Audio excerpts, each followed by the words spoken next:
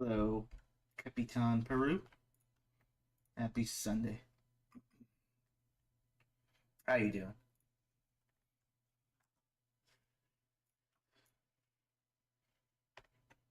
We're just getting set up. Haven't quite started the stream yet.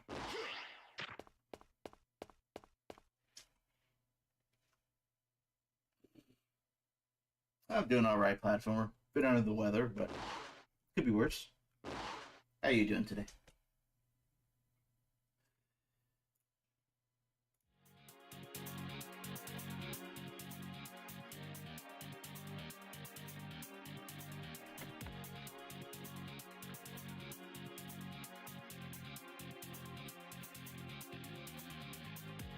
Appreciate it. Hope you had a good Thanksgiving if you celebrate it.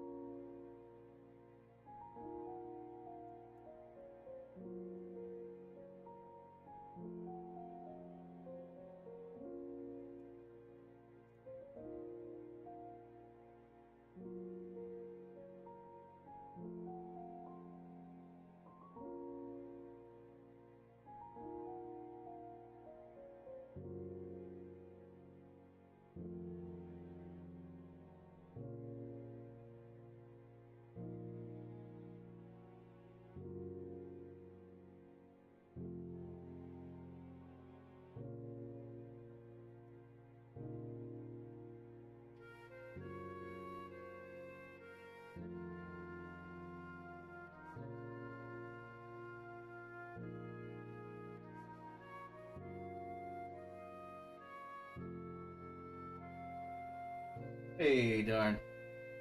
Happy Sunday.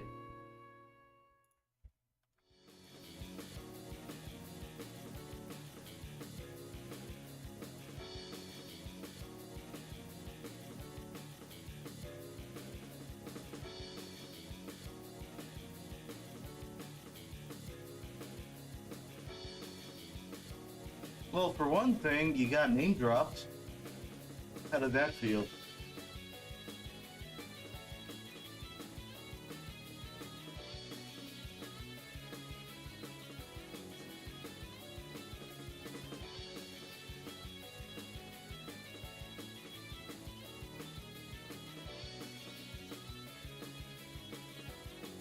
Name dropped. Another channel mentioned your work.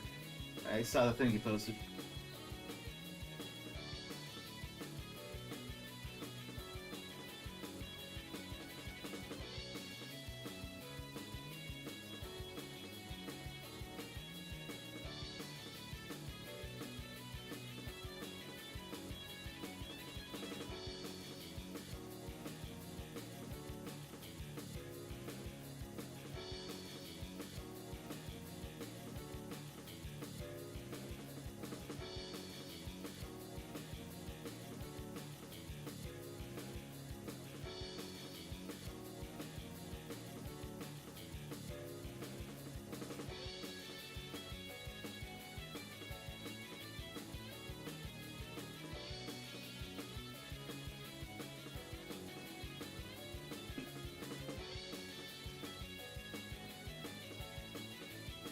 Maybe the mic's too far away, but what I was trying to say is you posted a thing on the Megamix of some other YouTube channel, some kind of interview or something, where somebody mentioned and recommended your work.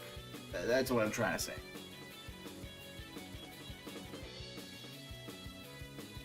I think that's pretty cool.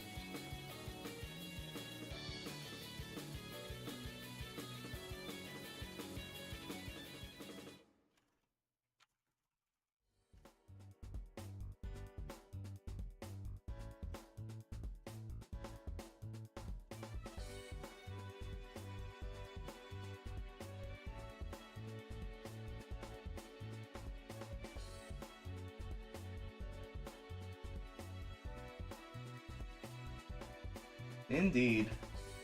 But a good kind of unexpected, I would say. Yeah.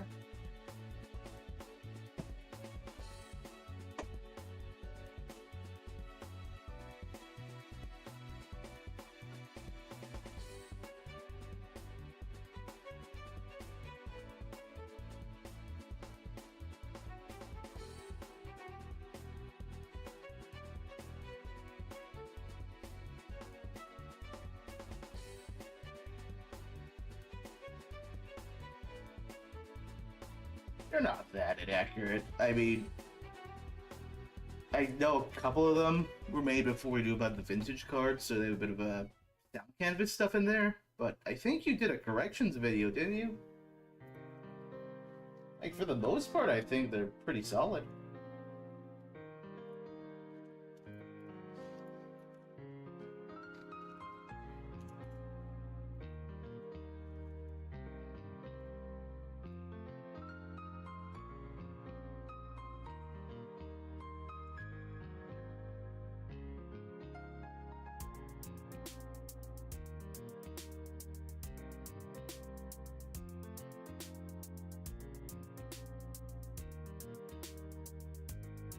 Johnny's not feeling well.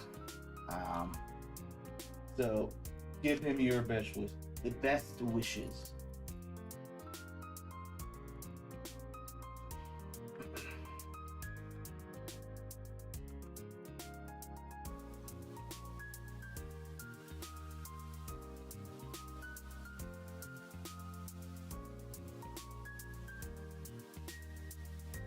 Not sick per se, just not feeling the best at the moment.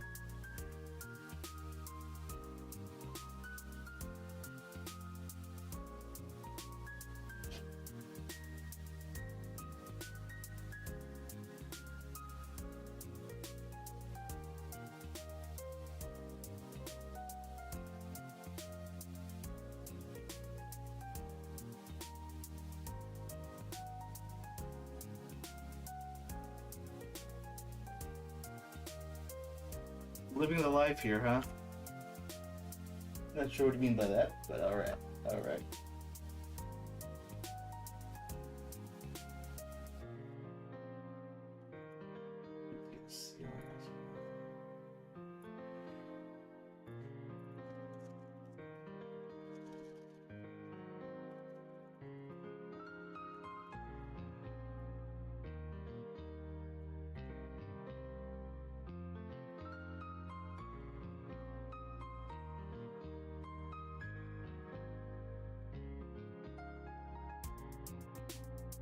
Working on a background, as you can see on stream here.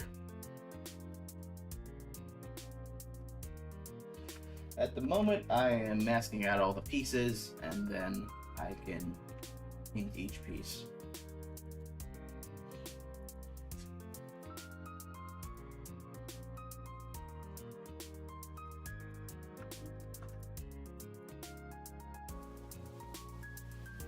No, it's not a garage. It's a hallway in a let's call it an office building.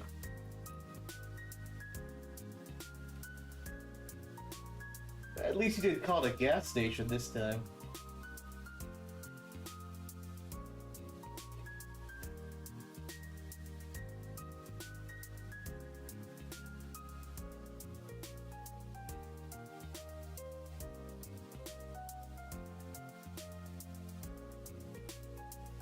I remember a lot of things, yes, just like you remember that one video with Colonel moving at 1 mile an hour.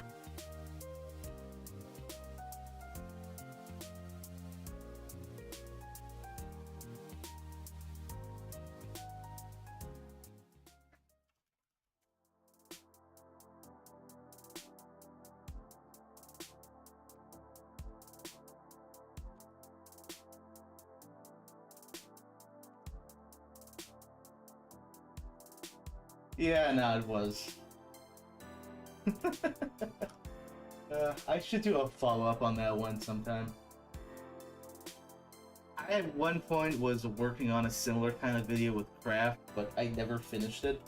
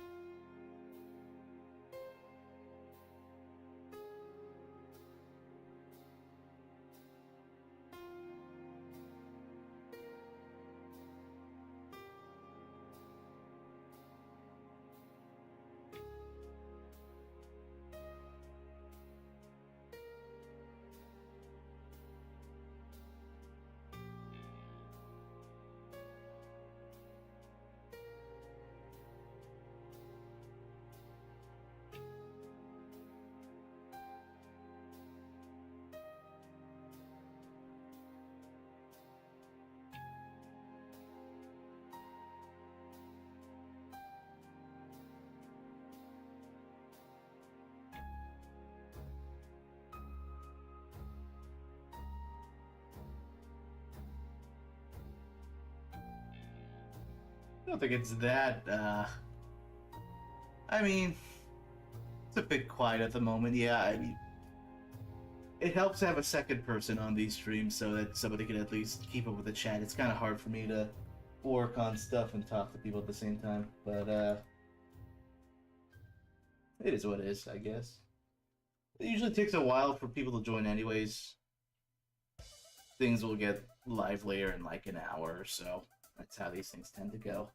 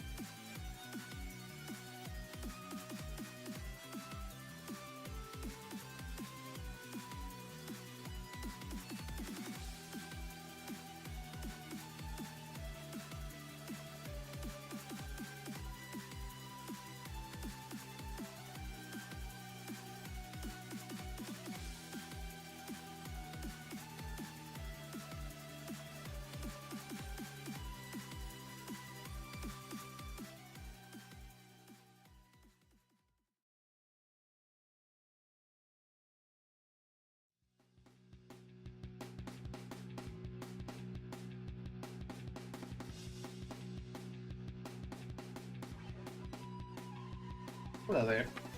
Yeah, we heard about your project. I don't remember the name off the top of my head. I think it was MMZR or something like that. But yeah, it looks promising. So I wish you the best of luck.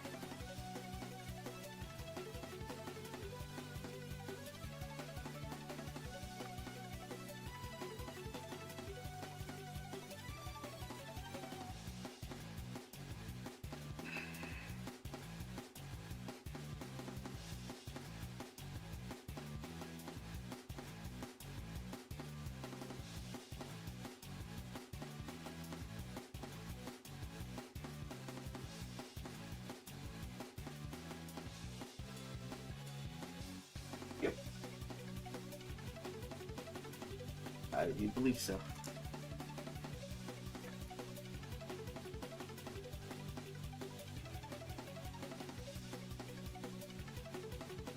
Yeah, we did, and at the time that was the first I ever heard of the project, and then I looked it up.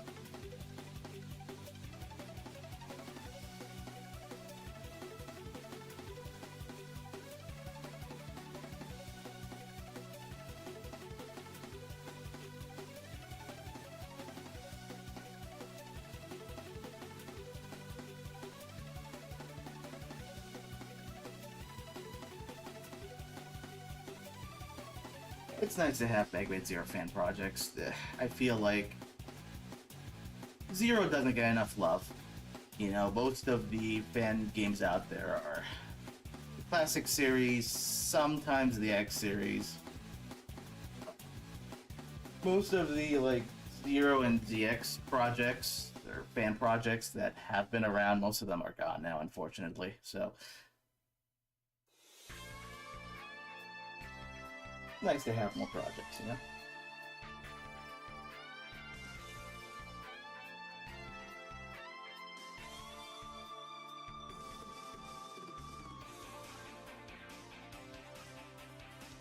Let's try the wonderful track, darn. Give it some credit. You did great on this one. Yeah, let's start painting.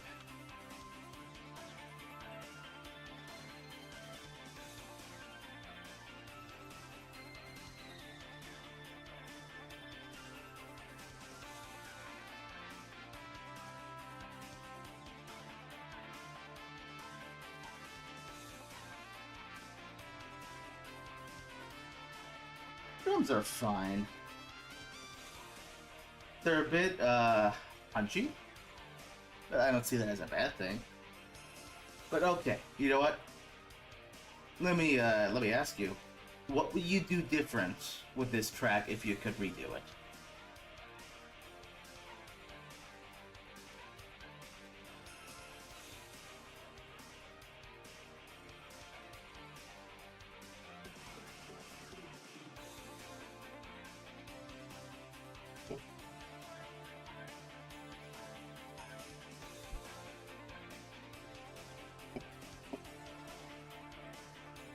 Thank you. Yeah, we have some good talent as far as voice acting goes.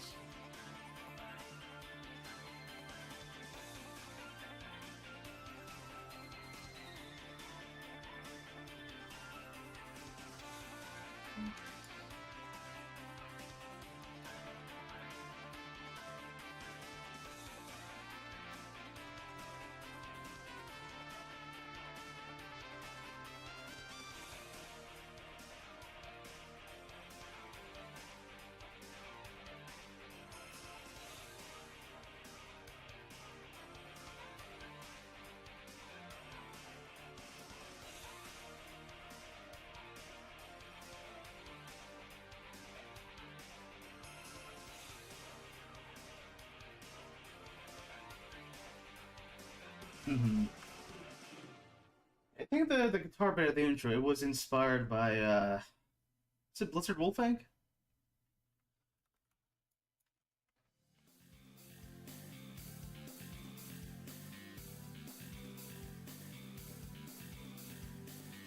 I mean, there's always an opportunity to make a revision.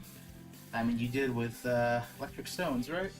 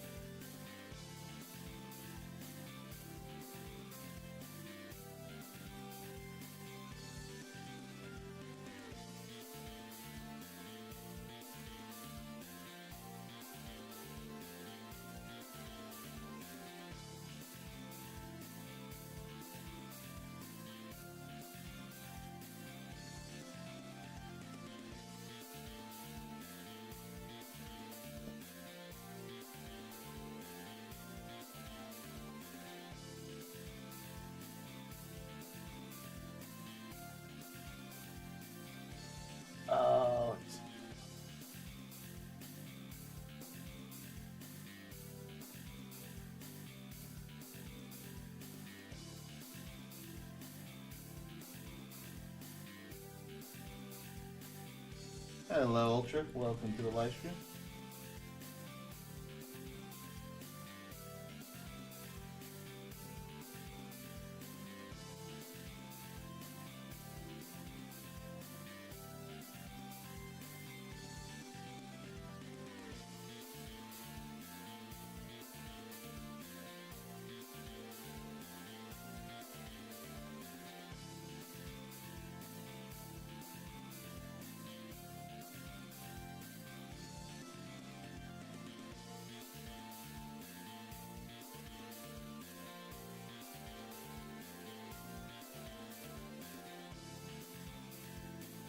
Why do I think Mega Man Zero ranges don't sound like Mega Man Zero? What ranges are you referring to? Did I ever say that?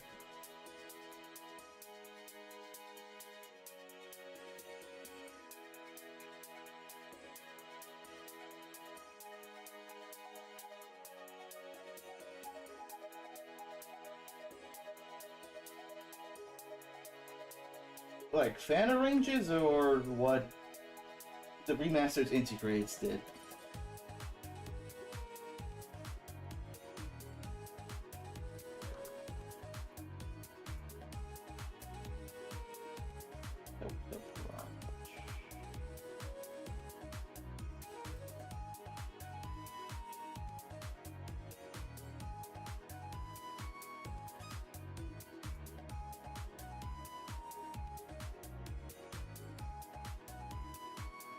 I mean, if you're talking about cases where people on YouTube make like quote unquote MMZ style remixes,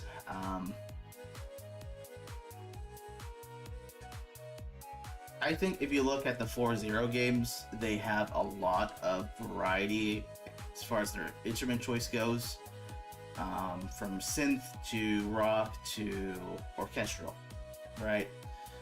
But I feel like a lot of remixes out there just focus on the guitars.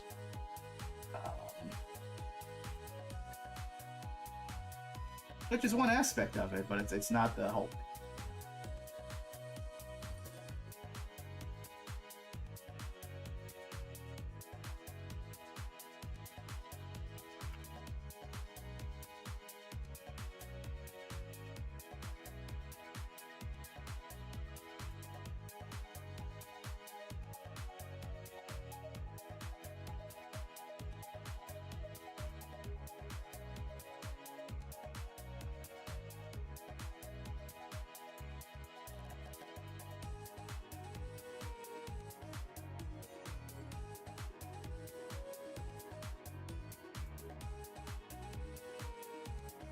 What do you think it's the core aspect that makes the Mega Man Zero soundtrack what it is? Well,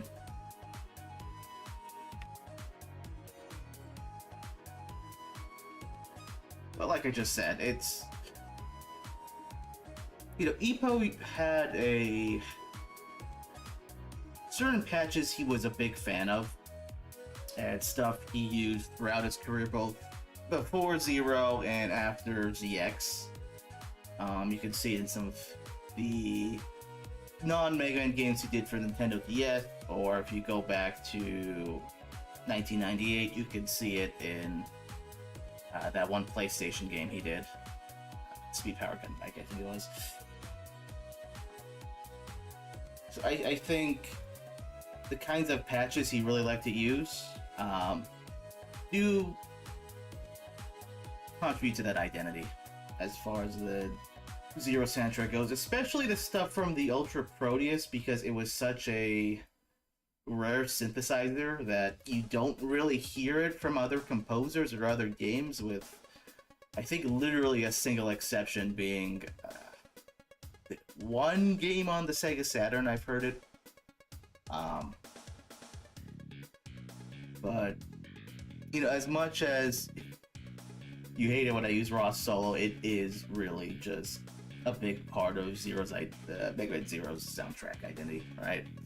Because it is such a rare patch. But you know, like I said, it's I think a lot of people focus on the rock aspects of the soundtrack when I think if you want something that's faithful, you gotta have a good amount of variety. You gotta have some orchestral stuff in there. You gotta have some synth stuff in there.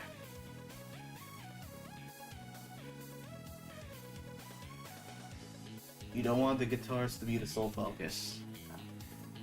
That's how I would put it.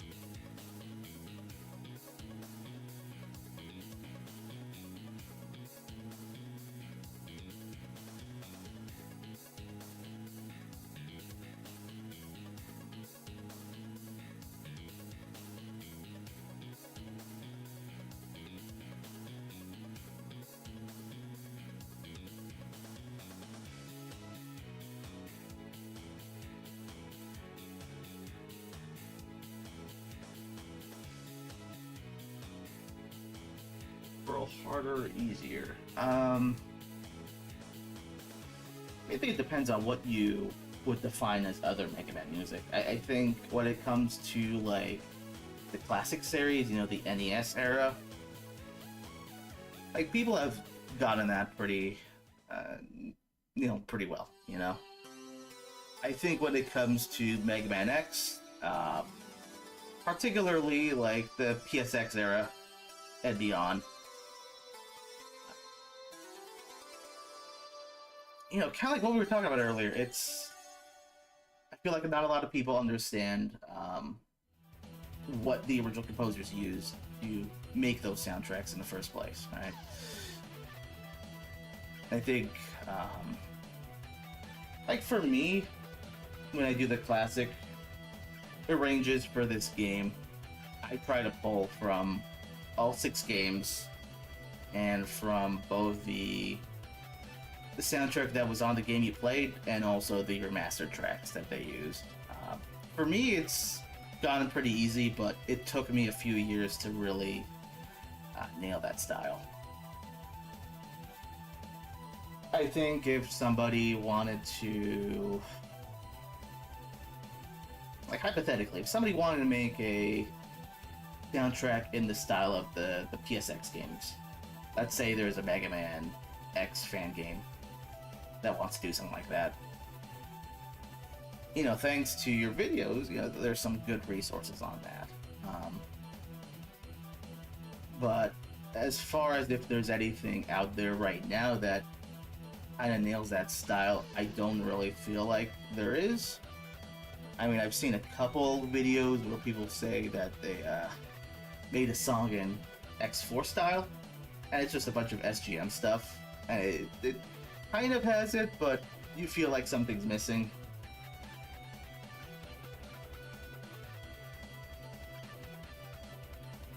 But yeah, that's kind of where I stand.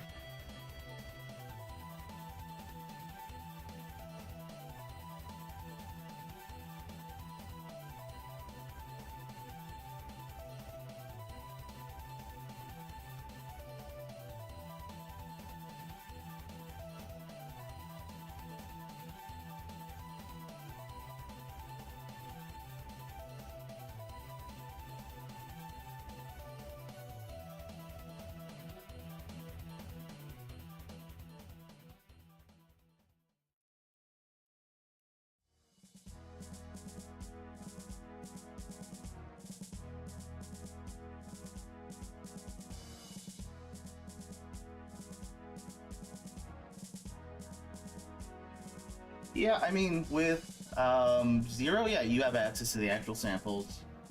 For the most part, you don't have that with the PlayStation games, but even then, like I said, I think a lot of people miss the point when it comes to the Mega Man Zero style.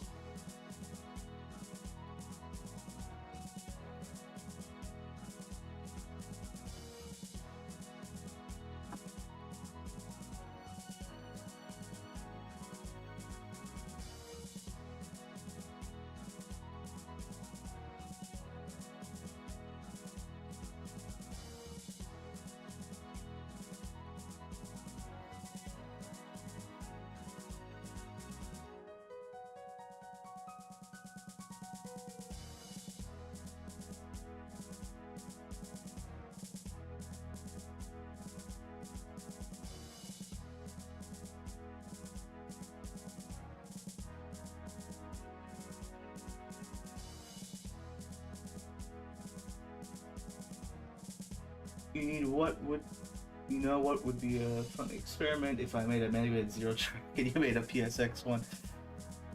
That would be interesting. Definitely,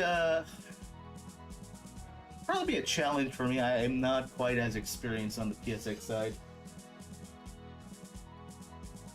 But I mean, there's some overlap between 0 and X, right? Both of them use the session card, the world card, the orchestra card. Hell, the X admin uses the O1W in a couple places. But no, that does sound like a fun idea, all things considered.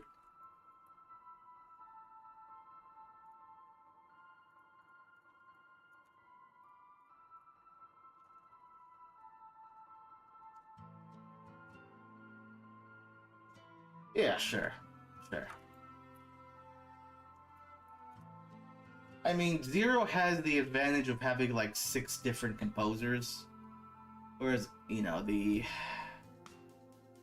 depends on which PSX game we're talking about, but it's like generally what, like 2 to 3? Hey, Jetstream, how you doing, man? Happy Sunday.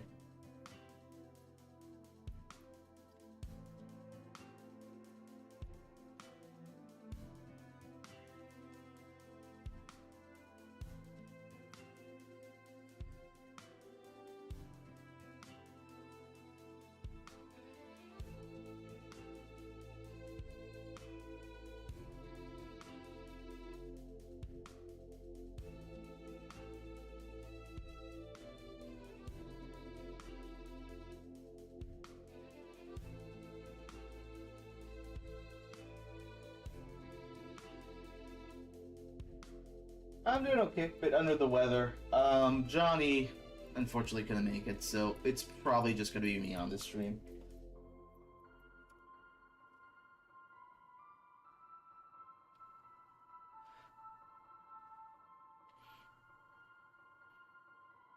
I mean, sure, but it's a question of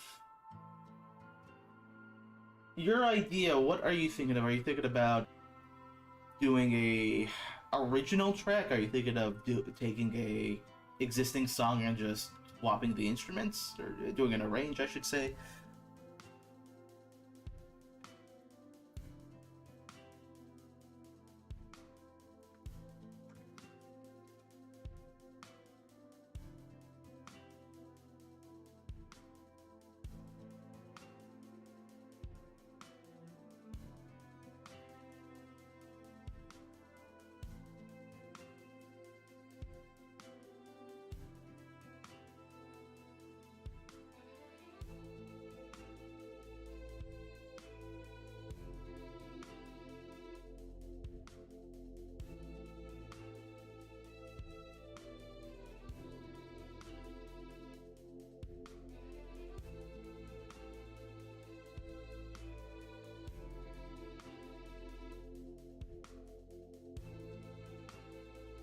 Oh, nice, Jetstream.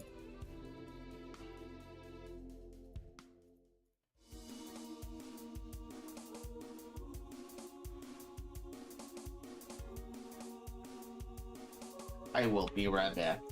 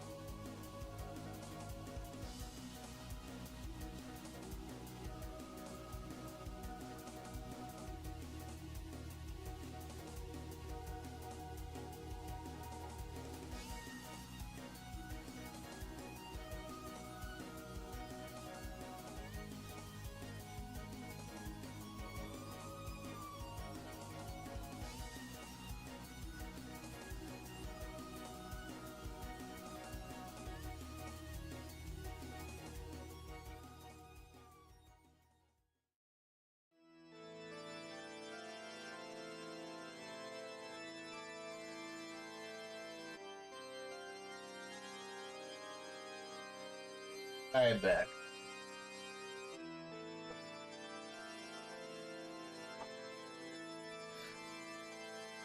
Yeah, darn. I mean, that track you heard was one of the first things Tito ever composed for this game.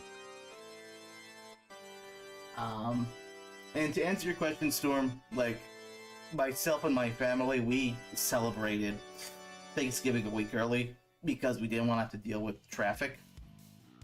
Um, so I already got that out of the way. But I mean, if you got places to be, if you things to do with your folks, you know, feel free to, you know, do that.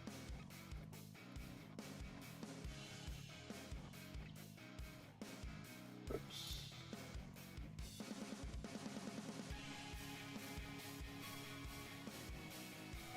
I'll make this free. Yes.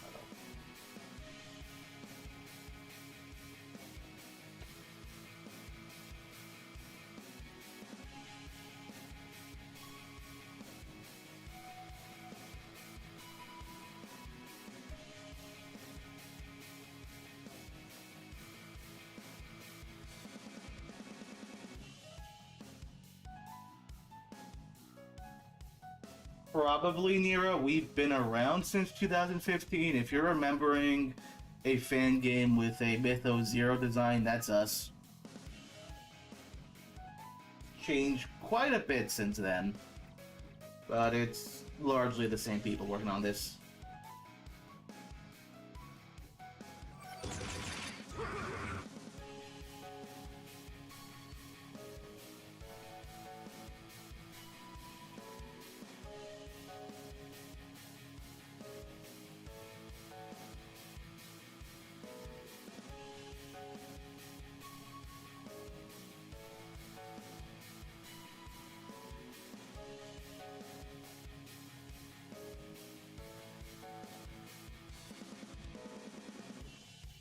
It is quite a bit of work, yeah. I mean, Inti Creates, especially with ZX, they went for this kind of hand-painted style. It took me a few years to kind of nail that feel, but uh, I think at the end they look pretty nice.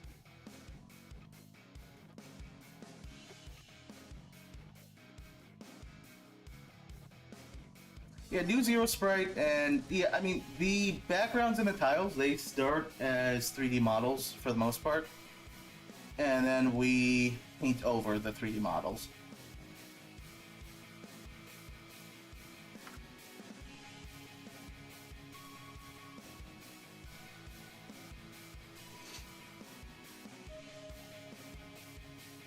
Take care, Jetstream.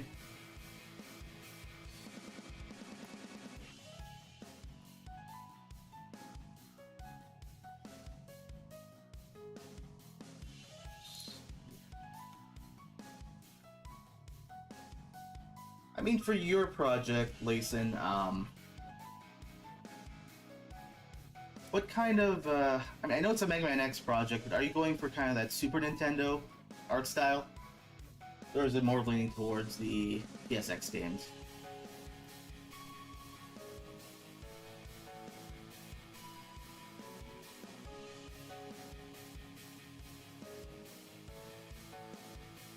Yeah, I mean, backgrounds, I mean, depending on complexity, that can take anywhere between like 3 to 8 hours to make. Um, and then you kind of spend some time after the fact tweaking it. But it is what it is, I guess. Mm-hmm.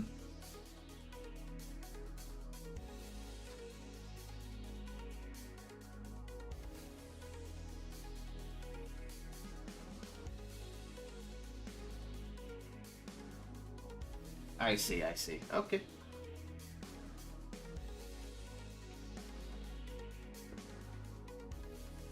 Nero, if you're asking if we're collaborating with each other, the answer is no. Um, as for my own project, we are doing a few collaborations with other Mega Man fan games.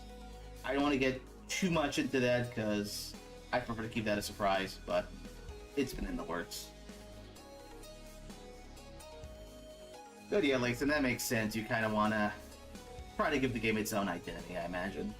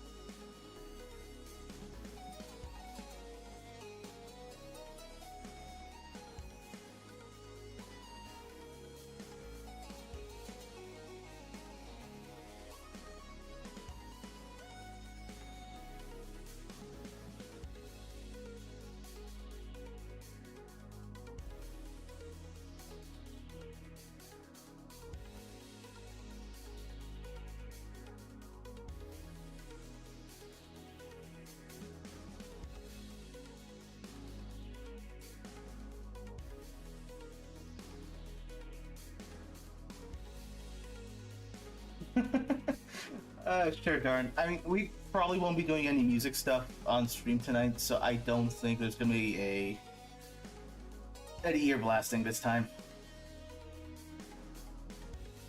So no worries, dude.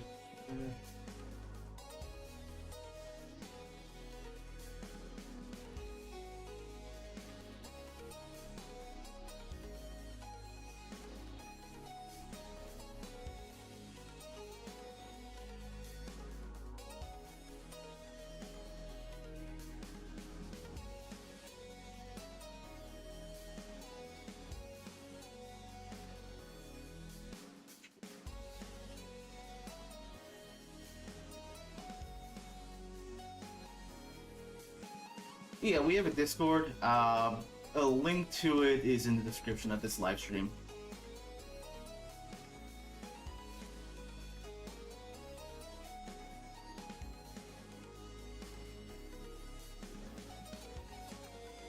This is one of Tito's creations. I actually need to do a remix of this one at some point. If I recall right, Tito gave me an FOP of this one.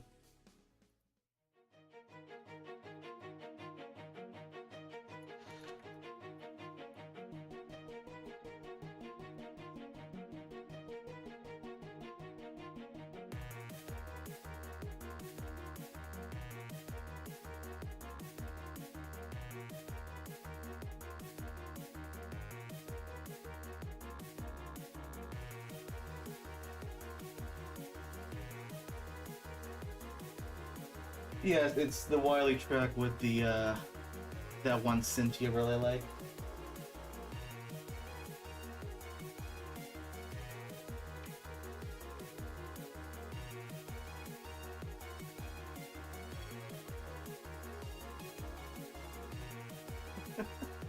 Yeah, I get that. Darn, it's after a while, I subconsciously know what's coming next.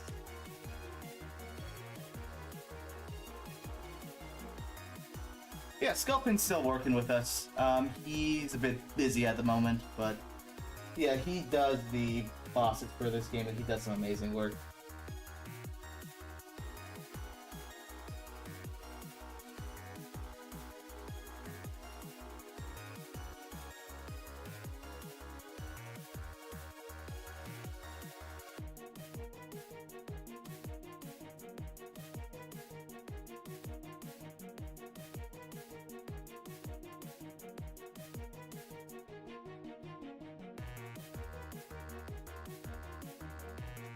He is the guy who made that Buck Spino, yes.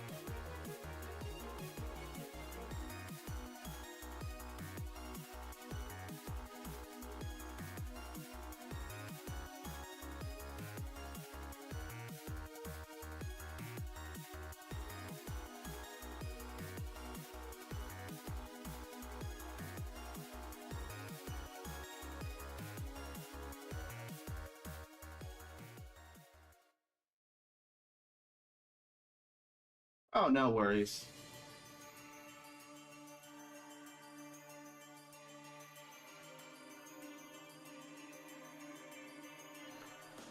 It is, well, not this particular background, because this was made this week. It would not have been on a previous stream. What you're probably thinking of is this one, which has been shown on several streams. This is what's going to be behind this background, where these buildings are.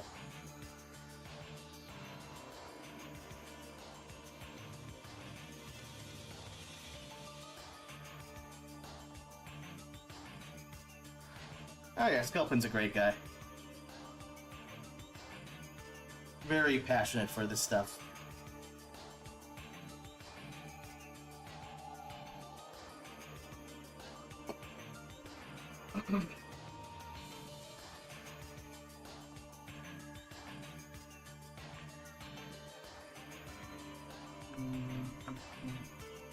How is this looking so far?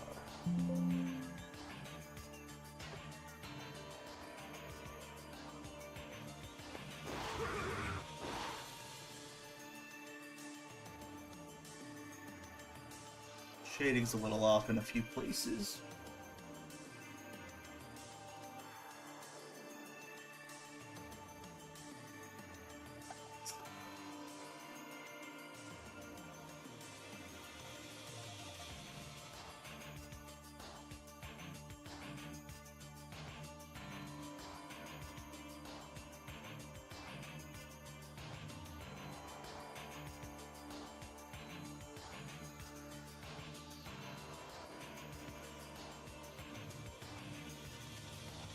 Nah, you ain't streaming by yourself. What are you talking about? Austin, how you doing, man? I'm alright. Are we on? Are we live right now? We're live. The chat can hear you. Appreciate you hopping on. Yeah. Hope everything's okay with you, dude. Yeah, no, we're good now. Okay.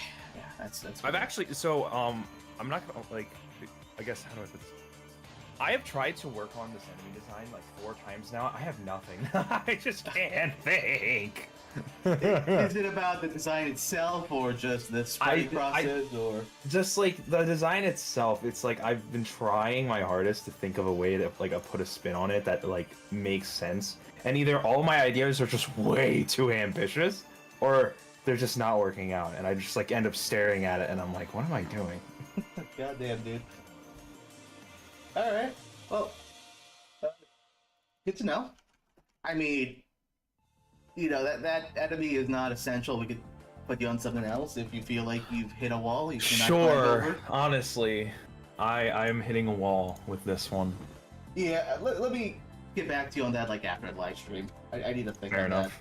That's fair. I'll just I don't know, muck around with something. I'll just go and find an enemy and think about any other ideas I can work on. Yeah, darn. This is what name do you go by these days? I'm just Austin. Yeah, his name's Austin. You might see him in the credits as Warlord978. He is one of our spriters.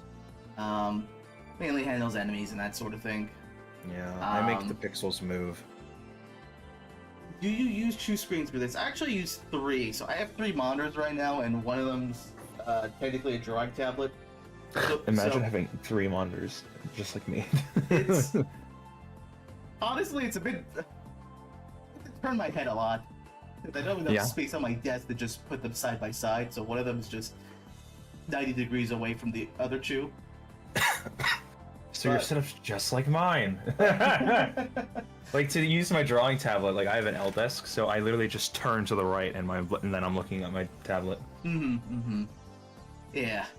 So yeah, the main window on the stream right now with Photoshop here, that's my drawing tablet. I'm using the mouse right now, but I also have a pen at ready if I need to do like finer detail. Very cool. Then I got one monitor which has the game up. You can see that on the bottom right. And then I have another monitor which I'm using to view the chat. Yeah, there were screens that nobody used. Yeah. I mean, it's kind of ironic because there's still like this empty space here, but I don't know what to put in there. You need an idea of what to put, like in that like the no texture spot? Yeah, right below our names. Yeah, yeah. Let's see. I don't know, an audio visualizer. I don't know. I don't know. No, obviously I'll put you a have to. GIF of Zero dancing or something. I don't know. We need to put what's the game? What's it called? Oh my gosh. We need to put Subway Surfer gameplay to get the small children to watch our stream. Oh jeez. Because attention span is what is that? For a second, I thought you were going to suggest to put a VTuber type avatar up there. No. I mean, no. No, not my cup of tea. Not my cup of tea. Fair enough. Teach their own. Yeah. I mean, I don't think I would personally ever get one either, but.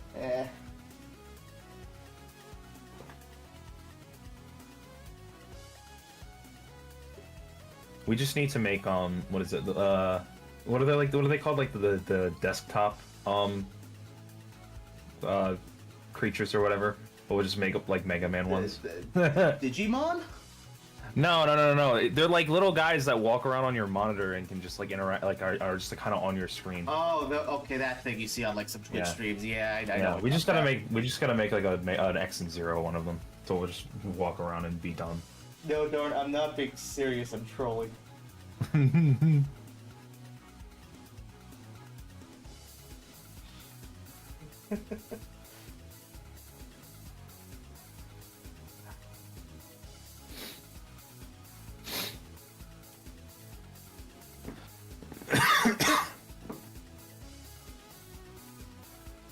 you just working on a background right now?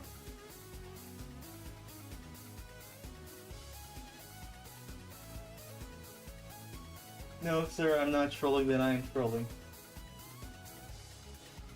Wait, so does the background update live, like in game too, while you're working on it, or is it? All I have to I have to click a button to export it because it's like a low res in game. But yeah, it's all live updating. I made the engine. That's crazy, dude. You're like a wizard. Appreciate it. Do not try and tell me about the old ways, for I was there when it was written.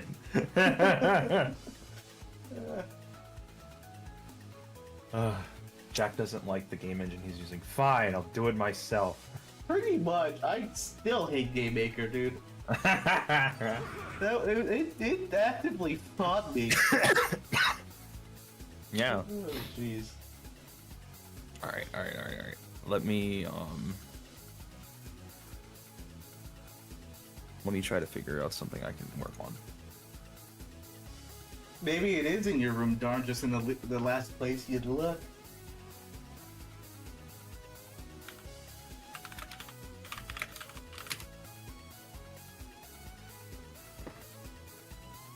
Let's try this.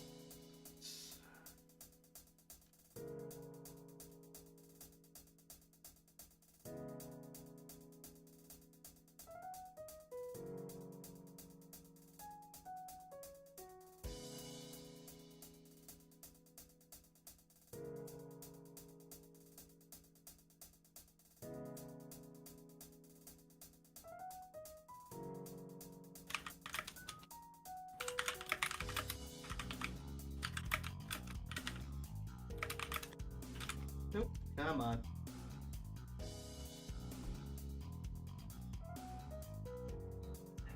That might be too dark. Let me try a lighter color.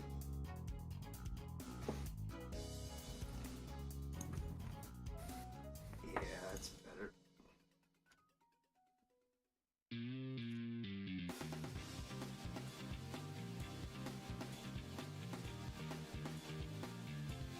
Actually, let me look at this. I've been recently I've been actually like sick lately again with my lung damage crap. But I actually just got better again, and it's slowly getting less and less. This time I was only out for a week instead of 2 months. So, but I'm like, when I was sick.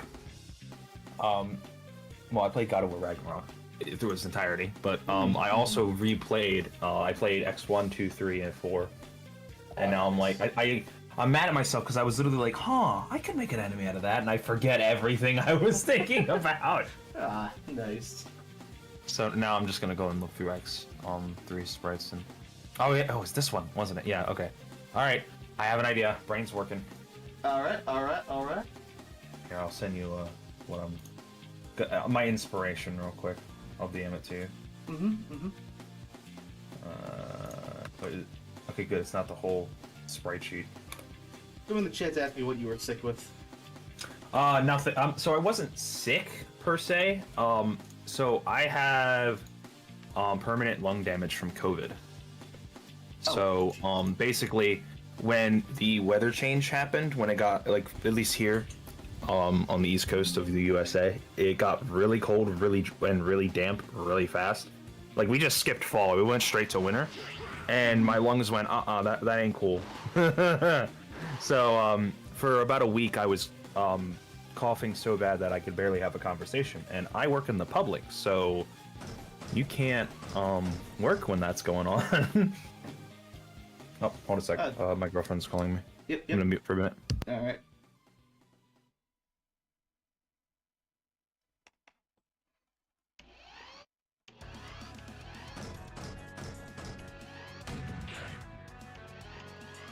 That red dot is something we use to align the frames on the sprite.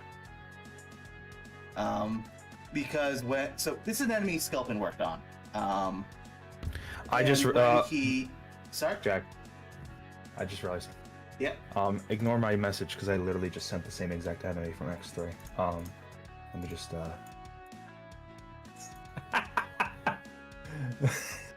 Yeah, no. What I was gonna say to you, Austin, is we already made that enemy. Yeah, I saw. Yeah. But no idea. it's not so much a hitbox indicator, Storm. It's more like, you know what? I'll just show. Hold on. Isn't it like a liner? Like it's a way for us to easily line up the sprites because the resolutions per the selection can be different. Yeah, it's hold on. It's an anchor per se, graphically. Yes. So you make a sprite sheet for an enemy or a boss or whatever, right?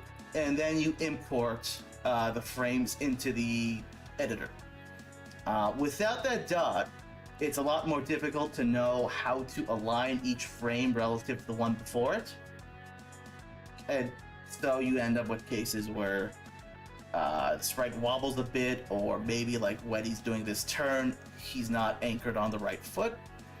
But by having this dot, you just align that dot between frames, and that ensures everything's in the right place. That being said, I need to delete the dot because it's already served its purpose. I just haven't gotten around to it. But yeah. Oh, my brain's clicking. Hold up.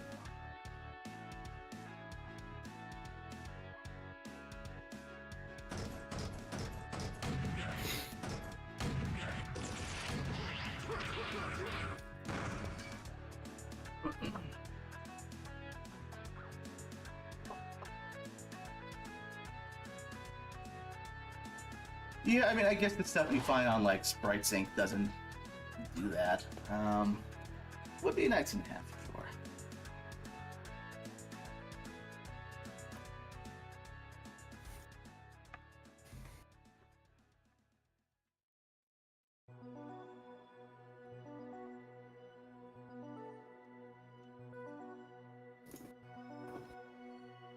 Does it really look like a garage to you, Darn? I mean, where do the cars go? It's on like the 10th story. What, do the cars just drive out the window, plummet to their death? Or is it like flying cars like Harry Potter? It's a hangar. I guess, but I mean, I don't know if there's enough room for jets and stuff. But alright, alright.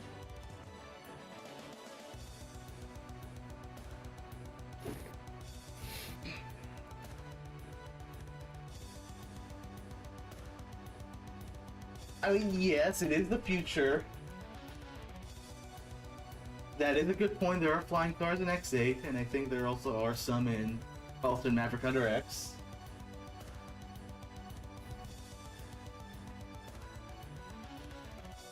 What would you say is the hardest thing to get working on this engine? Do you mean with regards to the gameplay or the engine itself? I don't know if you're like... Are you building an engine from scratch, or are you using something like Godot or GameMaker or... Yeah.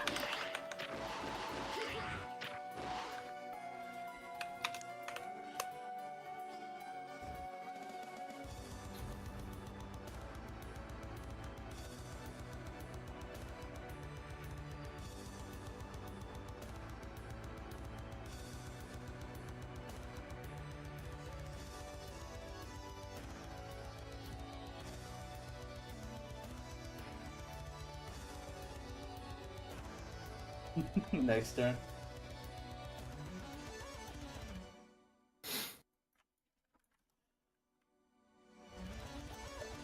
I'm trying to get a similar goal to this.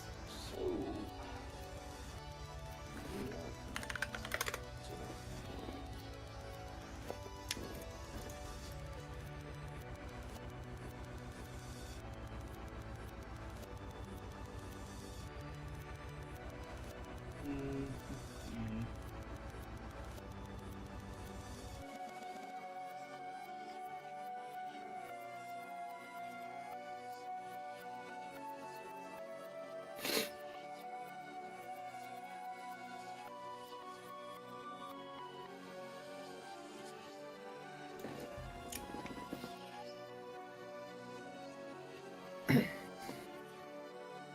Spoiler, Zero is red.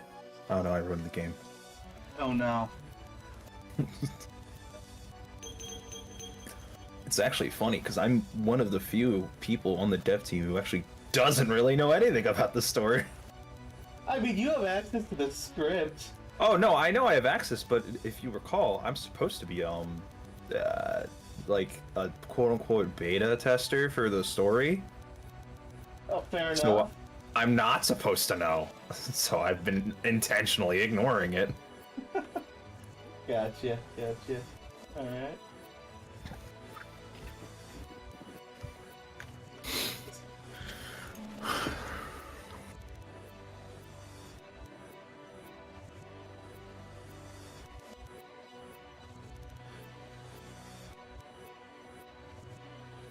I see, yeah, so we spent quite a bit of time fine-tuning Zero. We want to get like as close to the official games as possible, and what we ended up doing is actually reverse engineering the GBA games, like actually looking at the code that powers Zero, and from that we were able to get the physics and just the way he feels as close as possible. And that did take quite a bit of trial and error, because there's a lot of quirks with him that you wouldn't notice at first glance. Will beta testers get access to the debug menu? No. No, they will not. Only I would. No, I'm just kidding. Not that I would even know what to do with it. You could change 0 to X. You can zoom the game out. Wow. For some reason. Wow. This is so much power. I might as well be a tyrant.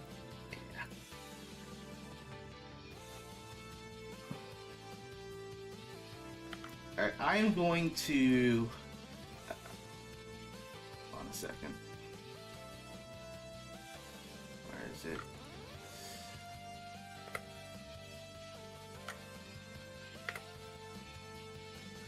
I'm gonna mute the stream for like 10 seconds. Nobody panic.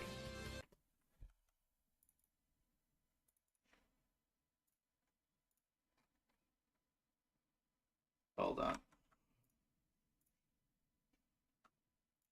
Okay, I think we're good.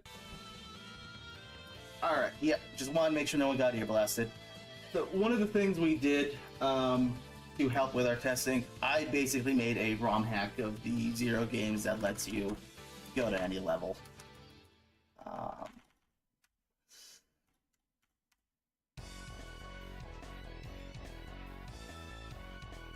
Yeah. How long have you been working on Resurrection? This game's been in development since 2015. It's very much a on and off project we work on during our free time. But yeah, it's been around for a while.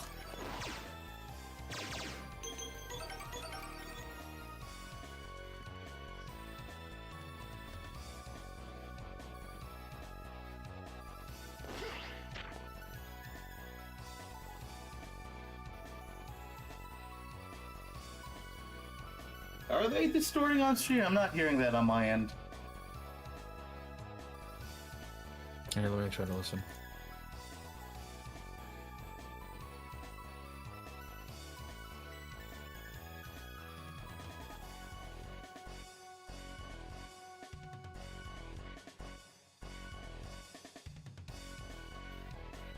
No.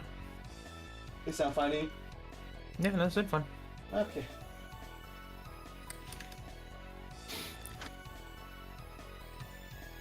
Oh, that's nice.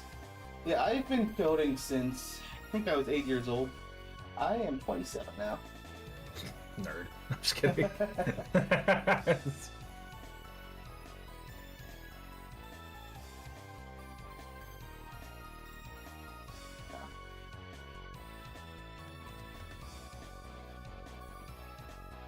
Shalom.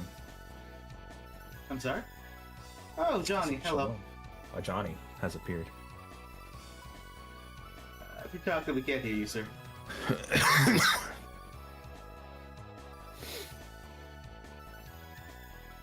Wake up, it's time for breakfast. Is that wrong? It's just private for us. We never open source this.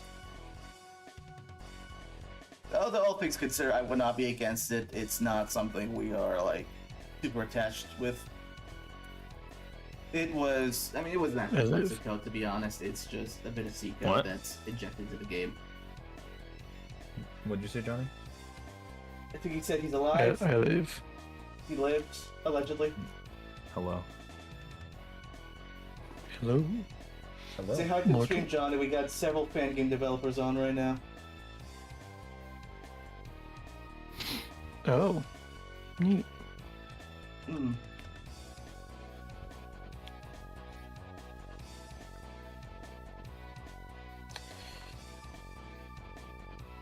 Is this the... If I can click his... Why can't...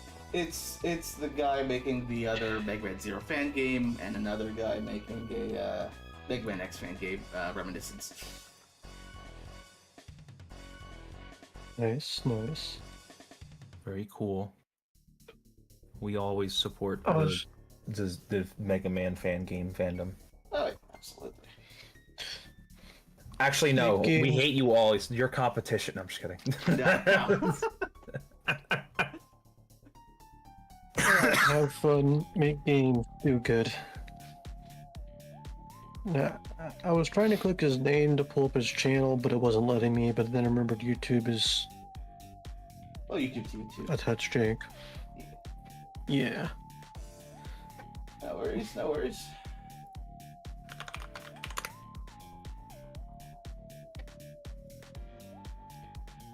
But that's nice. Mm-hmm, mm-hmm.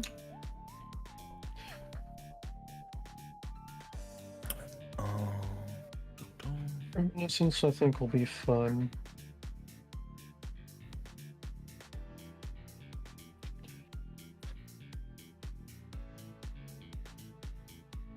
Hmm.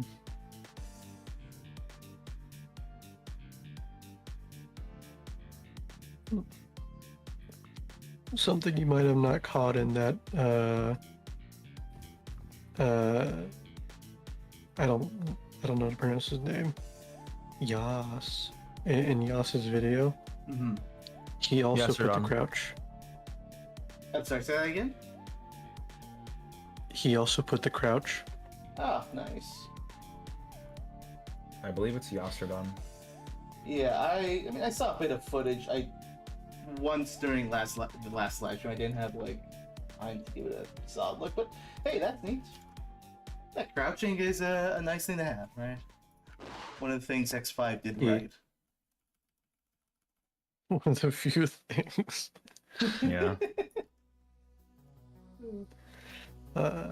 You don't No, it's not what's up, it's what down.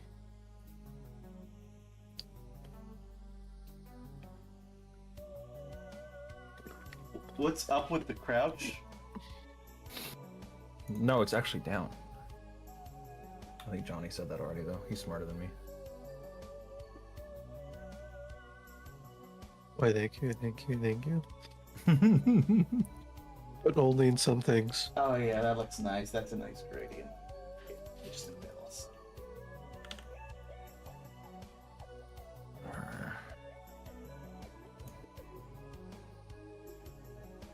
Oh, I was just saying I noticed the crouch.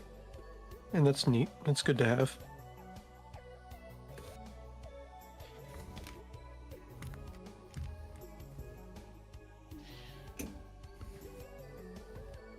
I'm sorry, darn, abuse what?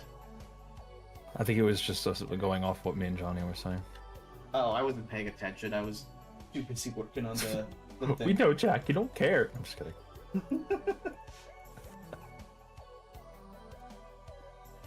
Oh, spine.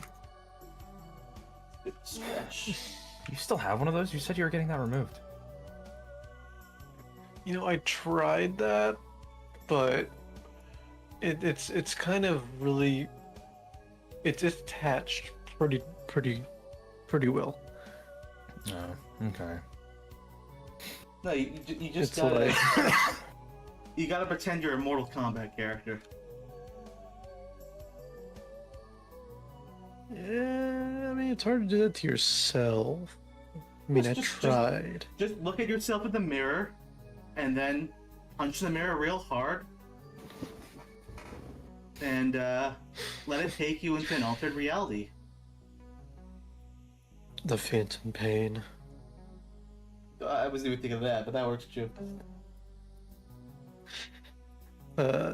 Darn, you can crouch. Crouching was one of the few things I fought for, and I'm glad it's in here. Yes. I was resistant to crouching at first. We need slide hopping like in Titanfall. We did do sprites of like Zero doing like Mega Man 8 style sliding at one point, but those got scrapped. Yeah. I mean, honestly, like, I would love to see a dash into slide mechanic, but that's just me. Craft to slide, you said?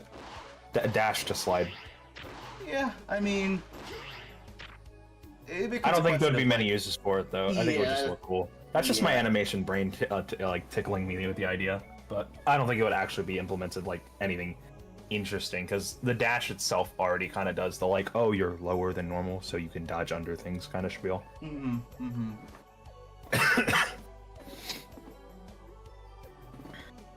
I had an epiphany just now. Oh yeah? Although we can't really use it for gameplay because it's really just a dash. We can use it for cutscenes. I This guess. is true. I'd have to think about the application of that, but... Suppose? I have a few thoughts. We'll see. I have very few of those. You should grab them while you have them and fuse them together to make a bigger thought. And that makes baby thoughts. That hurts. A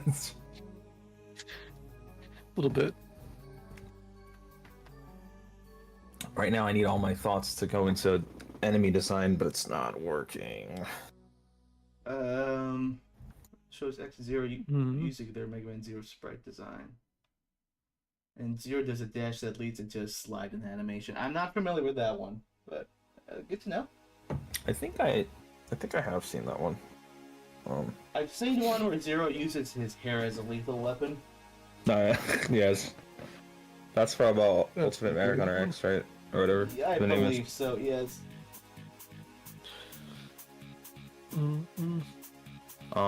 Quick, which element do we have the least amount of enemies for, if that's not spoilers?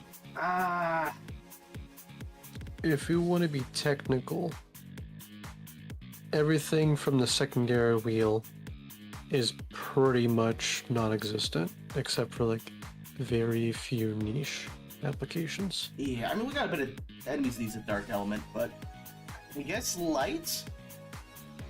We don't have Okay. anyone that uses light. Gotcha.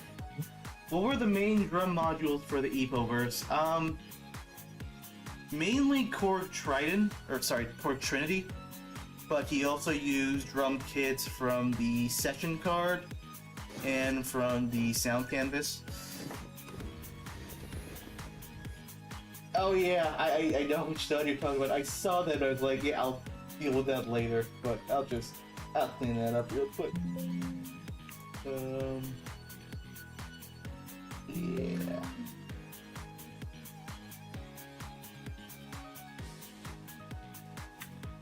Wind element we can get away with birds and other stuff like that. Yeah. Bio, we have a few for that. I don't think Earth has any, actually. I already have I have something cooking in my brain for that already. Nice. So Earth and Light are really the lowest. Okay. Well, I can make Earth work for this one, I think. But how am I gotta incorporate light now. Do you know what Bakugan are? Yes. That's gonna come in to play at some No, point. darn. The session drum kits were used a lot in 01, but also in ZX and Cannonball, Heart Revenge, and quite a bit in ZX as well for songs like Trap Factory and that one song where the Grand Douage gets raided.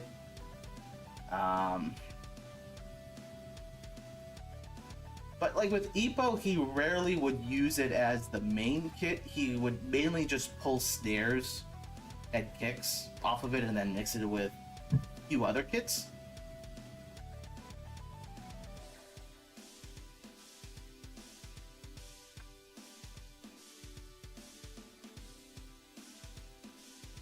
Alright. This one needs polish. I have too many layers. Sometimes it's hard to figure out what's what. There we go.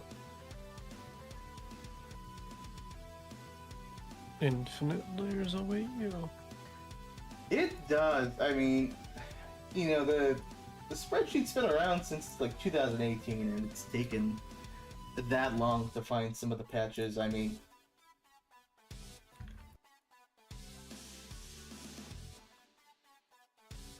you know, I think it takes off. Okay. All right. I have an idea of how I want the enemy to work, but now how do I design it? How good are you at drawing? Decent, I guess. I mean, you could do like a little concept sketch, I guess. Sure. Let's If try you that. want, I'm not gonna force your hand.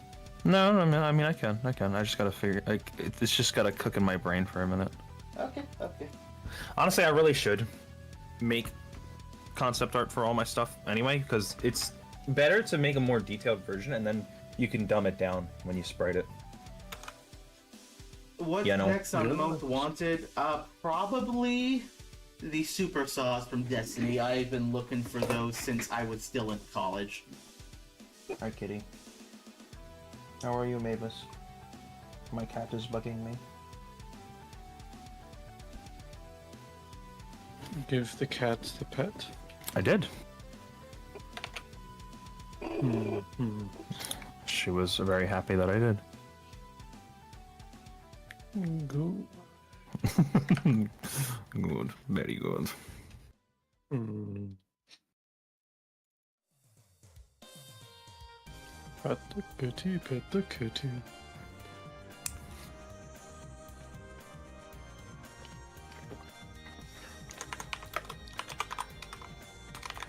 That's a good question. So my feeling is it's a piece of hardware that I don't have access to.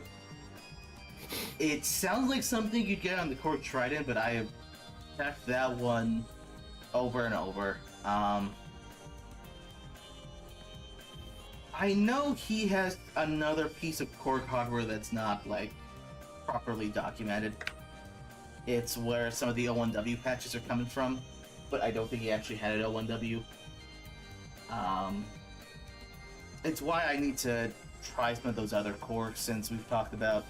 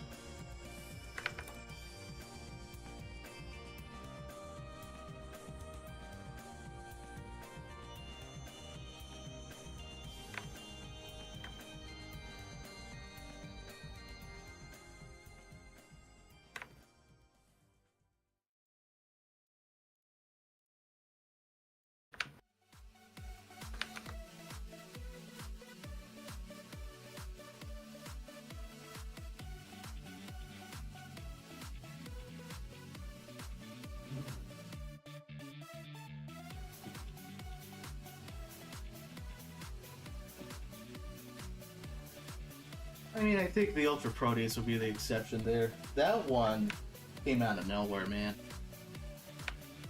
Such an obscure piece of hardware. Now, at some point, I do want to invest in a EMU Morpheus. It's the sibling to the Ultra Proteus. It has some patches I am curious about. Would be a good thing to invest in, for sure.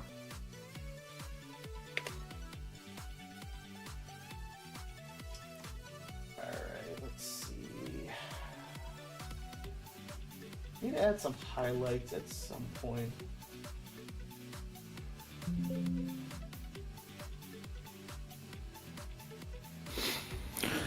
How's this looking?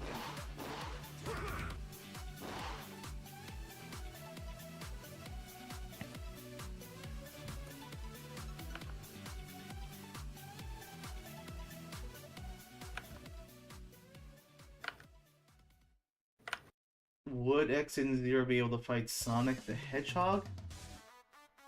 That's a peculiar question. I mean...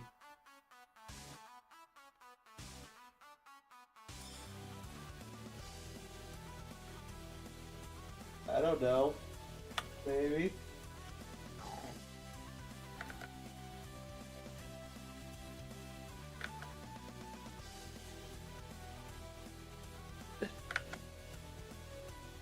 Sonic is a Super Saiyan hedgehog.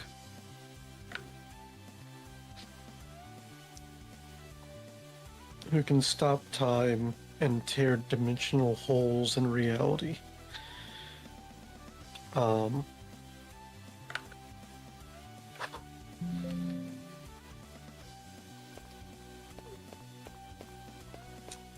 Just in terms of plot armor, Sonic wins.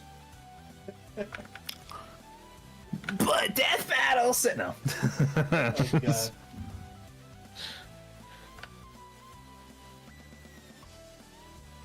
According to Death Battle, in a fight with Zero and Shadow, Zero would win. I could... Yeah, it's fine with me. Jack's like, it's fine with me because I like Zero, but... Like it more than I like Shadow the Edgelord. Apparently it's because, Zero has abilities to stop time, and he also has moved during time being stopped. That is a good point. Or no, it was Metal Sonic, not Shadow. I don't know why I said Shadow.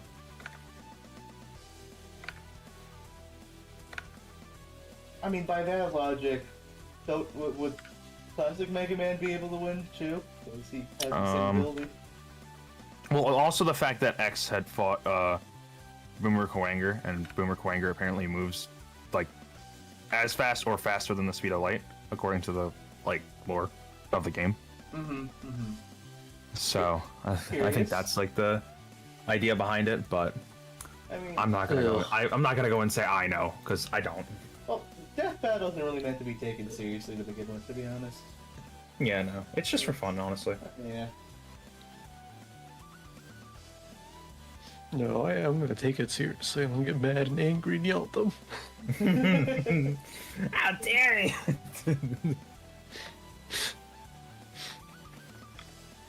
Monsters. Yeah, agreed, darn. It's every character in their own universe has plot armor, so it's kind of hard to. You put them up in a fight, whoever wins is whoever the writer likes the most, in my opinion. Yeah, that really is it. What about Ostrich, Storm?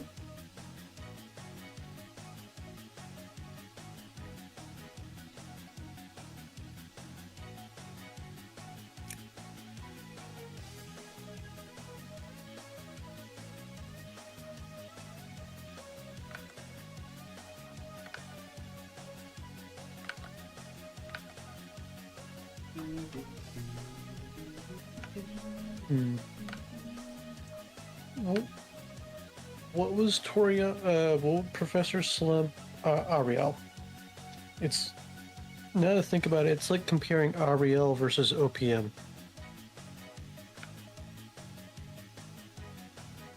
When you boil down fictional characters fighting each other, if you use those two as a basis, they're both gag characters, they're both god-level powers, and technically they both would solo everything else. They pit them against each other, and now you have an unanswerable question: who wins? Yeah.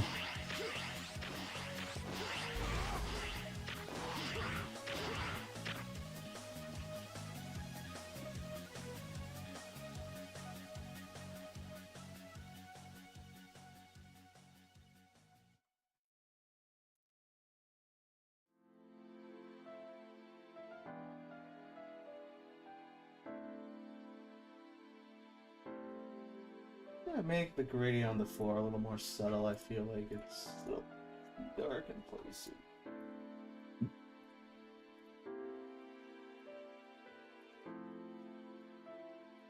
No, Photoshop, please, please.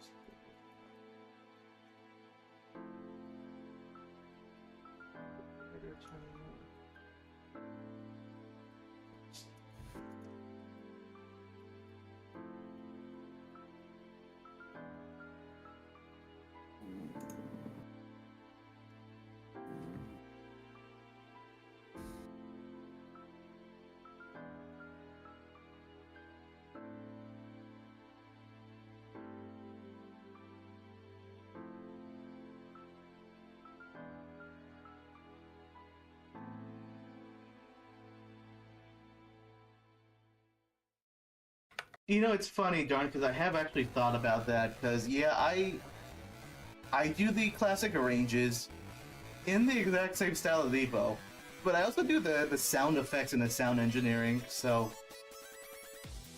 I am pretty much filling Epo's shoes for this project.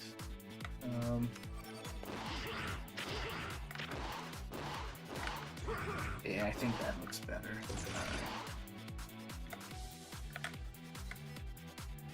If you think so, no, I'm just kidding.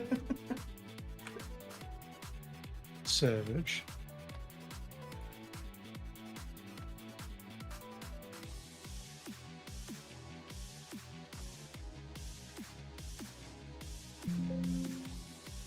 I mean, all things considered, I'd like to shake the man's hand one day. Not head, hand. Please don't shake Ippo's head. Have you composed anything Mark for his this game glasses yet? No. I would like to make a composition for this game at some point, but I'm not quite at the level to do it yet.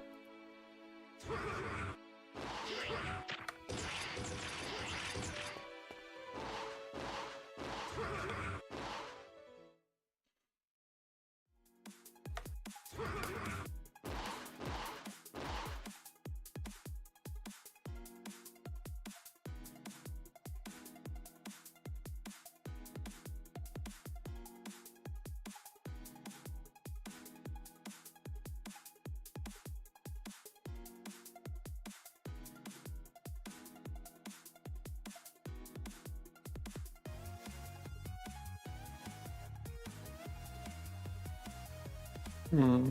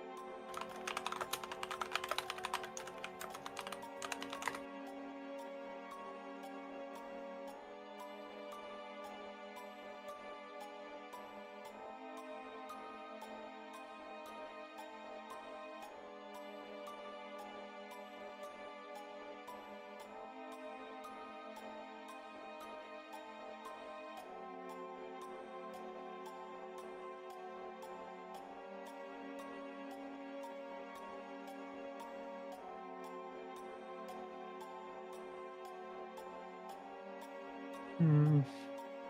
Something on your mind, Johnny?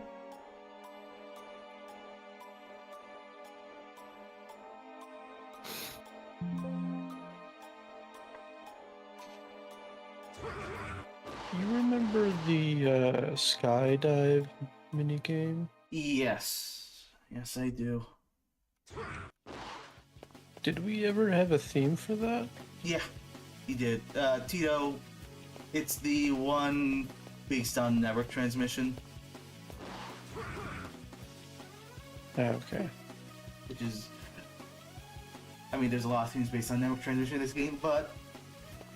I forget which one, but yes, there's a theme.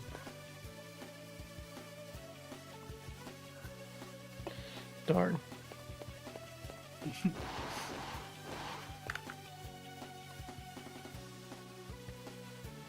I thought I had something.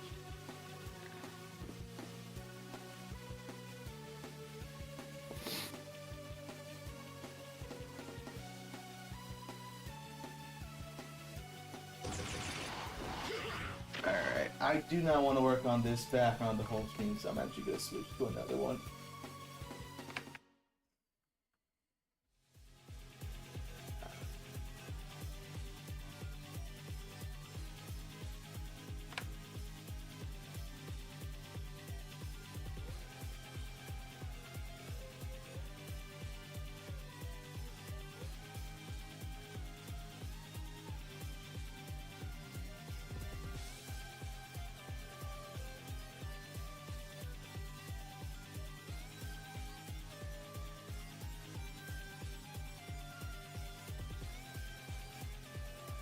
Oh, dang. 30 minutes.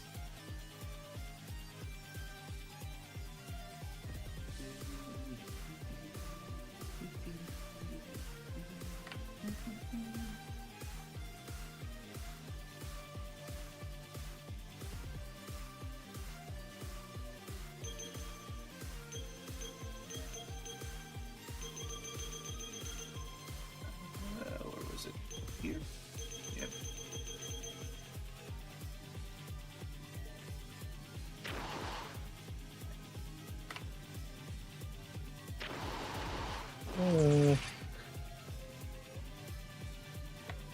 Ouch. Did it happen?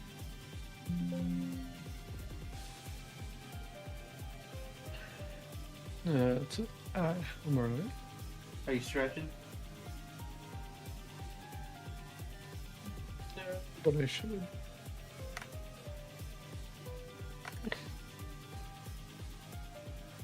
Johnny. John would like you to say Yes. something funny.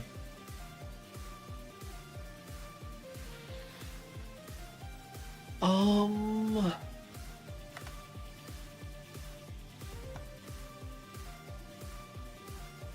Hmm.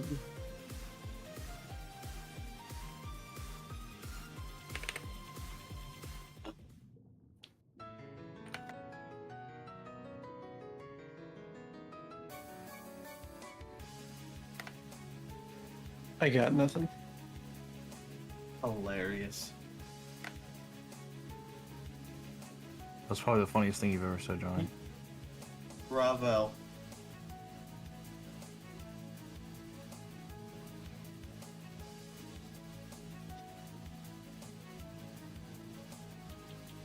Darn, I got something funny for you. Analoop 030205. Nerd.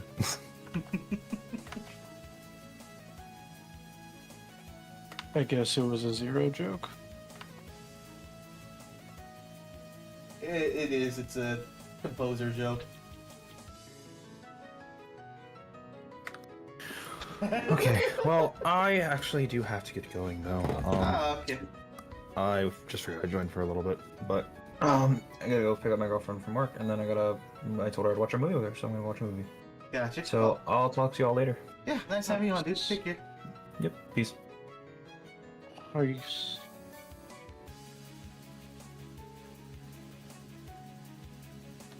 Okay, I need to think about what colors I am gonna give this tile. I know I want to go for a blue, but it's a question of should I do an original blue or just yoink something from the official games.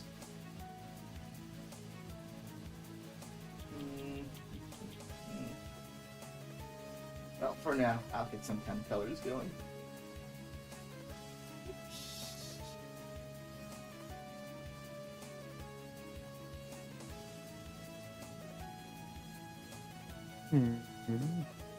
See what I want.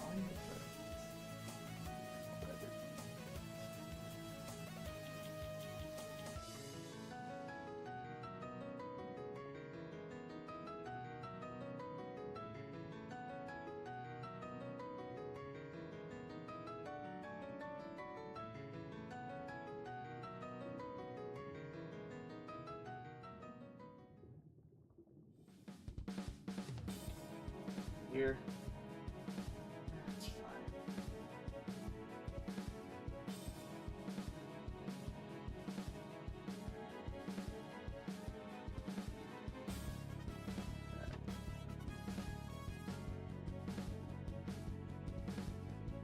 Oops.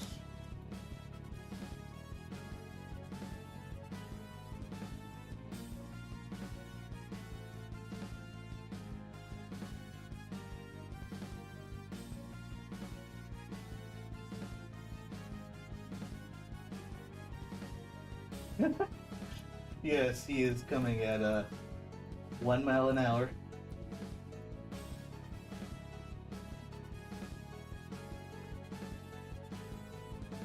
I think Stomach could definitely be Colonel under these conditions. He's He's too slow.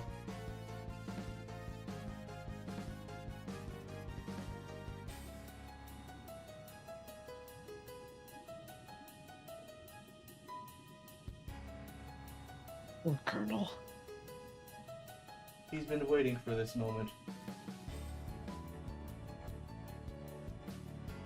And he will continue waiting Yep. as he slides to the left.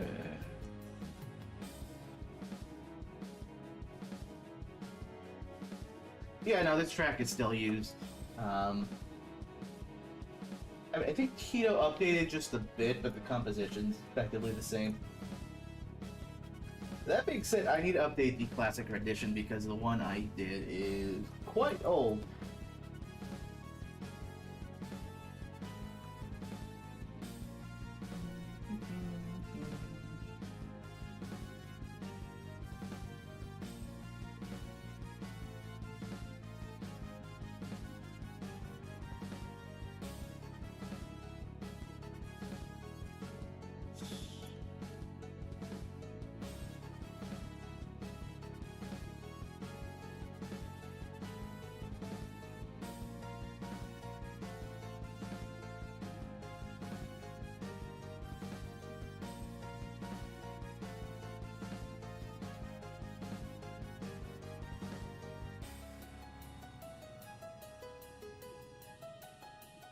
I have not. I have not. No.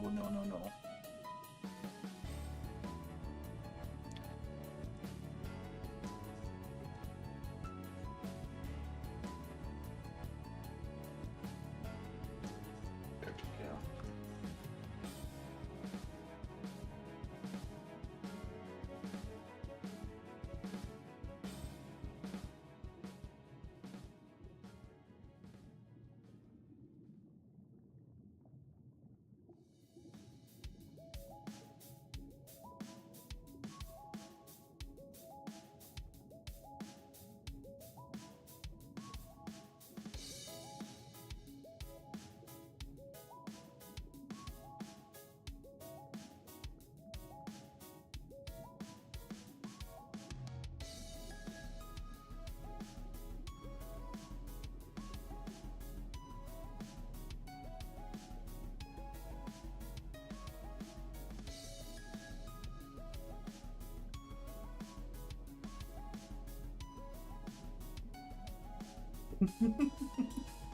Nice.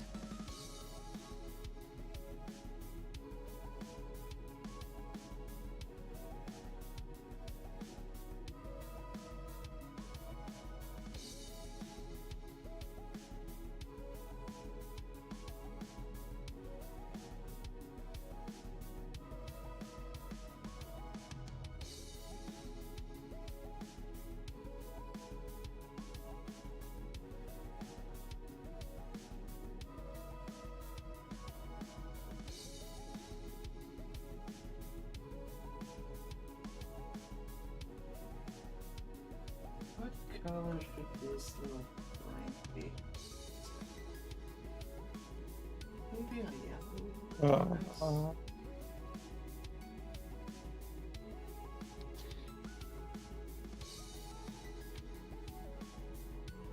What was that, Johnny?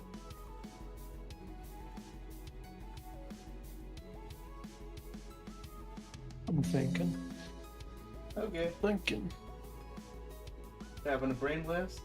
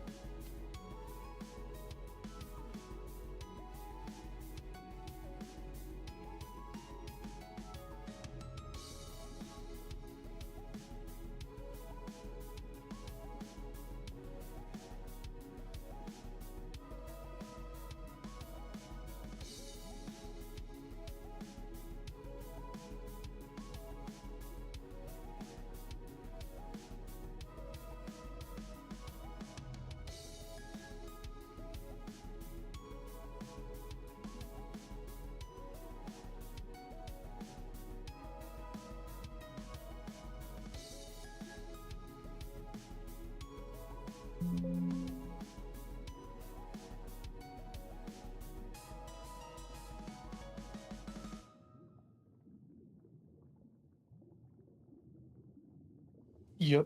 Yep. Yep. That's the exact color for Lego. What I'm doing? Yep. That's the exact yellow color. That was completely accidental. But I guess I'll roll with it. Lego, please don't sue. Was that a pun? Wait, what was? Roll. No. But does roll have anything to do with Lego? No, but roll's yellow. Is she? Yeah. Blonde Okay. hair.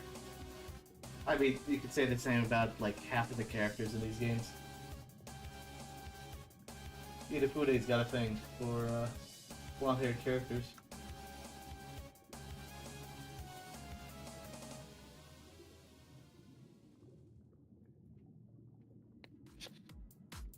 Yeah.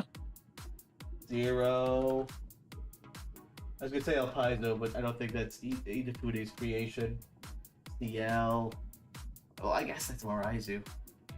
Or somebody on the team. Mega Man X Point Break, I'm not familiar with that project. What's that one about?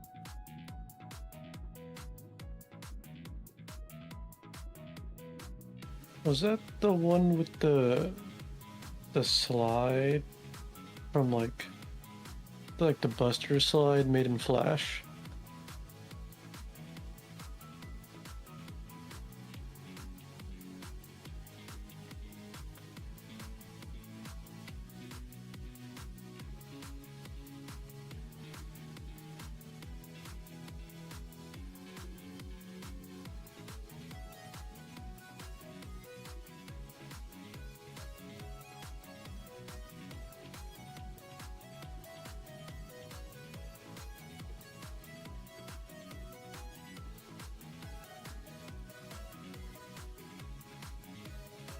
I think it might be that one then.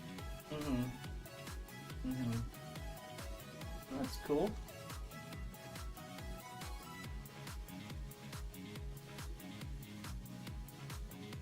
I vaguely recall it. That was quite some time ago.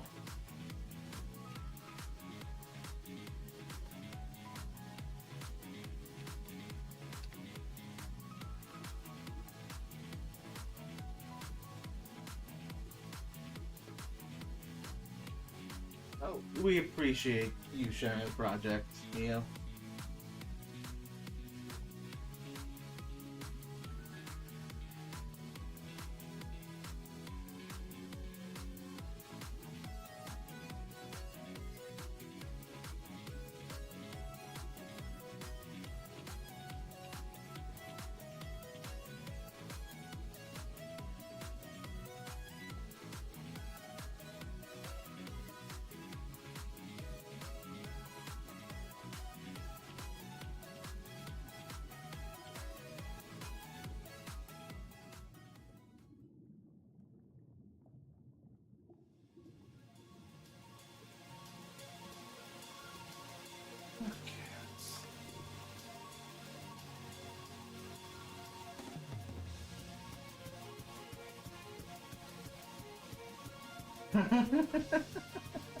Wow. Nice storm.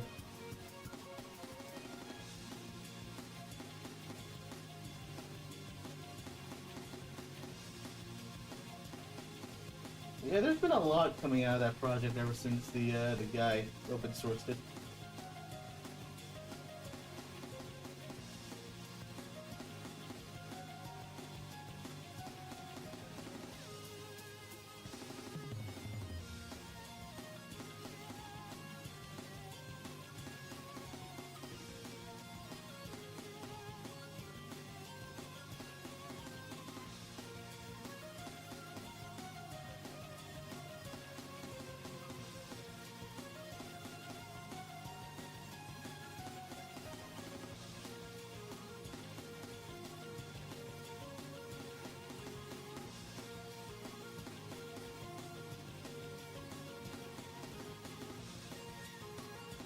Indeed, indeed.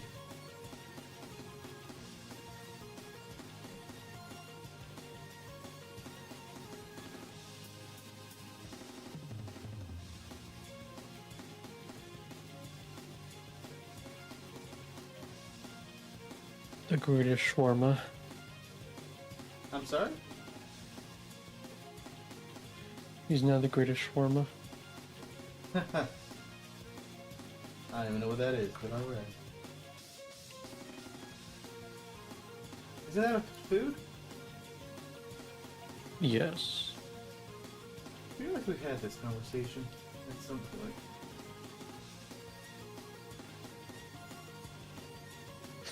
point. How dare you, Johnny?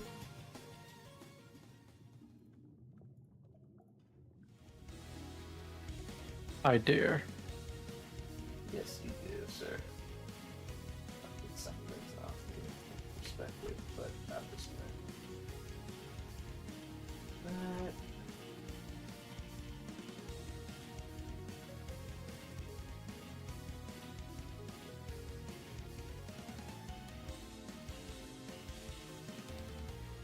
what does it taste like, Johnny? I actually do not know. You've never had it? I have not had shawarma. I see. I have not made shawarma either.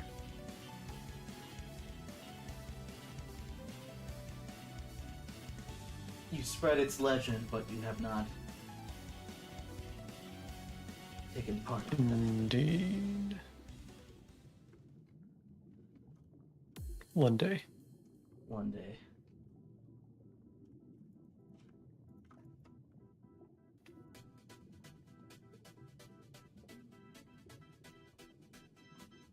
Is it like, is it sweet?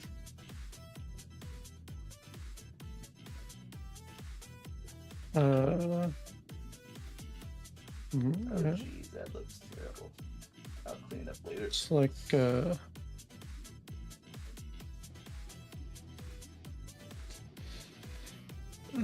best way I could describe it is a fake burrito.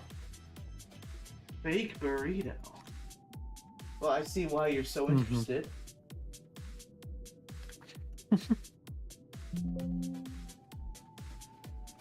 I think there was a line of about shawarma in the first Avengers that would make a lot of sense. Alright, let me put a floor here.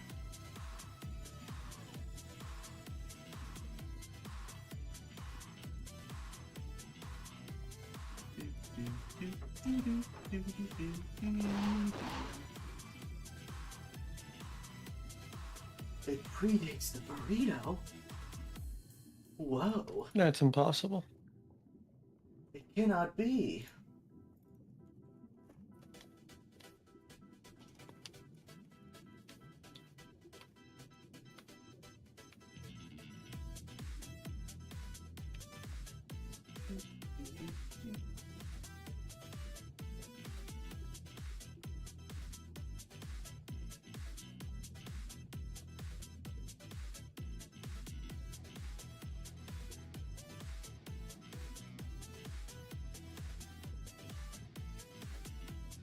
No, that's not possible. You're lying to me.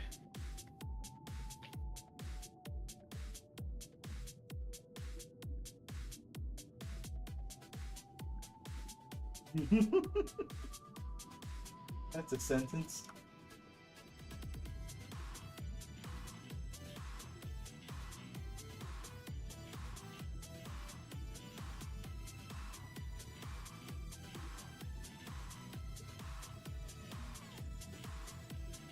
No.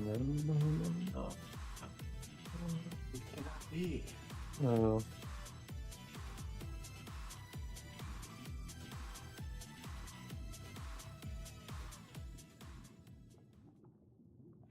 Let's do a little painting.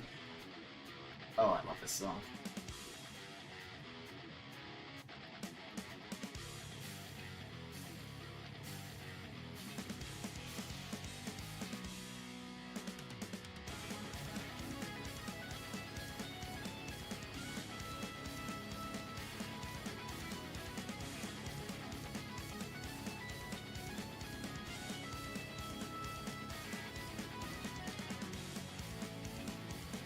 Mm-mm-mm. Okay. So the shawarmas appeared in the 19th century, and the first burrito in America appeared in 1930. But the burrito has been around for a long time.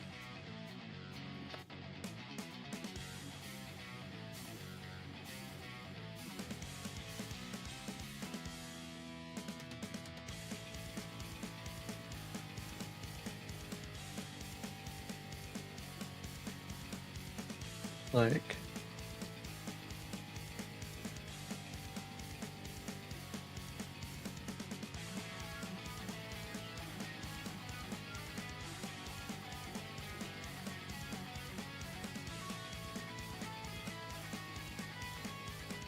I'm inclined to believe the burrito was first because tacos have been around for since the beginning of time.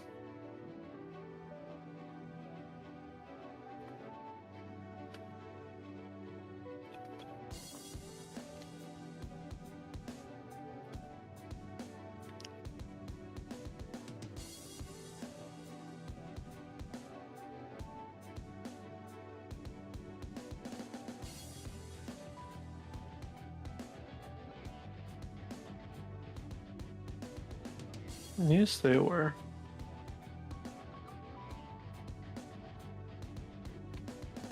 Don't you know about the first 7 foods?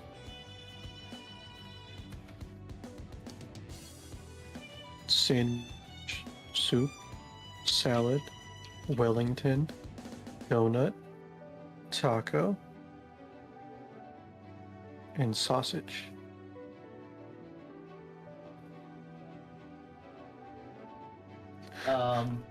In the beginning of time, there were 7.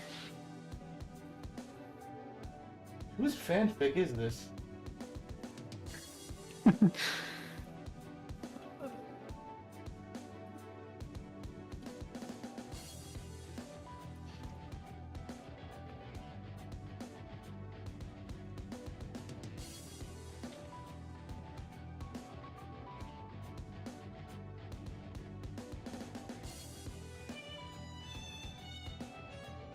Of course.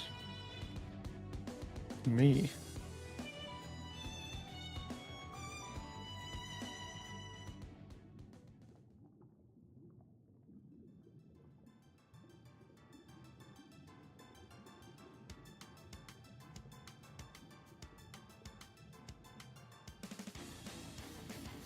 Not an AO3. How dare you? What's AO3? Archive of Our Own. It's a very fringe and niche place for people to publish authorial work. Curious? Alright. Okay. It's usually where the banned fan fictions live. Oh. Well, okay then. If there's some good stuff, but most of it's pretty terrible. Thought that was most fanfictions. It's where True. That's where Twilight came from. That's where 50 Shades came from. Ooh. Ew. Yep.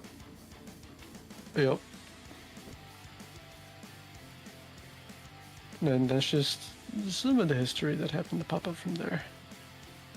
Okay. I don't know what that is, darn. I don't know what that is. You know what? That's fair. That's fair.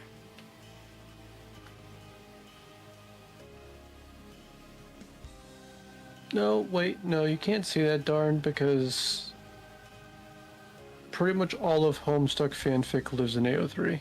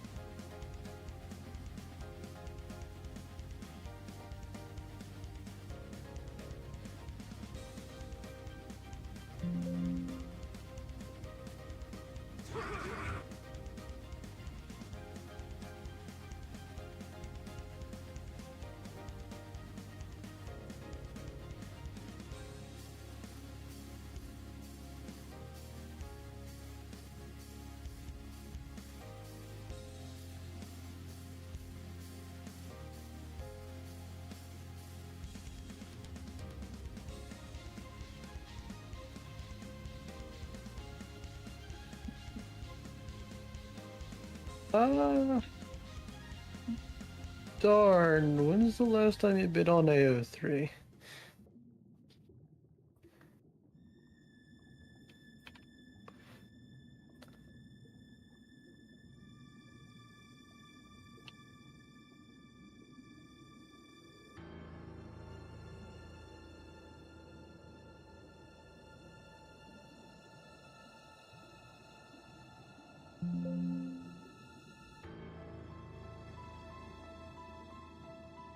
Five years ago. Huh? Hmm.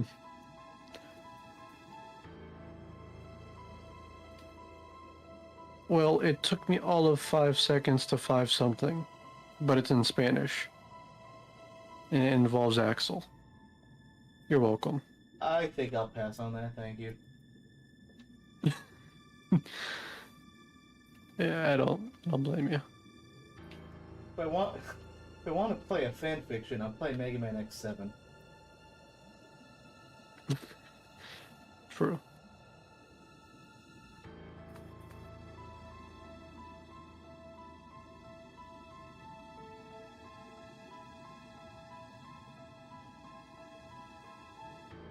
You got a leak?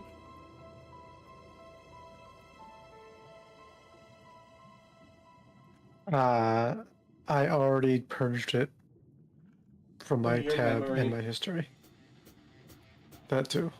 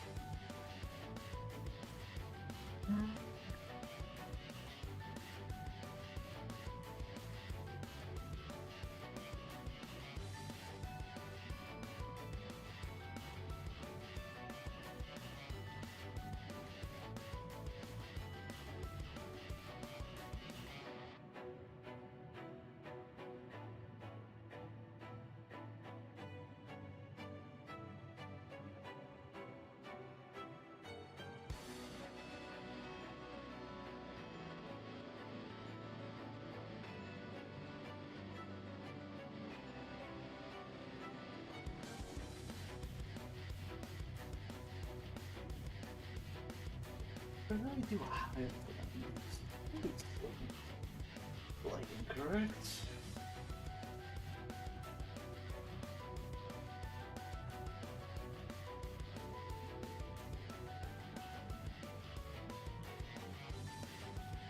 Like this, I guess.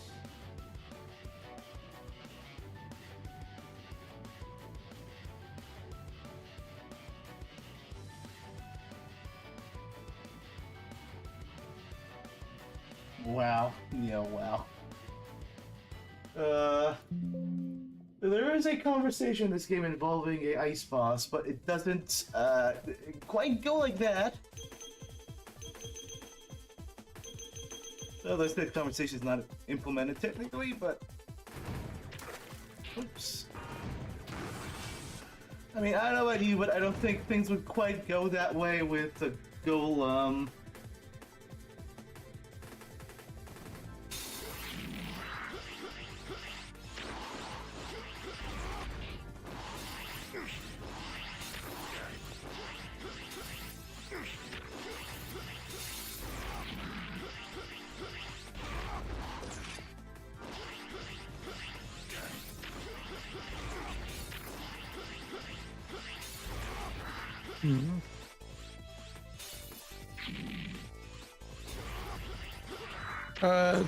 Jellyroid is water.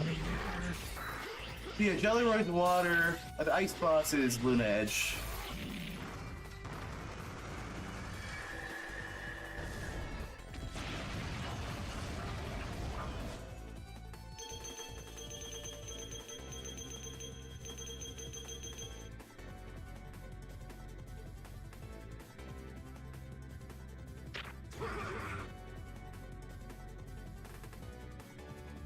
Anyways, back to tiles.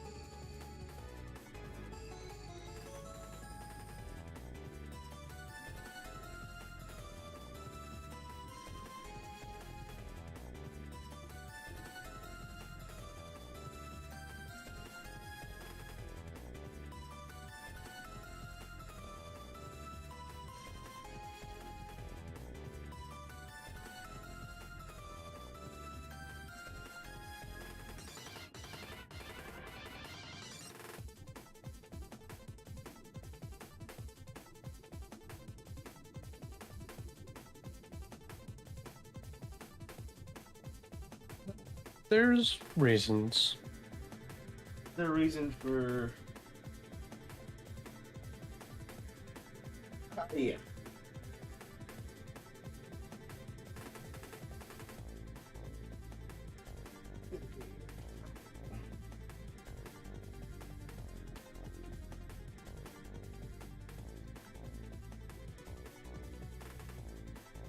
Without getting too much into it, we needed 10 Mavericks instead of 8 for this game.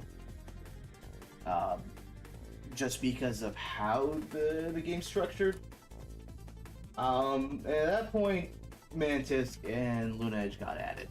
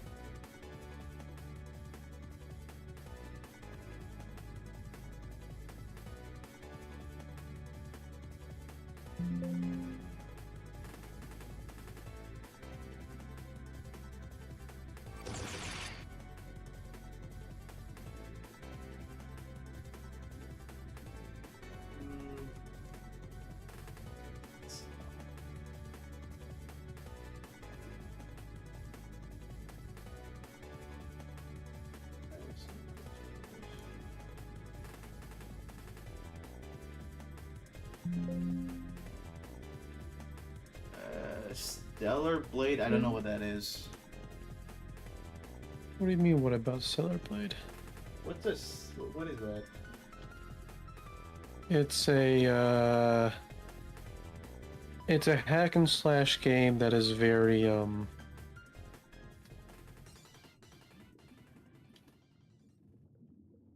how shall I say?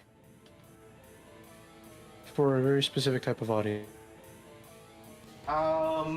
Yeah, they will be getting extra moves. I mean, technically, if you've seen the Mantis fight on our live stream, which I'm sure you have, Storm, he plays differently from 0-3 quite a bit.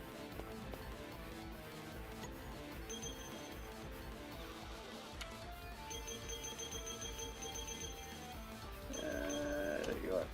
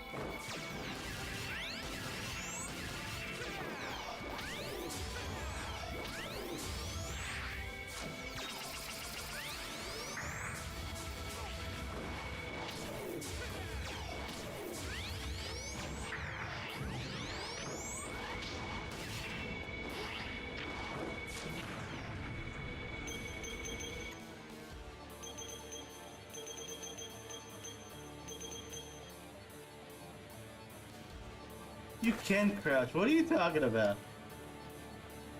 Just press down.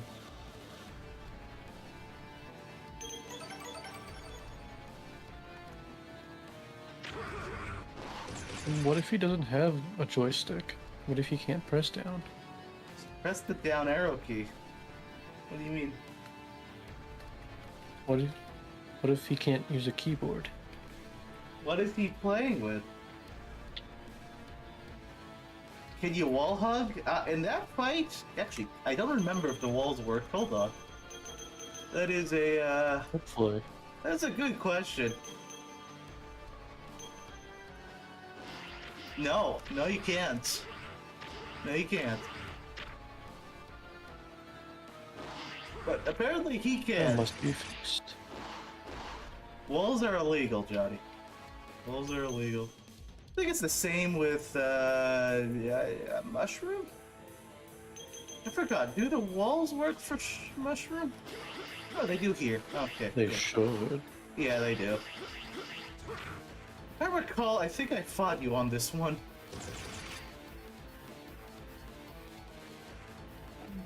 Most walls need to exist. Hmm.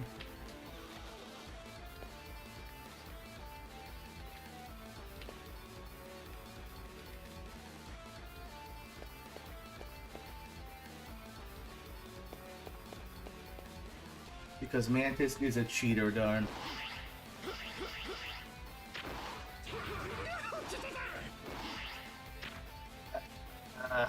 Back to top.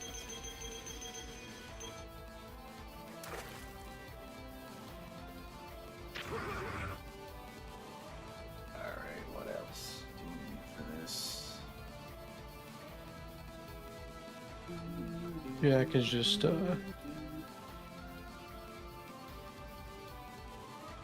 he's scared of walls. Says the guy that covers everything with spikes. I'm not scared of spikes, I like spikes. Yes. You're a spike file. I'm a wall phobe.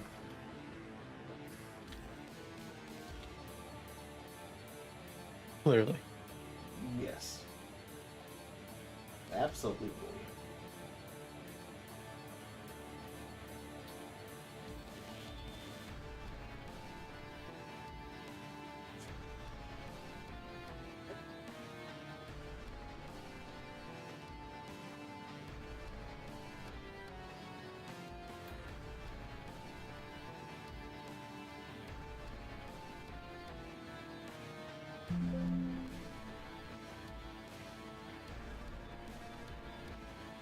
You're gosh darn right, darn. Yes, I am.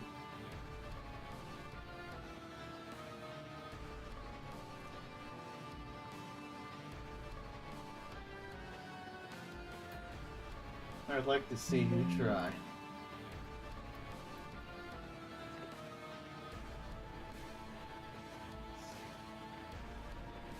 Hmm.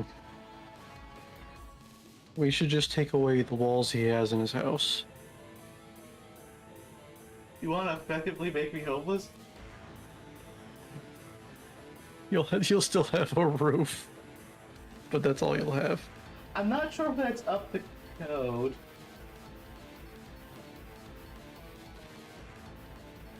We'll make sure that we print out the code and use it to support the four corners of the roof. But look, Johnny, It'll be I'm up not to code. against the walls.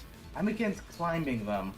So if you shouldn't take away my walls, you should just attach actual spikes to them. I'm fine with adding spikes to some of the walls, but Yeah. You need to come down to my apartment. While I sleep, you gotta super glue a bunch of spikes to my walls. okay.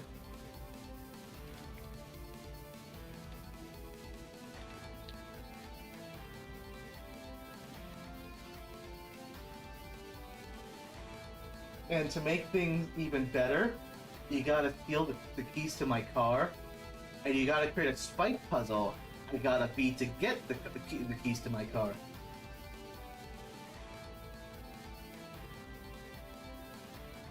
Hmm.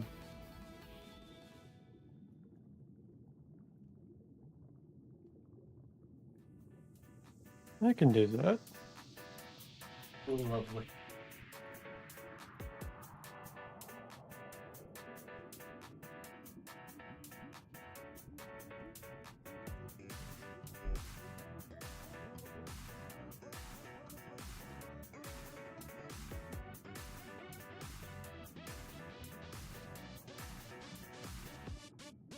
I might have asked this question on the last stream, but I'll ask it again. Who here is interested in the new Sonic movie?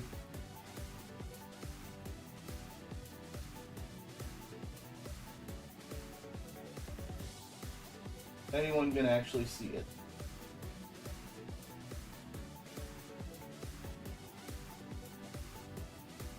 I think there was a new trailer that came out this week.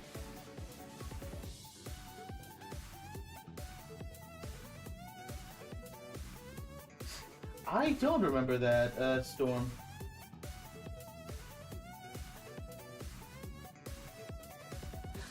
Darn, I was saying, who here, is looking forward to the new Sonic movie?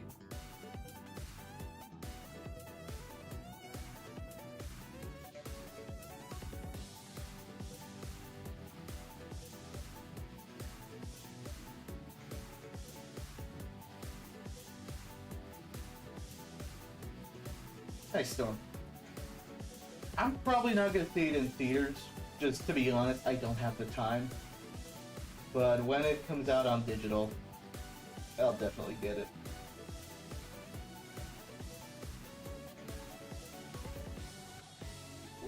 New Mega Man Zero song. I mean, no. Okay, you're not looking forward to the movie. Okay. Are you not a fan of the Sonic films, Darn?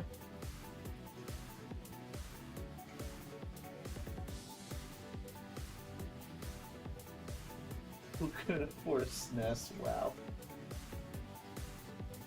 Just don't tell that to Rigid. I don't think he would like that.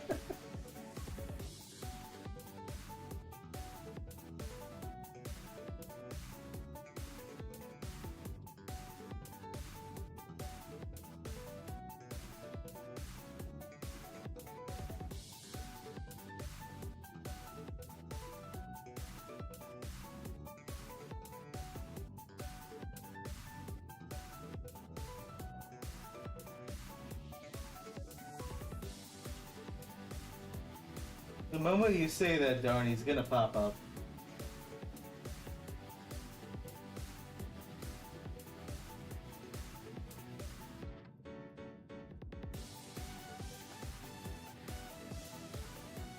Just pull out a pencil. He'll be there.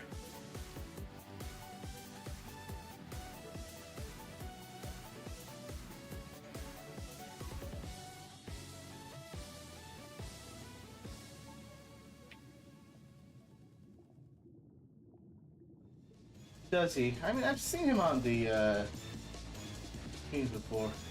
Oh, this is a good song.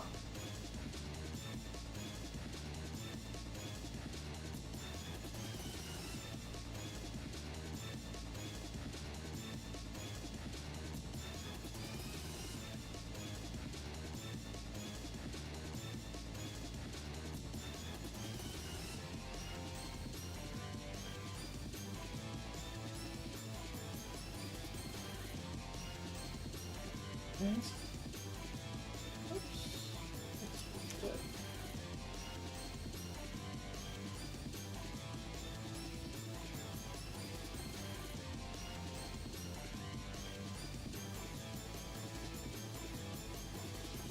I just wish he would stick to that gear for everything after Good Volt 1. He got super inconsistent, I swear.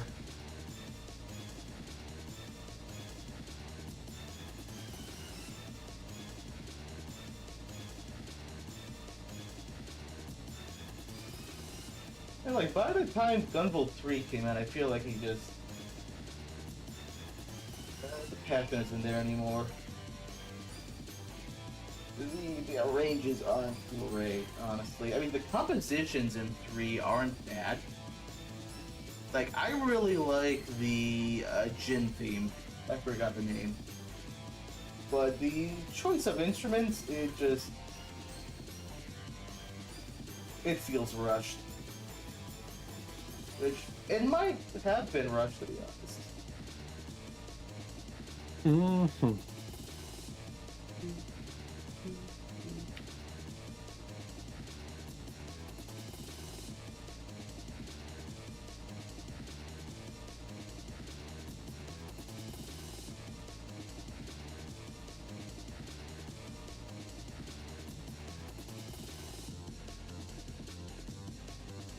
It's funny. I looked. There was a rather old interview, and it turns out Ipo was getting annoyed that one of, I can't remember the guy's name, but one of the devs was bothering about making a Mega Man game. And that's what led to the outreach to Inafune. When was this interview from? A long time ago. But like, what era of NT is this? Like pre-01? This was after 01, I think. It might have been pre-01. But yeah. Dio, I mean, 01 is partially the inspiration, ZX is as well.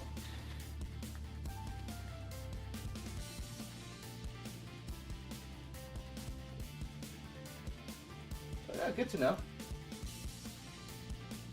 Apparently, there was an interview on the Inti Creates channel with Ippo Yamada and Ryo Kiwakami. I hope I'm pronouncing that right. If I hope I'm not misremembering this, but to paraphrase, Ippo was talking about how for Gunvolt 1, at the very last minute, they decided that they were going to have more of the vocal tracks in the game. So he had to like rush together some of them when they literally had like no compositions, no lyrics, and it was like, it had been like a month before they had to ship.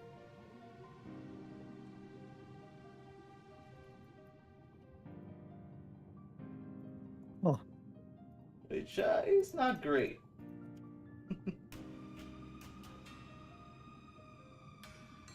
I did hear about that. I watched part of it, did not get a chance to finish watching it.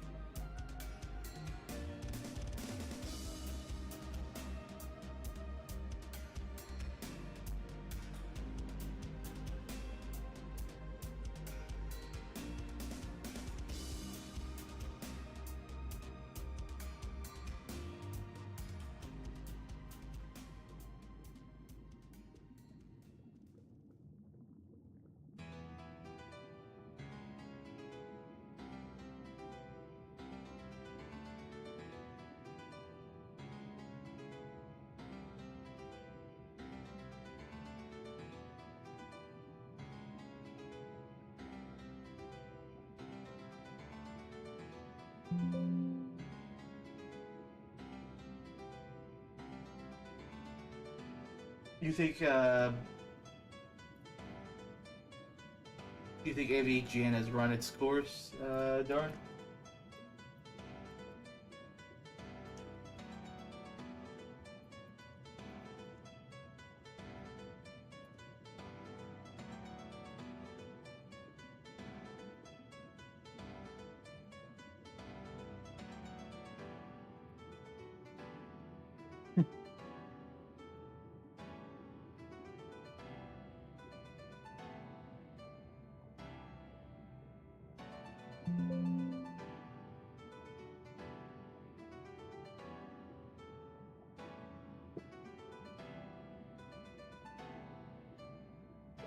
Stuff. I think it's a lot safer than it used to be, probably because of YouTube's policies.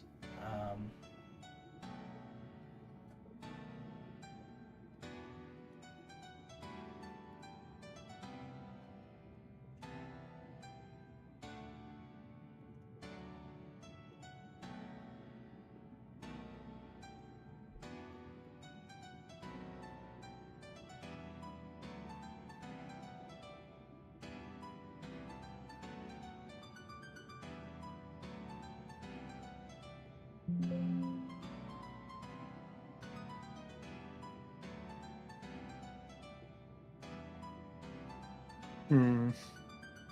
I kind of feel the same way about Nostalgia Critic. I used to find his stuff funny, but these days, not so much.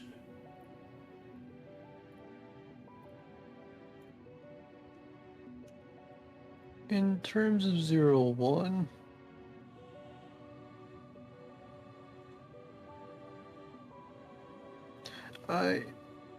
I would say getting the base form of a lot of skills of the later games, just as a weaker form, attached to the saber, off the rip would be nice.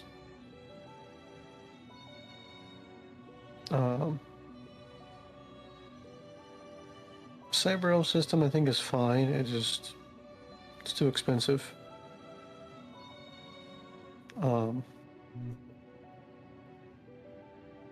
I think the plot would be nice to have multiple endings. One of them with Failure 0 and the other one with Hero 0. Yep. That would be neat. I would flesh out his interactions with Copy X as well. Or at least have Copy X get a bit more screen time, because it feels like there isn't a lot of build-up leading up to their encounter at the end of the game. I would also like Phantom's sacrifice to be a little more competent than it was. The man blew himself up for nothing. Yeah, pretty much. He said, I'm angry. Kaboom, kaboom. Like, if he's gonna kaboom. do that, at least he's gotta be like Chaozu and Hug Zero. And then you gotta mash the D-pad to shake Phantom off before you get blown up.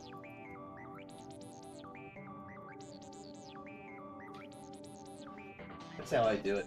Huh. Or if you want to get a real cheeky, you know, since he has Shadow Clones, just have one of the... Actually, clones don't have physical form, I think. But if they did, I'd have one of them restrain Zero from behind while the real one blows up. No, I refuse to remove the findings. I like them. No, this song is great. I'm gonna raise the volume ever so slightly. Enjoy that raw solo, Darn. Honestly, I can't wait to show this restoration to Mr. Yamada when it's done. Like, for real.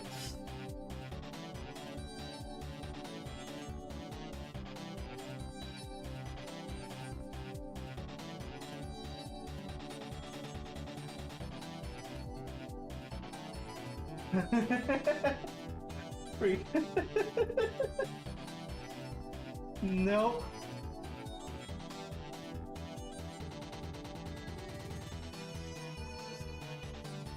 What do you mean it's disgusting?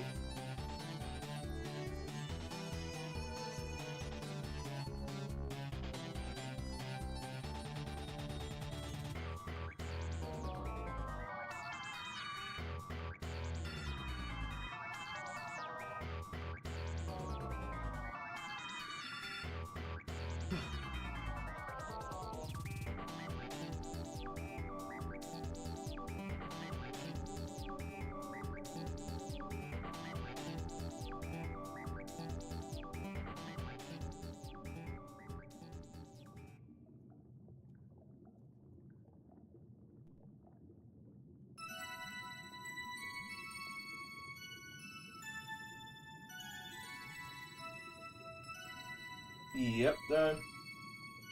Yes, it does.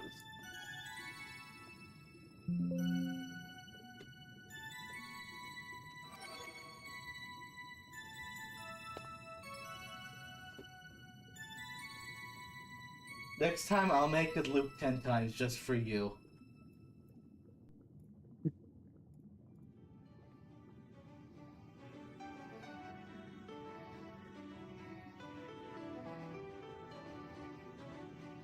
Oh, D50 stack is great. Like, part of the reason why I have those stems on this stream is just I like hearing them. But also I think it's nice for people who, like, on the people on the stream who enjoy this music but aren't so much familiar with the patches used. It's cool to hear them in isolation, you know? Like, all seriousness.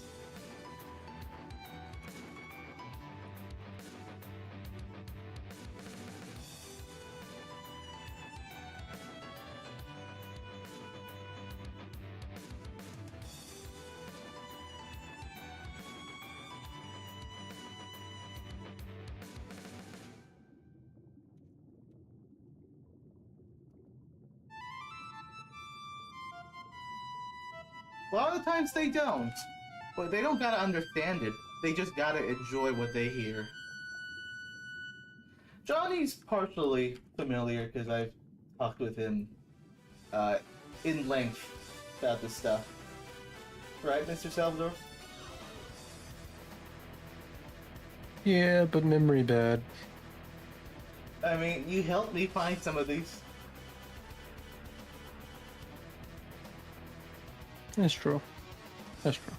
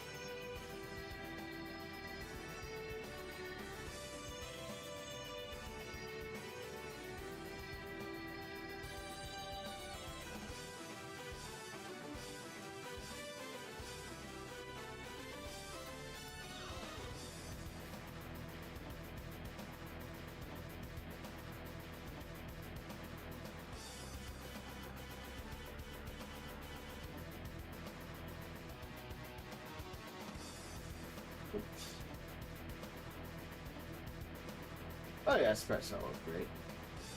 No disagreements there.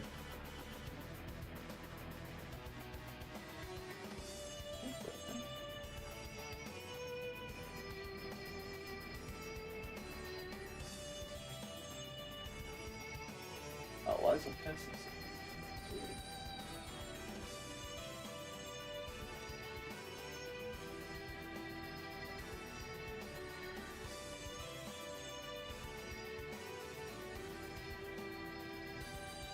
The session recordings for the stage select recreation, I don't even remember. You mean the session expansion card? 'Cause I don't even remember what from that. Oh, Dan Stack. Right. I think that was from the VST. I don't think I recorded off of the actual hardware. Now, I could if you want. Would not be a difficult thing to do. I can tell you Full Pipes was off of real hardware, and I'm trying to remember what else was, but don't really remember off the top of my head.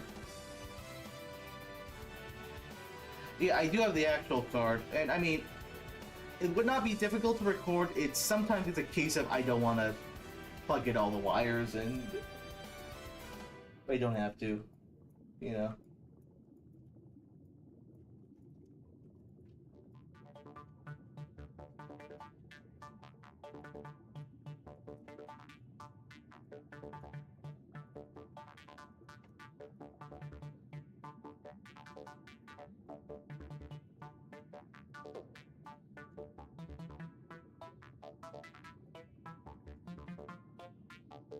You know, all things considered, I'm kind of curious how that card would sound if I plugged it into the JV1000, since the effects are a bit different on that synth.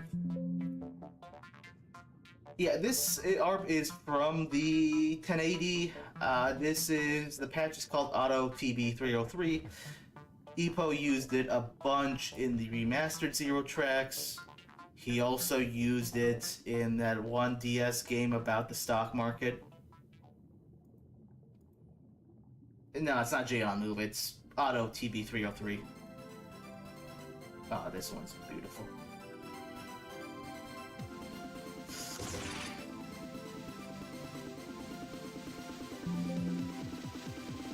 Yeah, yeah.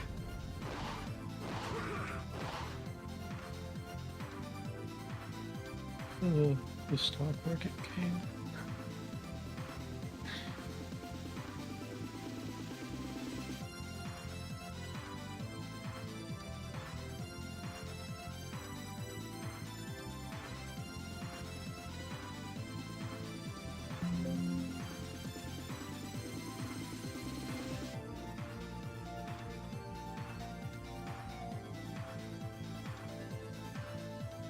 Yeah, in between ZX and ZX Advent, Epo proposed for a Japan-only game on the Nintendo DS that was like a anime dramatized stock market video game. I don't remember the name off the top of my head. The name is in Japanese. I could not pronounce it well if I tried. If you just look up Ippo Yamada on Wikipedia, you'll find it.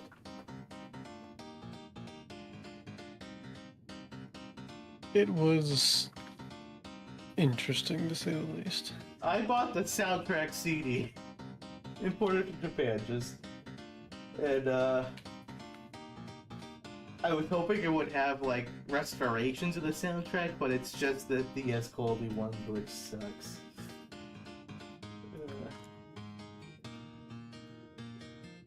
But it's a notable game because it uses a lot of the same instruments from Zero and ZX.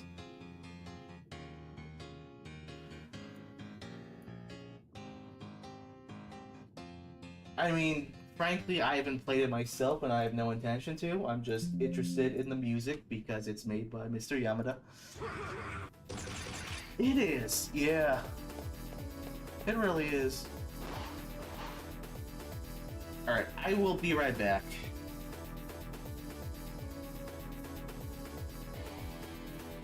Do not get lost.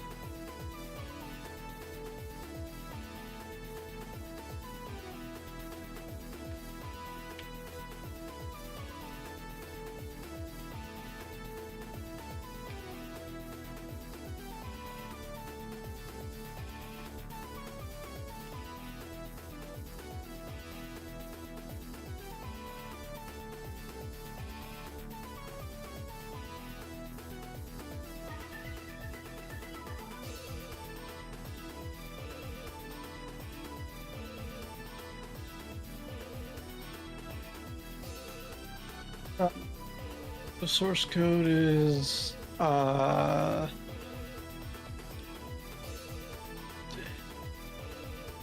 it's actually already in your pocket.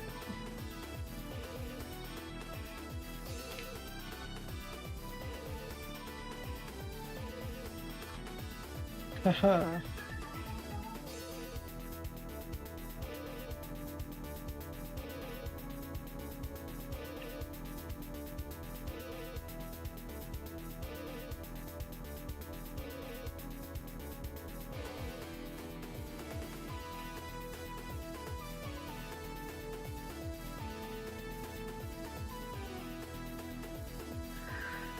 I didn't say it was a pants pocket.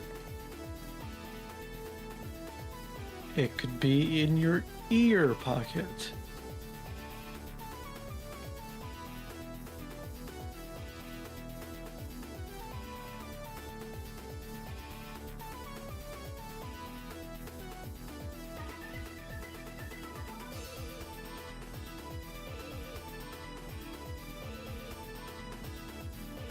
I am back. Johnny, please stop teleporting the source code into random places. No.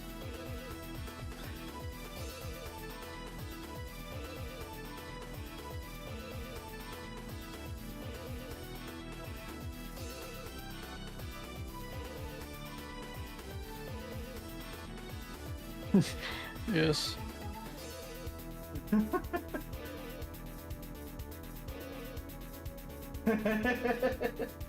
Abort indeed.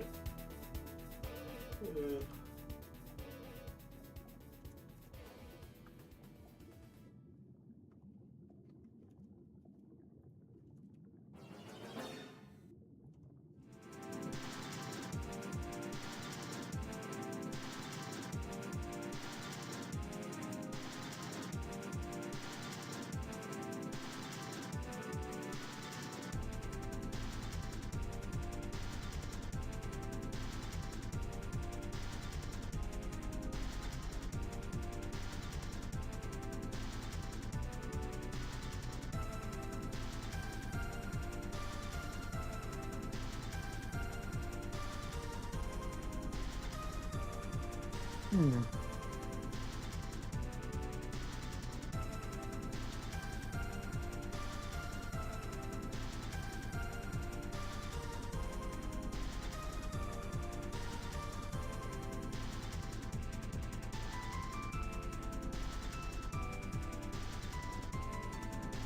Bell and Blue is a fantastic thing.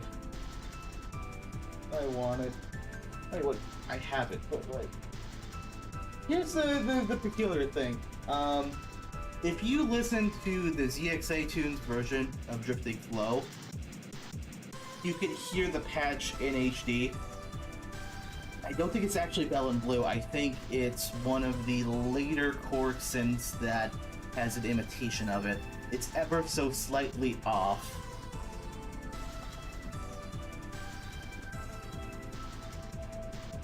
Yeah, it's called Bell and Blue. Darn.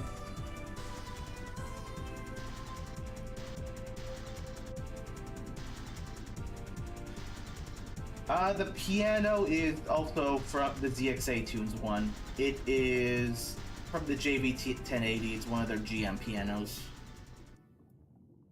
The piano in the DS version is also from the JV 1080. It's the same patch. They like sampled a really high-pitched note, but then they also mix it in with a sweeping synth, which I have yet to identify.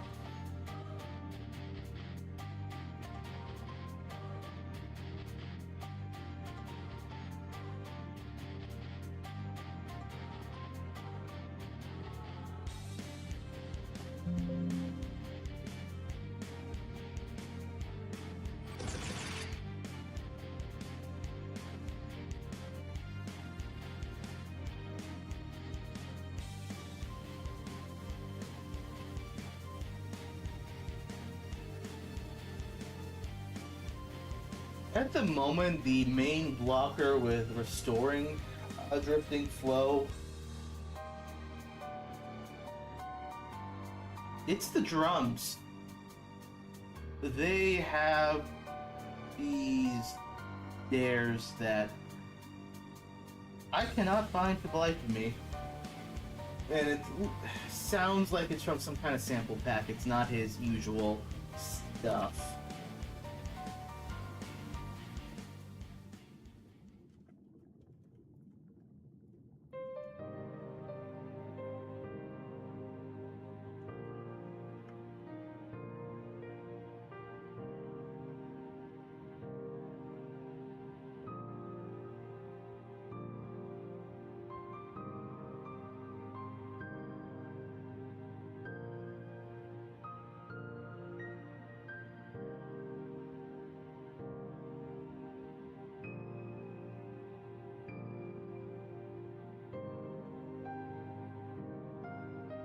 That would be incredibly cursed, darn. Incredibly.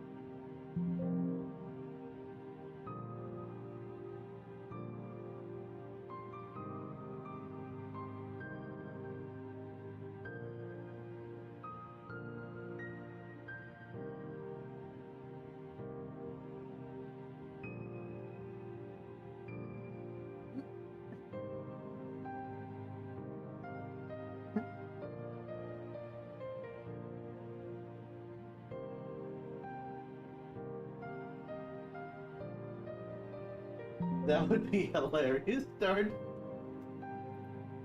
You never know, it might just go like that. I would not... I mean... Okay, you wanna know something funny? Back around, like, 2019, I was looking for the violin used in Zero Two. Before we knew about the orchestra expansion card. And Delta DMs me. And he found the violin not in the orchestra expansion card. You know where he found it? He found it in SGM. And only like 6 months after that experience, that interaction, did I find it in the expansion card.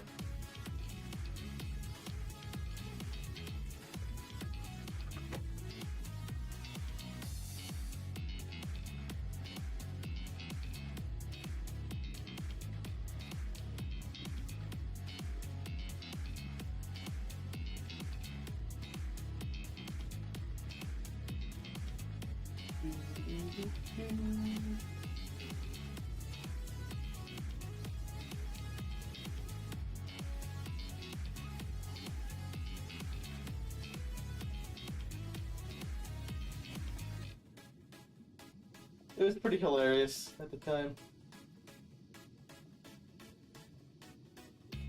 I assume there was a time when he was using it. I don't know if he still does, but back then I think he was. I mean, it's a pretty popular sound font. I mean, even today, I think, right?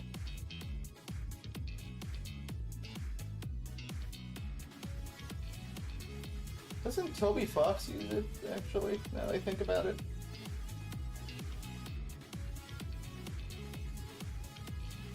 I do not know.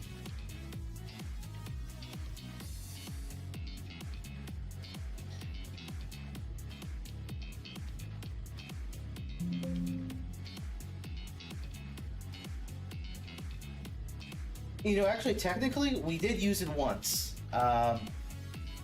The Zero's intro stage theme in this game, Rebirth, the early drafts of the song that Kazamo made, he was using SGM as like a placeholder.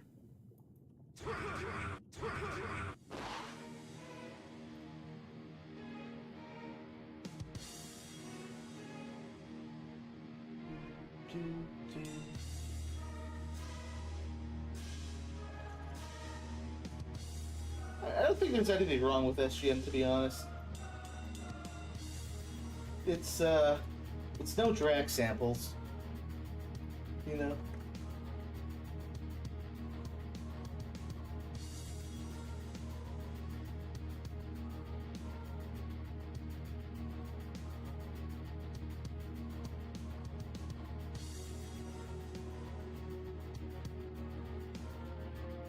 You know what, that actually makes it worse.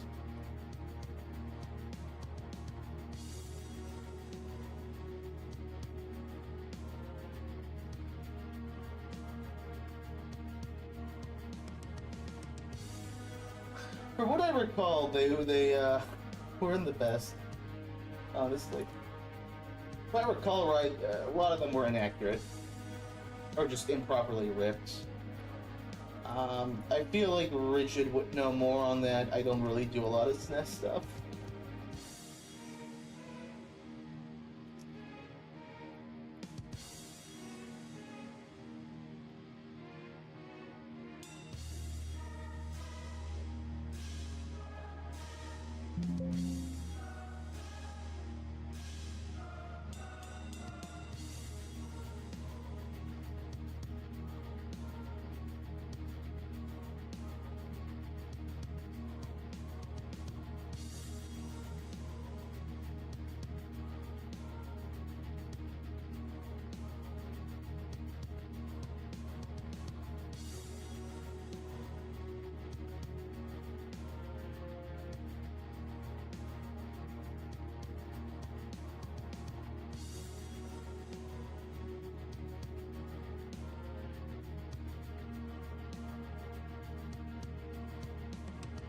Yeah, I mean, earlier in the stream when I was talking about how some people make things that they say are like PSX style but don't sound quite right, that's kind of what I'm referring to.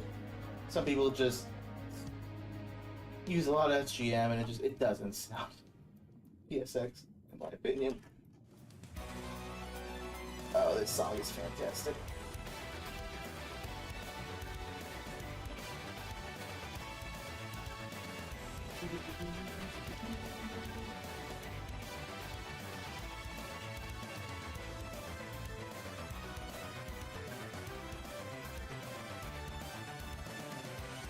Yeah, I'm liking how this floor tile is coming along.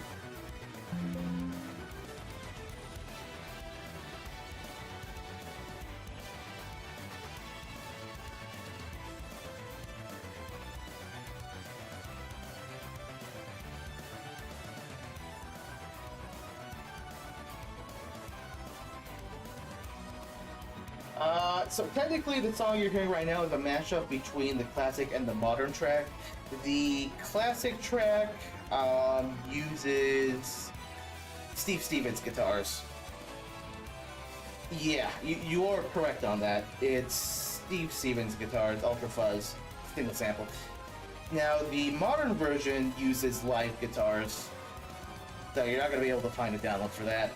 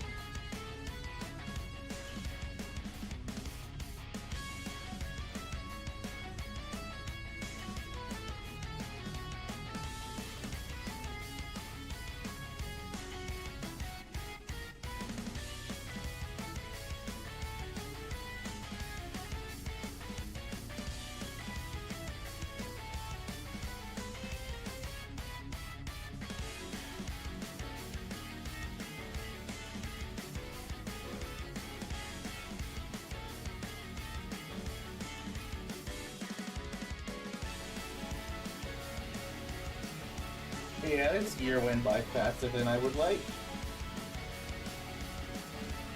It has been. I mean, this was the year that, for me, you know, stuff like the, that one hit, or percussive sound in Trap Factory, we found that. We found the piano bass, you know, rubber bass or whatever they call it. That one felt great. And for you and for everyone looking for PSX stuff, think of how much stuff was found just in vintage alone. Like that, I think, was huge for the PSX scene. You know, wouldn't you agree?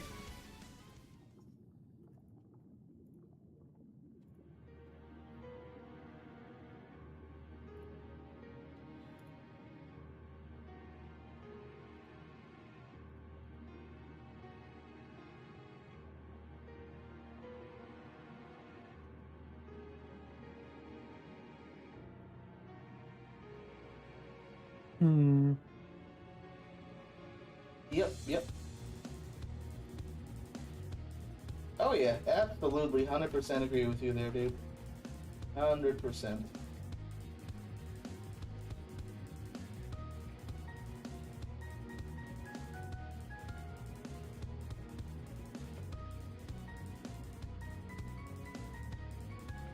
Yeah. Well, this was also the year we found, like, that the O1W was used in X5, right? And the wave station in X4. Ether bells, feedbacker, Death Star.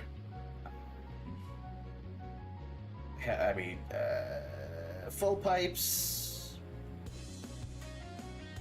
We got the JV1000 for Hamisaka, and the MU80.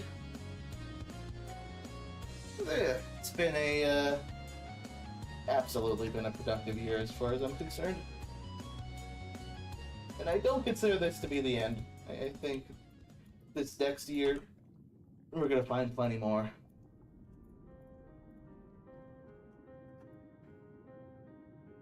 I feel like both X6 and X4 need it.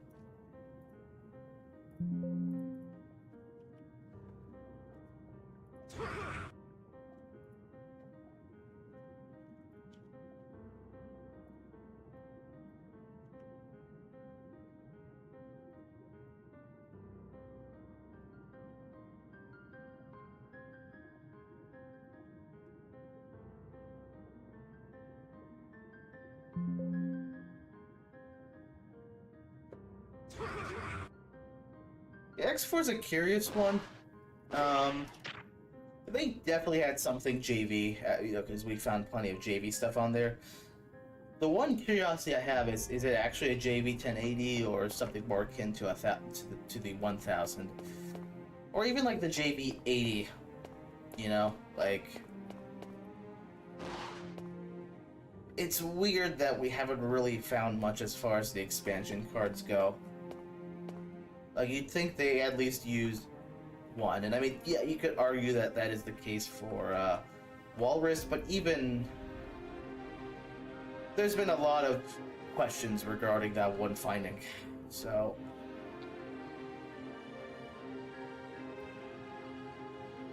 for X4, I don't think he said they use a 1080 in X4. Did he? I don't remember that.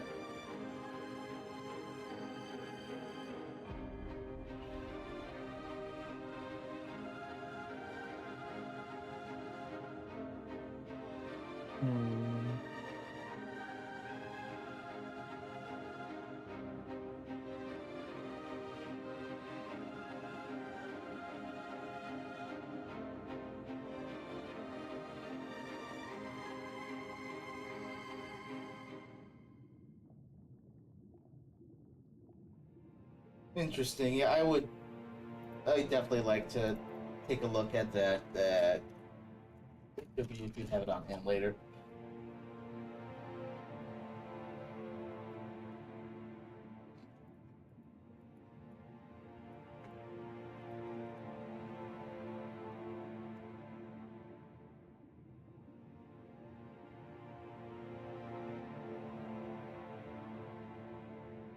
What are you referring to in particular?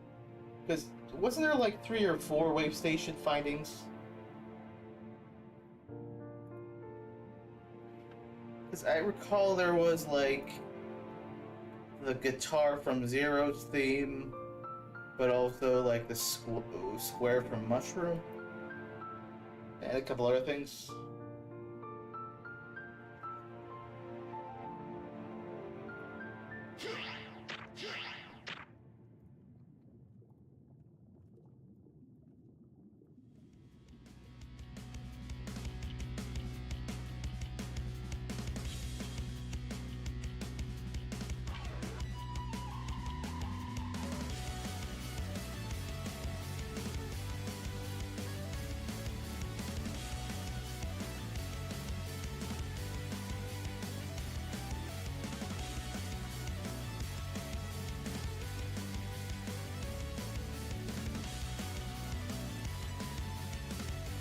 I thought Mushroom had something as well, and then... Oh, really? Oh, okay. So it might be another piece of core hardware that shares the patch then. I mean, I recall there was a similar guitar on the O1W. Oh, this theme is rather fitting.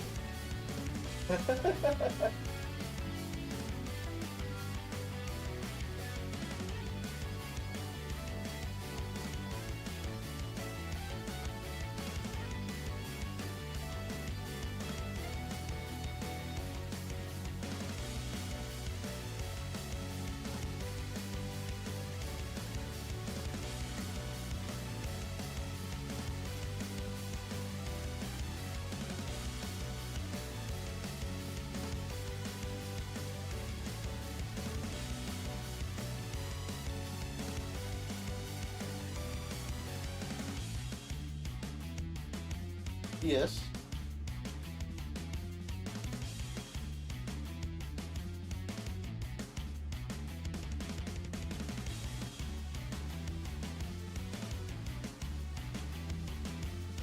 Yeah, I remember we were talking about that.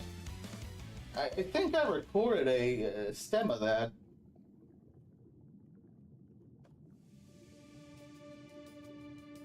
I see.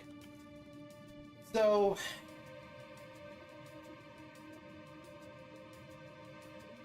if it's not the OOW and if the wave station is in question, as far as other candidates go, you got the M1. But I think also the Core T2 has some of this stuff. And then kind of like what we've discussed in the past, at some point the Korg X3 might need to be looked at.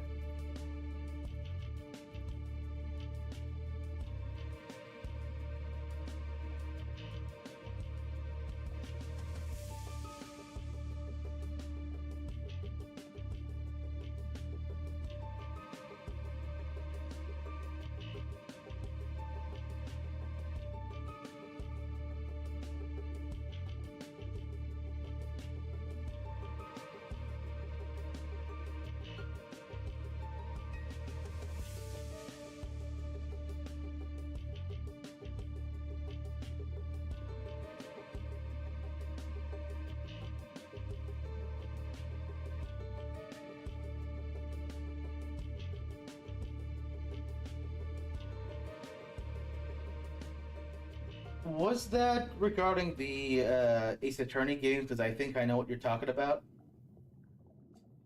Although it might have been a Trident in that photo, not a Trinity. At least that's what I recall other people saying. But if you got the photo on hand, I could compare it against my actual Trinity keyboard.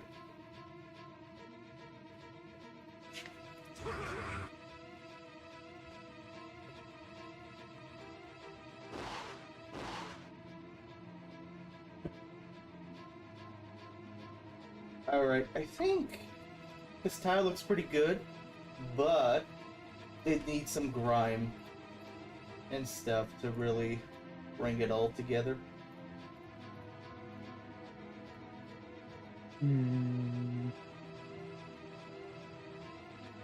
Oops.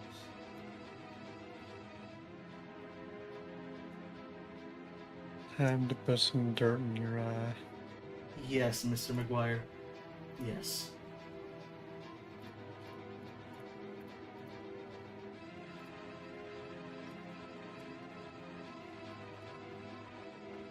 Does it really have PSX shading to you?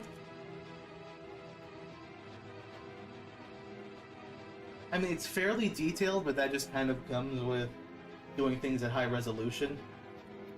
Is it plasticky? I mean, I was kind of going for metallic shine. But, you know, I'll take that as a compliment.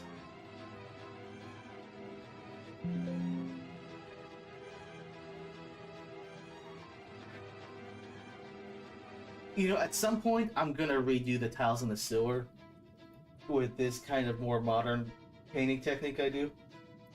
And I'm gonna make those real dirty.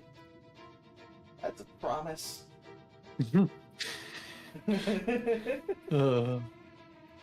If there's one place that needs to look like it's in poor condition, it's the sewers.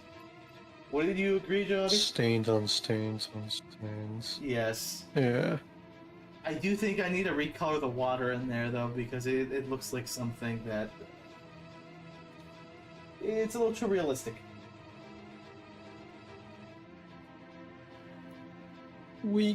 There is already sewer water that exists. In ZX Advent, but they kind of go for just a white color. Like...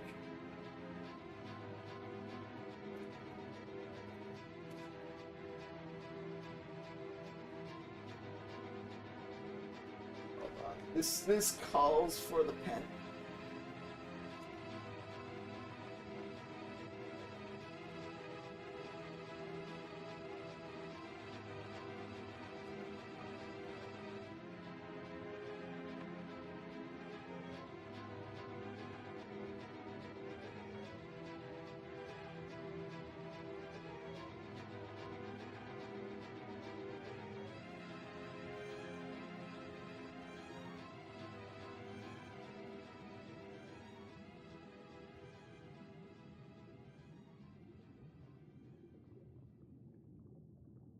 Hello, Capitan.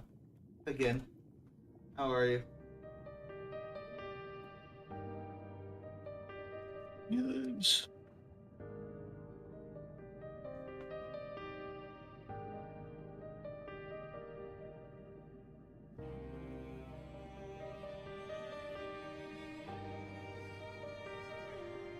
So much. I am Jack, yes. I am the walker. You and me both, darn. You and me both. This is the kind of song I listen to while making tiles. When I'm not on stream.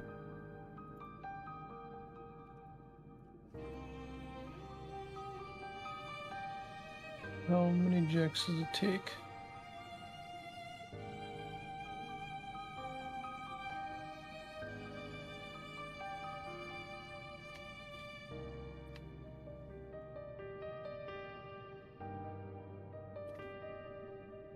How many jacks does it take to what?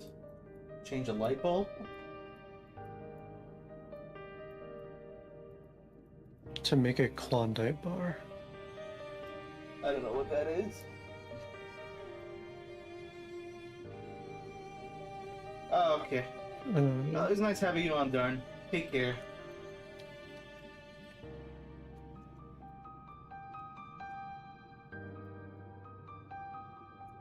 Sleep well. There they will. Drink water. That's you.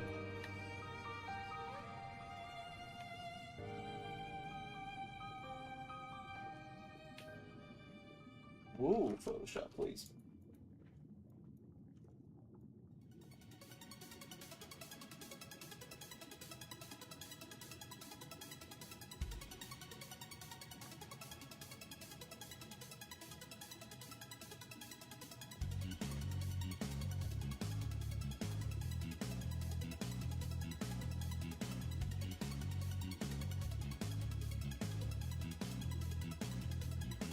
Thank you. Yeah, it's the result of a lot of experimentation.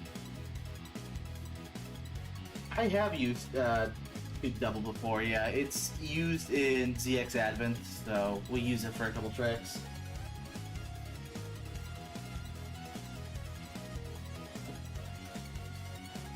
Oops.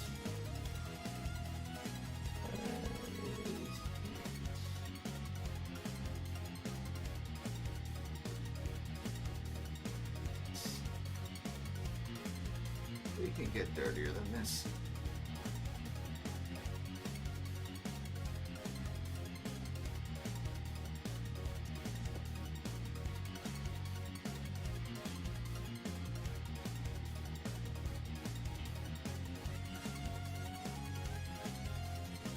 Hmm. Hmm. Actually, here, I think I'll keep it as is.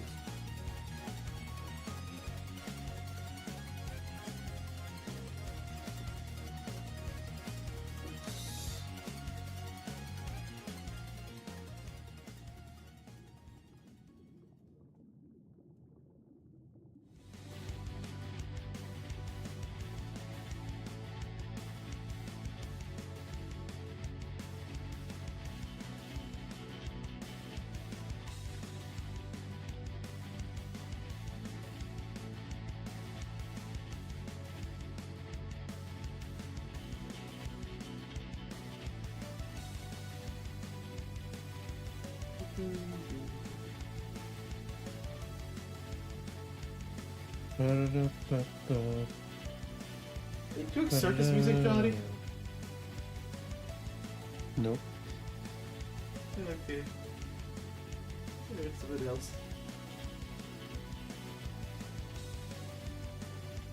Oops.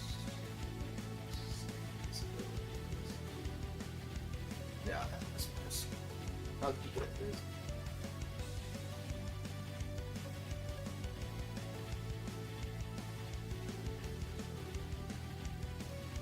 Although now I gotta do it over here.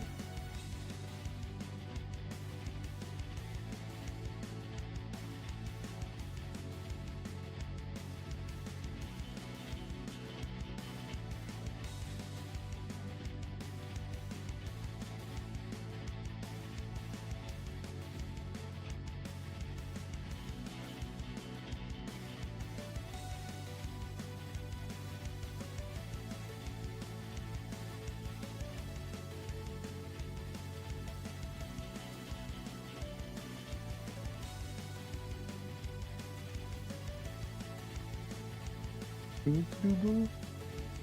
Doo-ba-doo-doo. Choo-ba-doo-doo-ba-doo.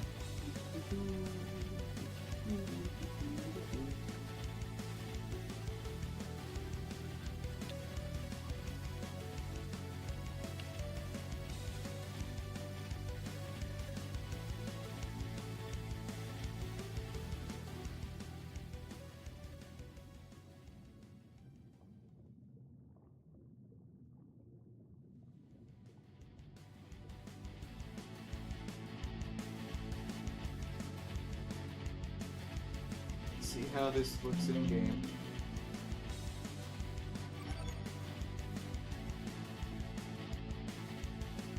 Okay. Might have gone too far in a few places. This feels like it needs to be more subtle. I'm gonna tone down the opacity on that layer. You know what, just for now, I'm gonna turn off the damage layer. Just focus on the grind.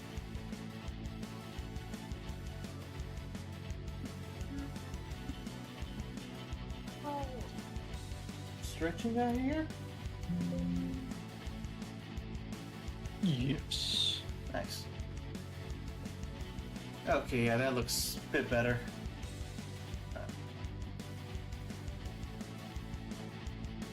I will be right back again.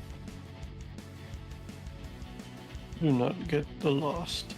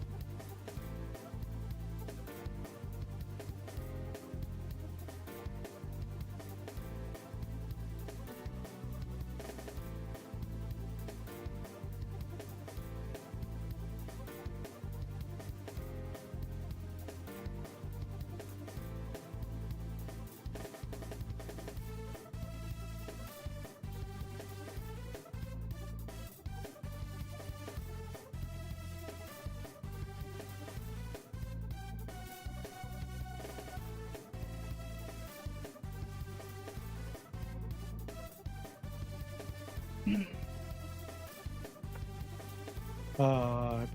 Hello.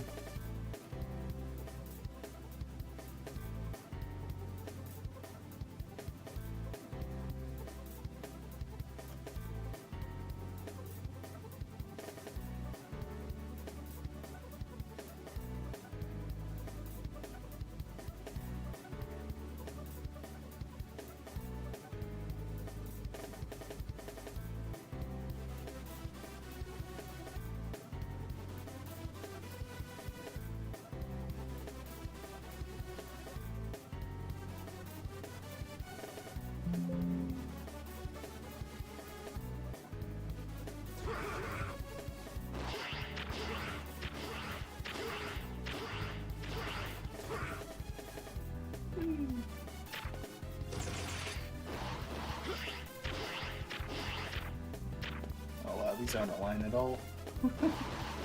It's fine. Okay.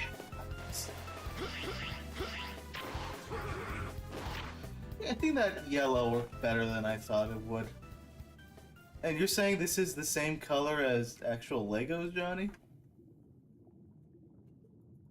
I think it's pretty close to the color of Lego. That's No, yeah, the that yellow was Lego. completely accidental. He did because the tiles aren't aligned with the collision.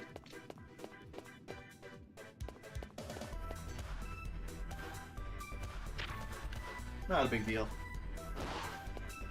Yeah, now the yellow color was completely accidental. Not intended to be Legos. On the note of Legos, though, apparently there was a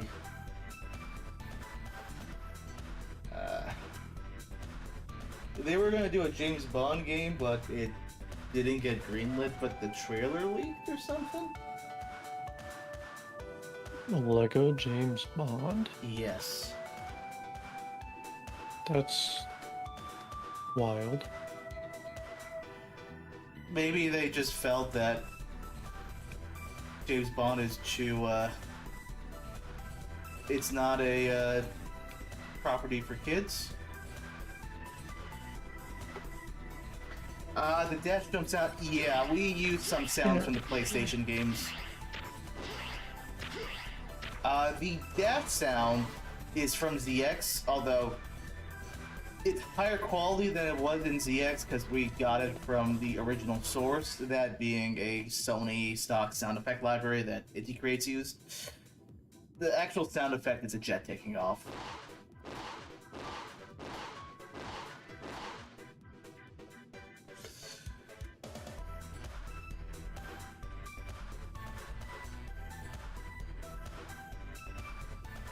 I'm not sure, Storm, maybe. I'm not that, like... I don't really touch Lego, so I don't know.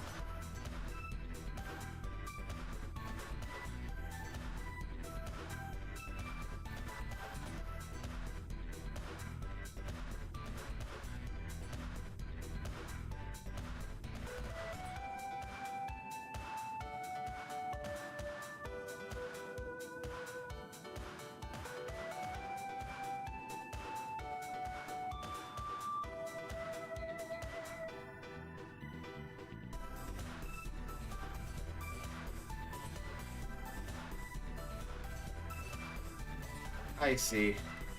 Well, good to know.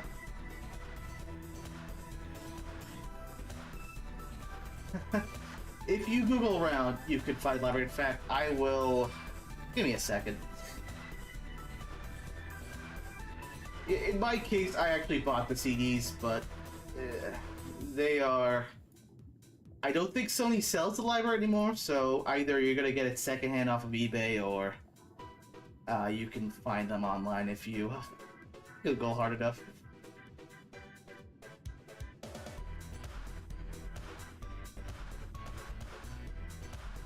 Yeah, I might as well show it real quick. It's a fun bit of trivia.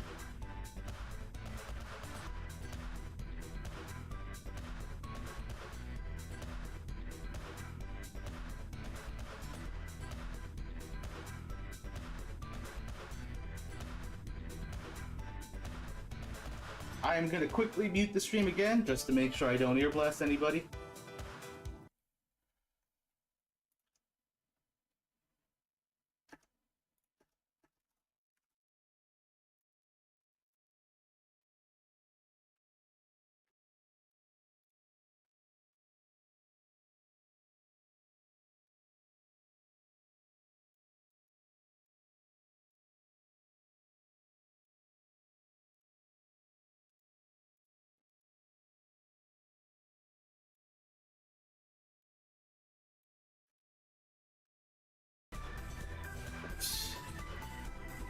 So yeah, the dash sound effect in ZX, it's a jet taking off. They just use the beginning. But I think the more interesting thing is actually in the same library. So, okay, just to answer your question from earlier, yes, Sir Don. The library is called Sony, the Complete Sound Effects Library.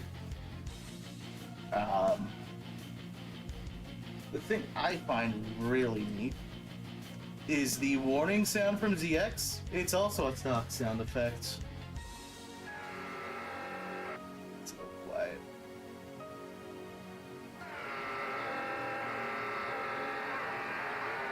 It's a recording of a satellite.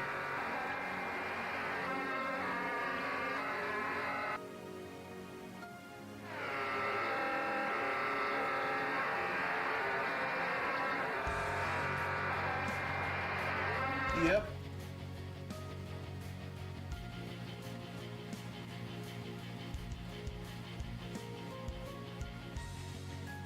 If you recall the... this is Adobe Audition.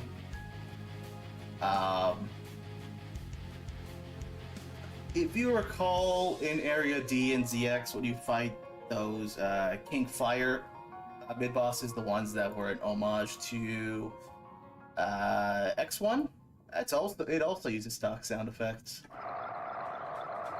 So like when he's charging his little projectile, that is also a recording of a satellite, to my understanding.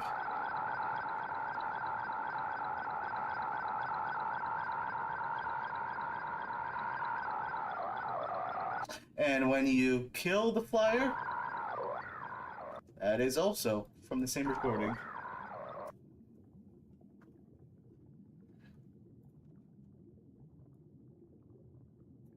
But yeah. They use a lot of stock sound effects in these games.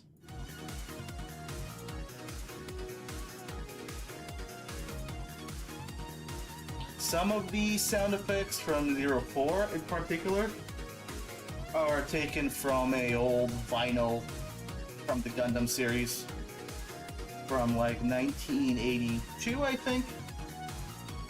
I discovered all of these myself, just spending years going through a lot of these CDs and seeing if I recognize anything.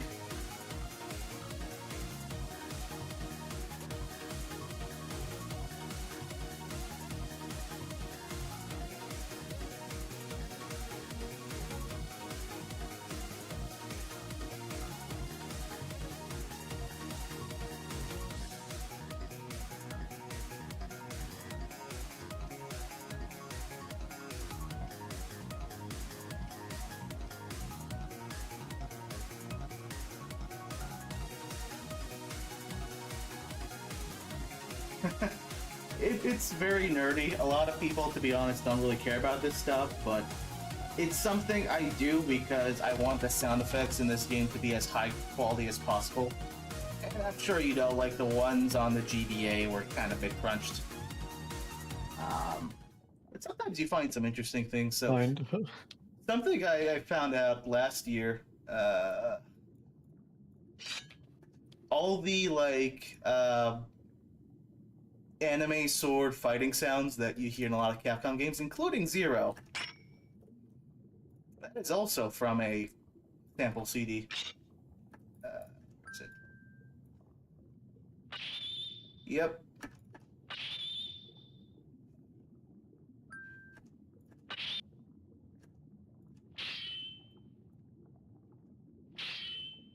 This one is from a CD called the Hisatsu series sound collection from 1987. This is something you'll hear not only in Capcom games, but games from Konami and a bunch of other people. They use it in Mega Man X, they use it in Mega Man Zero, they use it in Gunvolt. It's really popular in Japan, but pretty much unheard of outside because these CDs were never sold outside Japan and they predate the internet. They got a lot of good stuff. Apparently Kirby uses them as well.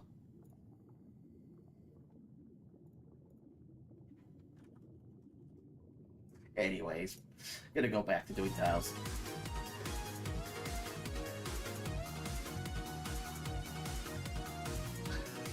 I mean, I don't know when Corrupted's gonna come out, so I don't know. Some people think it's gonna come out this year. I'd certainly like to come out first, but I can't make promises.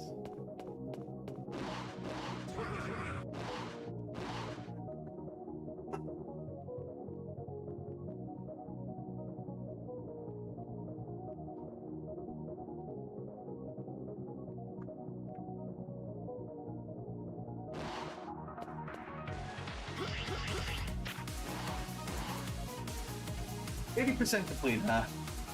If that is the case, good on him. Good on him. I wish him the very best.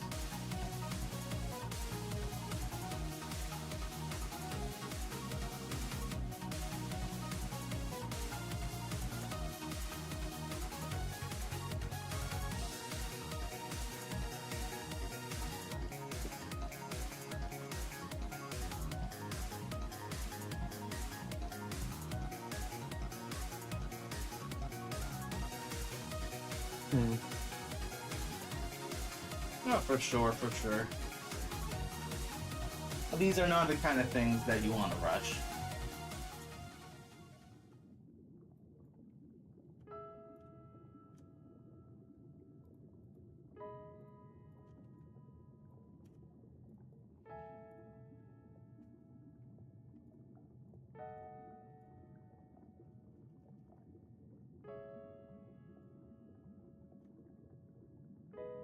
Something on your mind, Johnny?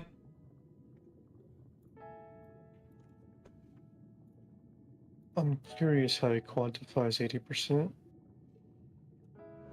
My understanding is he's working on, like, the final stages now?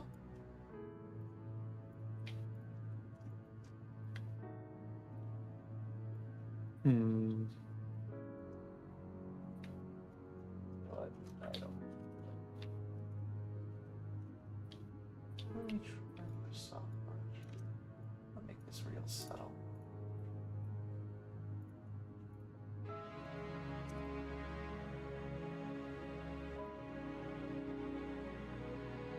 Yes, there is a spreadsheet with a lot of this information.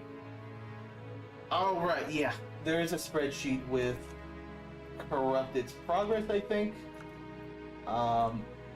Last time I looked at it, it was like 2019, so I don't know if that's still a thing. Might be.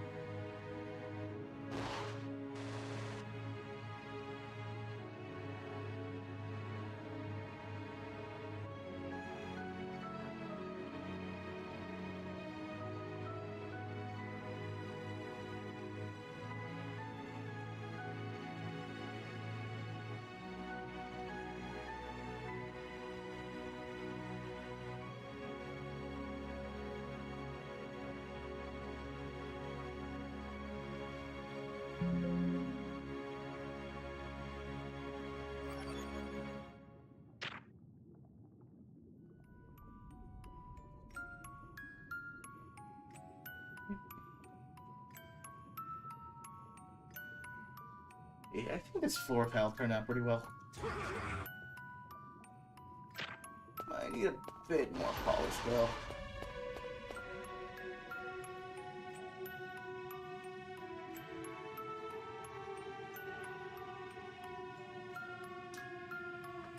Are you asking about our game, Neo?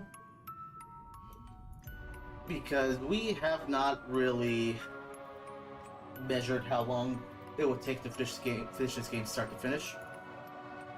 We are making things in such a way that if you don't want to indulge yourself in all the story content, for the most part, you could just go from stage to stage. There are a few intermissions, but beyond that, a lot of the content in this game is optional.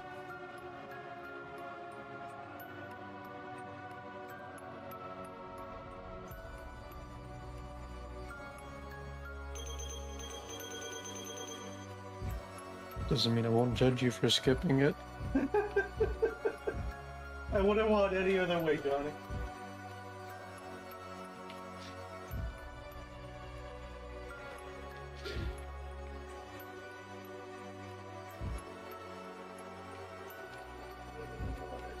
There you are.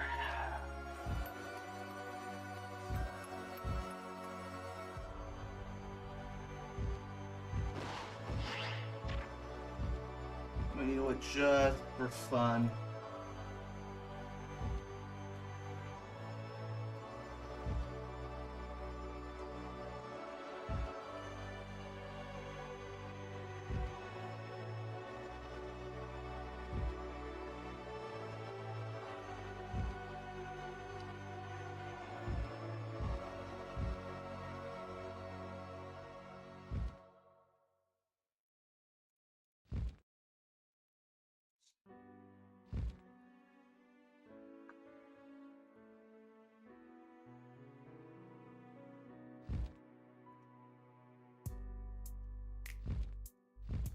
Go.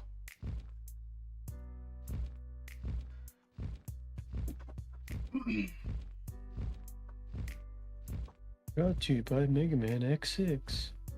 Oh, it's not that bad. Johnny, I've seen worse in the GBA games. In fact, I'm gonna show you. Yes. I'm gonna show you. If I can remember which stage it was I saw. But there was one with like even more top face than what you're seeing here. I swear.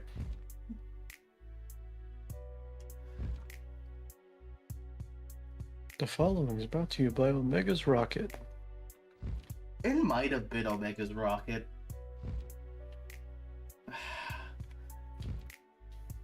I need to write it down because, like, there was one that was just really going all out, I swear, man.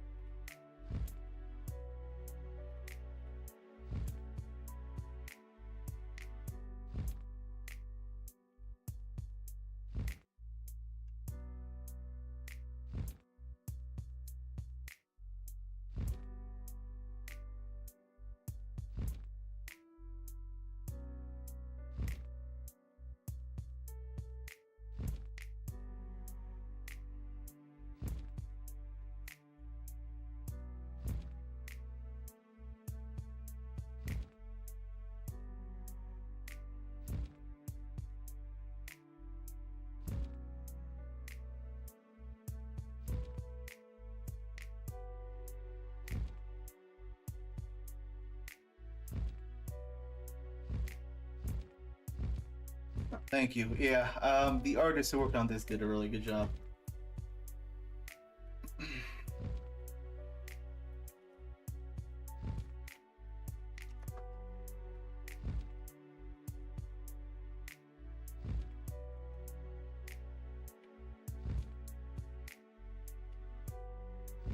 Yeah, I see. Okay, Johnny. Hold on. Yes. Why do I have two Chrome tabs or Windows? Here, get rid of that. I would like you to observe this background, or these tiles.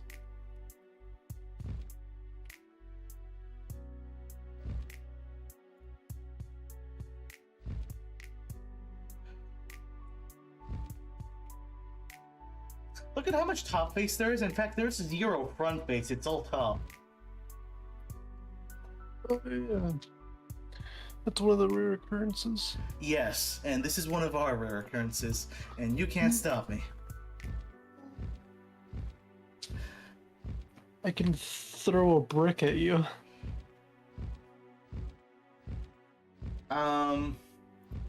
I cannot speak to how long it took to make the background since I was not the one who made it. As far as animating it like this, it took like a day of trial and error. It's animated in code using a shader. And yeah, it does kind of have that endgame vibe. Whether or not this is the actual end of the game, I cannot confirm or deny. It's definitely not Iris. Totally not Iris.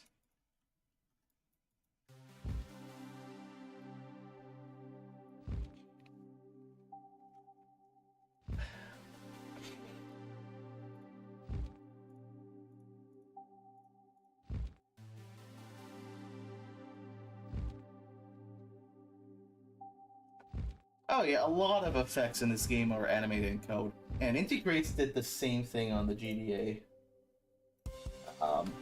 The fire from Omega in 03, you know, the final fight, that's animated in code. I don't believe she's Irish, I think she's supposed to be British.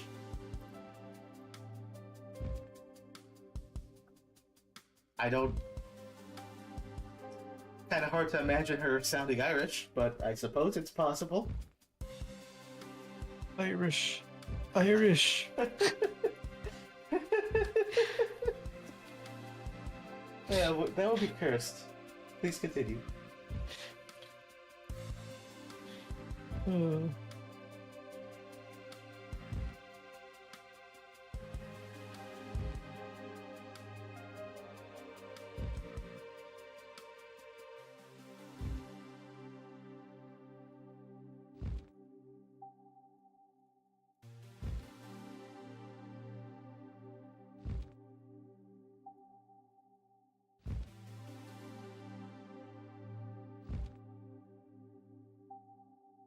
Oops, I exported that to the wrong place. Whoops.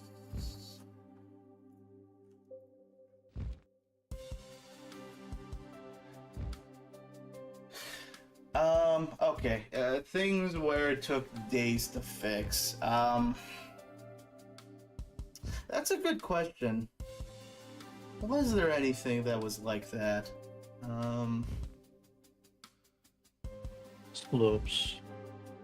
In the early days of game, using GameMaker, yeah, the collision detection was very buggy, and it was a lot of cat and mouse to fix bugs with it, and then we had a playtester who would keep on finding new ways to break it. As far as, like, bigger issues, there were a few bosses that were in effectively development hell. We ran into a lot of issues making their boss fights feel good. So, for example, this boss fight you're seeing right now, this boss, her name is Void Valkyrie. She was very difficult to figure out at first. We had a lot of ambitious ideas with her involving a multi-phase fight where she would teleport you to different arenas, and there would be some scripted sequences, and she would play very similarly to Phoenix Magnian, where she would kind of wait for you to do something and then react to it. We tried all that. It was not fun. It was a very boring fight where you set the pace, but at best the pace is that of a snail. So what we ended up doing with her was completely reworking the moves, simplifying down the ideas. There is a single arena swap for a second phase where another character comes in, her avatar as we call it. But beyond that, it felt very good to fix her, but it took quite a while to really make it feel good. She... Oh, right, hold on. I gotta set a flag.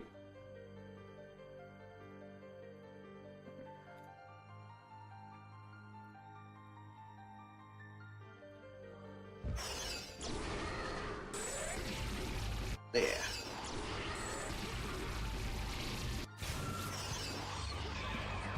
She thought that.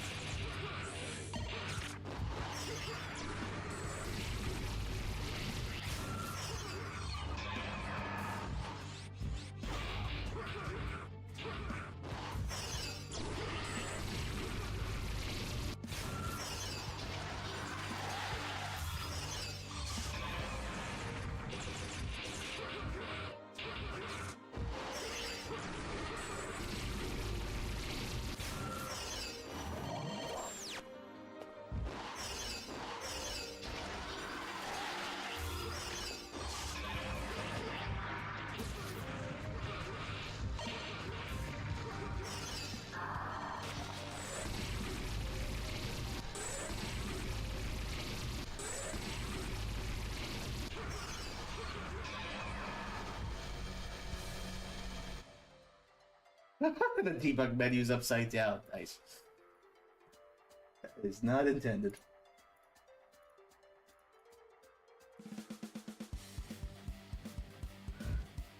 Side effects everywhere. A big part of her character, and this goes for her stage as well as the boss fight itself, she likes to do sanity effects. Mess with the playable character's mind. And so the original idea for her boss fight had a lot more of these kind of sanity effects. She would at one point switch you into what we call GBA mode, where the screen size is literally that of the GBA. You have the old Mega Man Zero design of Zero. She would put you in momentarily in levels from the Zero series as she kind of hunts you down. We had to scrap that idea because it was just more complicated than it was worth, and her sprite was just way too big for like bringing the screen size down to GBA.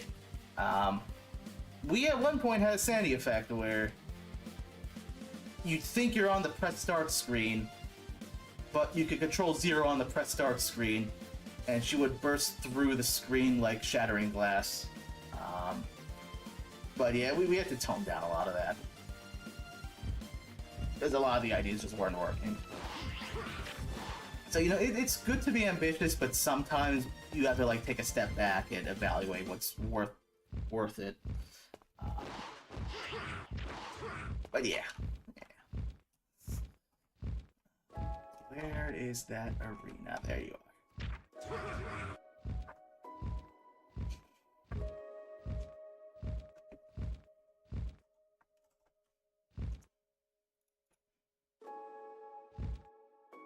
Welcome back, Jetstream. How you doing?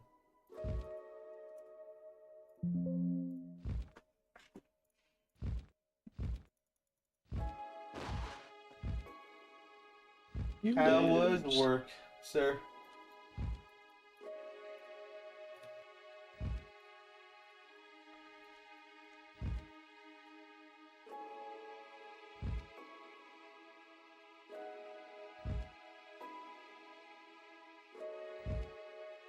Oh yeah, Johnny, the Jetstream was saying earlier before you arrived that he's pretty close to like making actual sprites.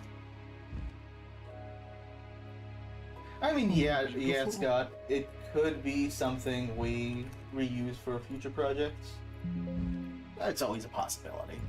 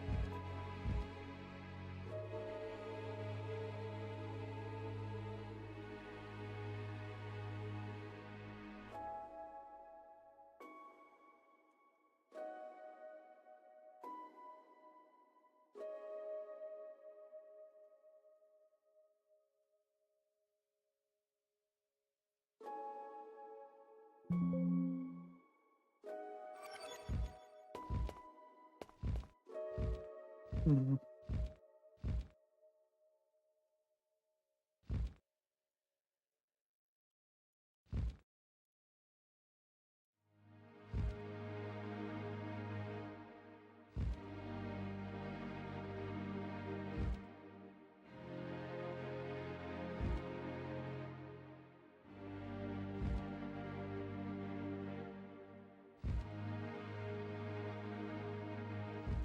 Thank you.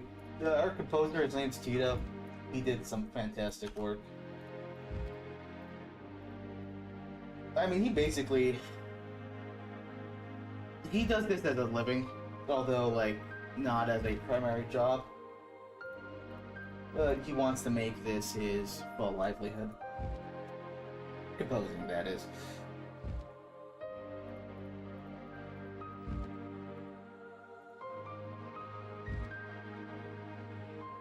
Where is it?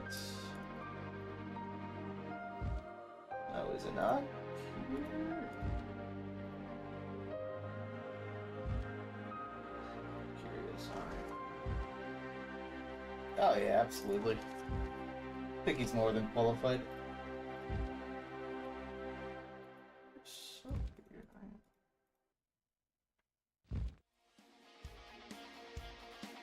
Huh.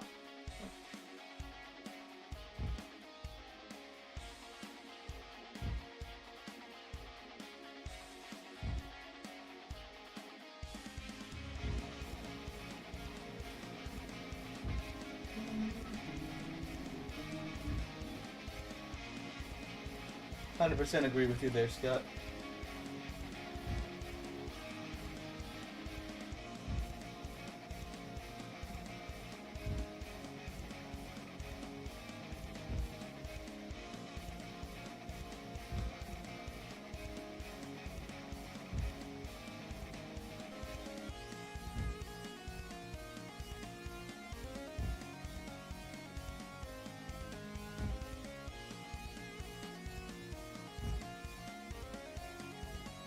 The guitar solo in this song?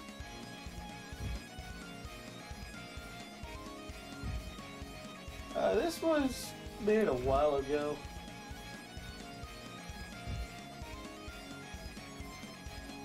But no, this is one of Tito's songs. If I recall right, he used shreddage for the guitar.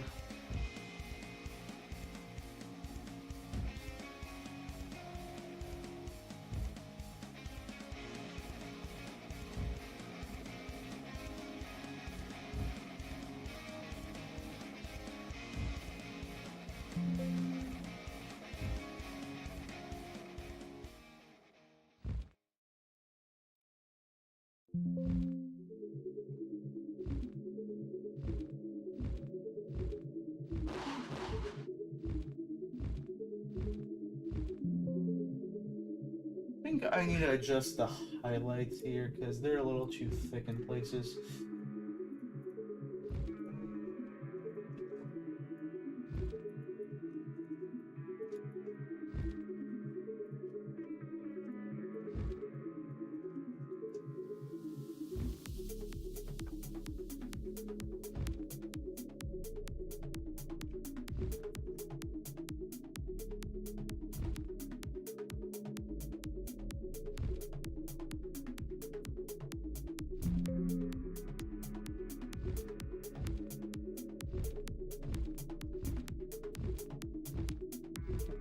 You know what? I could probably make it feel a little less jarring if I take a bit of the highlight on the front and put it on the top. It would be here.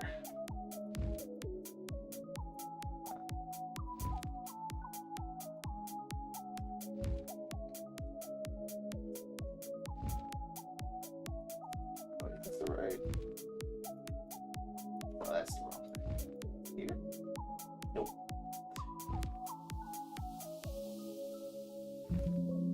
Which face is this? Ah, there we go. Oh wow, this is old.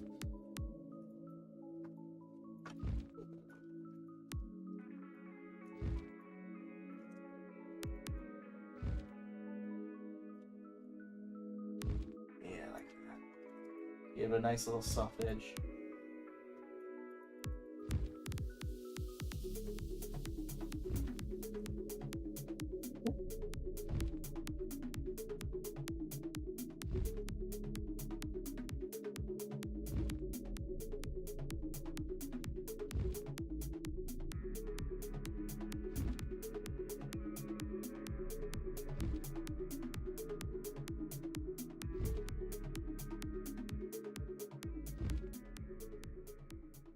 Maybe it goes a little bit here too.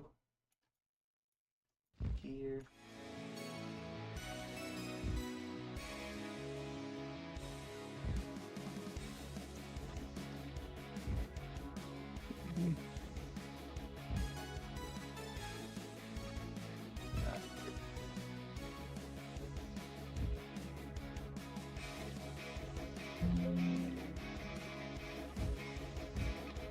Yeah, that looks a bit better. Awesome.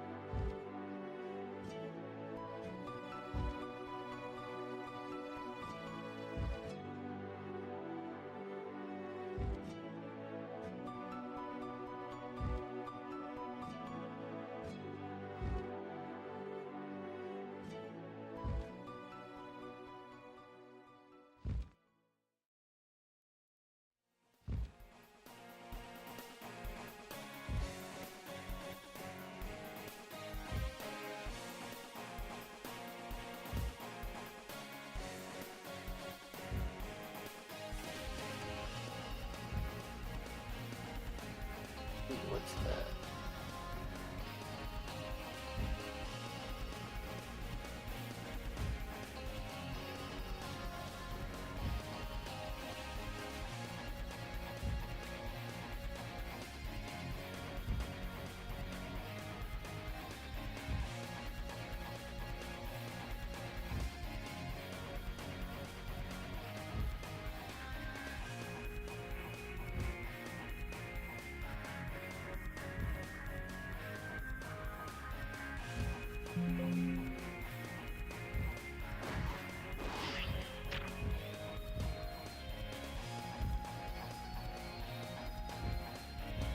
I'm not sure what trip music means, but alright.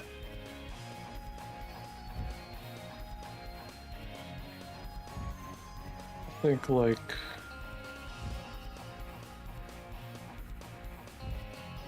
The blue circle, or rather gauge, that's for hyperbirth. It's like Overdrive and ZX, but with a twist.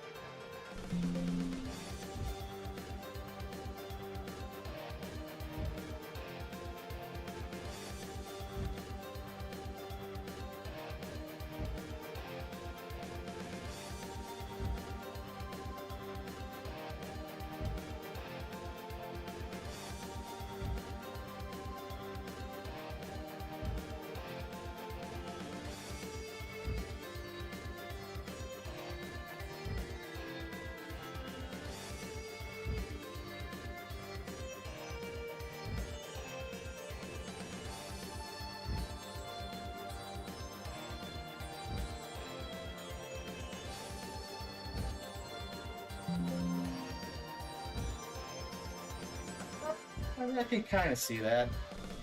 Doctor Strange was not at all the influence. It was more influenced by Earthbound with Gygus.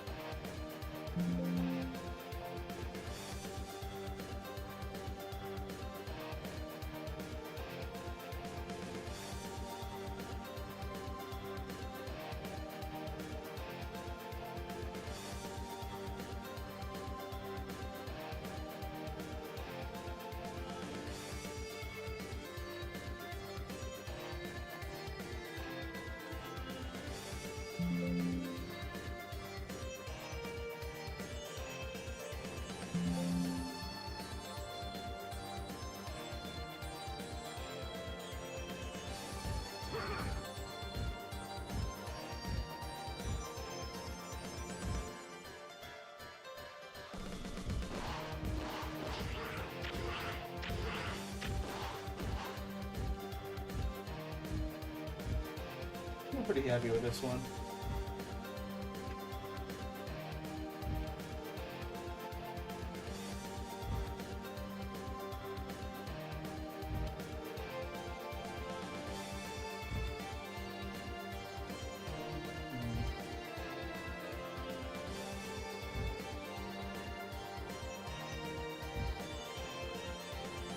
Do the ceiling here too.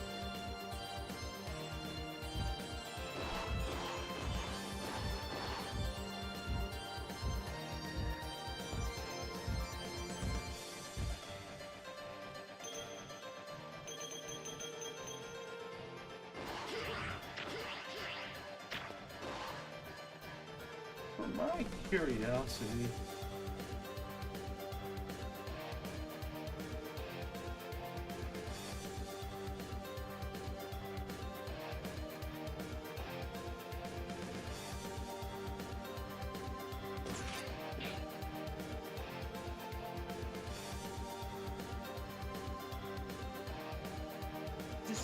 How about we even the scales?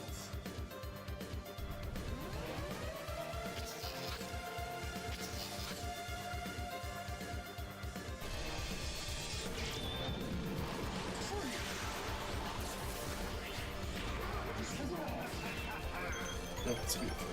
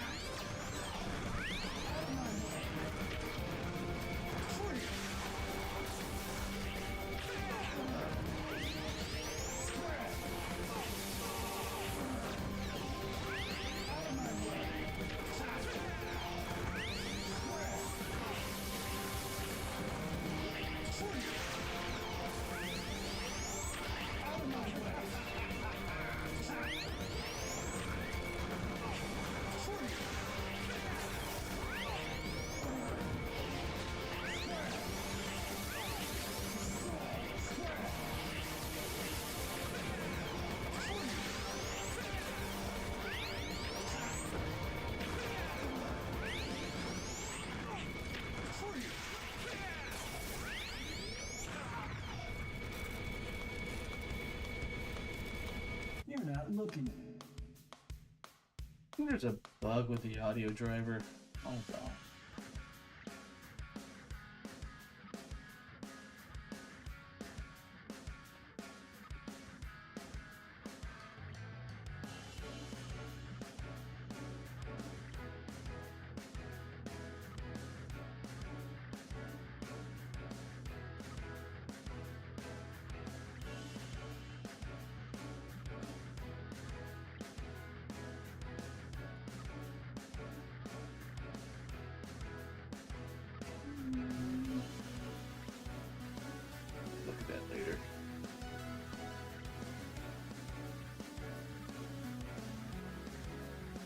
Do you have any advice on how to align sprites?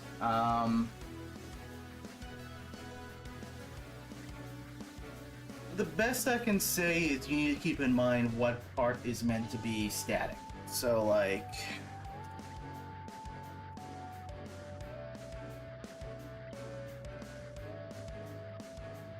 for example, like we got Dragoon here, right? And he's gonna do a turn. And okay, this is not actually the best example, but usually, like when a character does a turn, right? One foot tends to remain static while the other one moves. Here it's a bit of a slide, but what would be a good example? Is this one different? Yeah, okay, this one's actually a bit better because yeah, you're gonna see here his right foot, for the most part, remains static while the rest of his body moves. When you're making the sprites, you gotta imagine like how they're moving, what remains the anchor point that everything pivots around. For the rolling slash and the Zero series, I don't remember off the top of my head what they used as the anchor point. But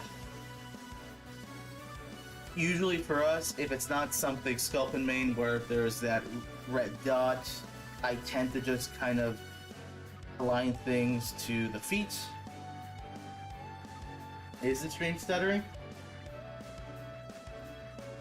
Oh boy.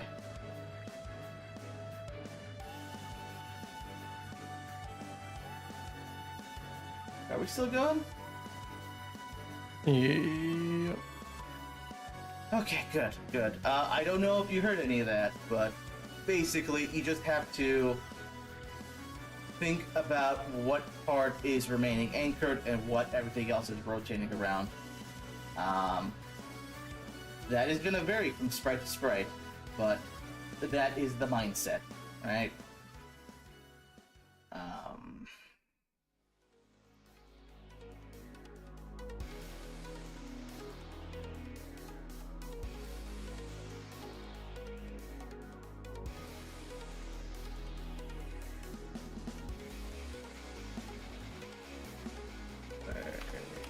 Zero. 398.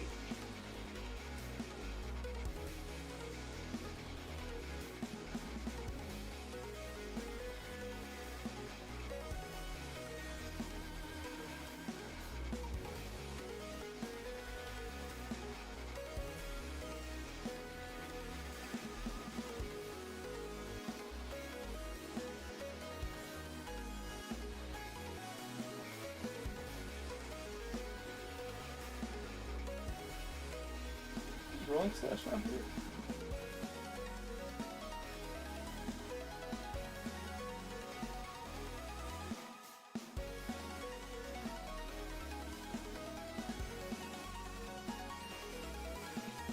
Yeah, I mean, I guess as far as what he said earlier about like the rolling slash, I guess in like Itty's case they just kind of used kind of his center of mass as for the pivot point.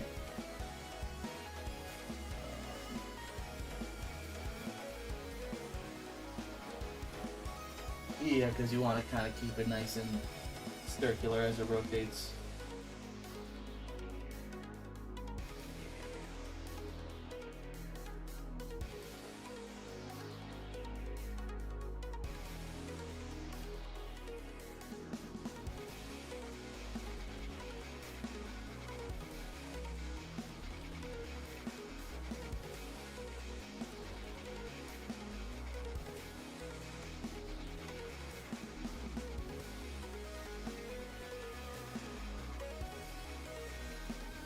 Thinking, we did software rotation, I think, in our case. Yeah, we did. We rotated in code, whereas Inti creates just rebake the frames. But like in our case, I think the points here.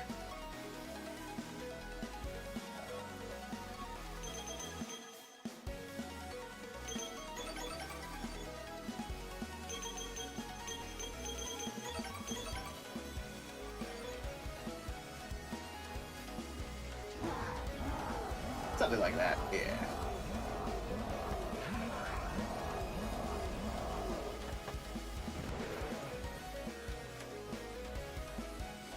Okay, hope that helps.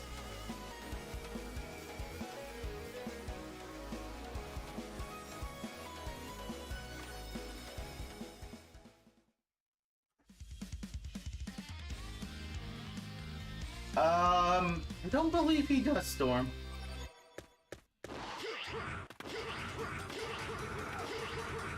Yeah.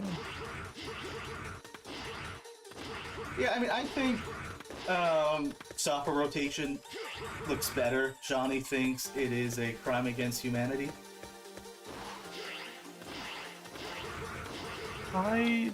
It's not the software rotation that's the problem per se. It's the not aligning it to the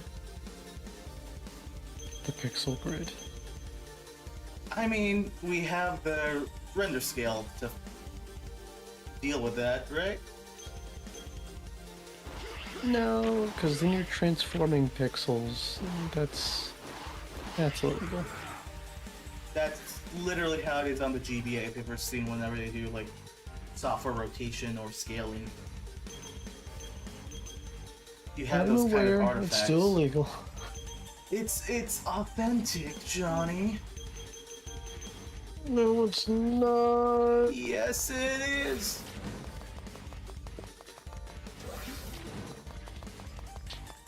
Sue me.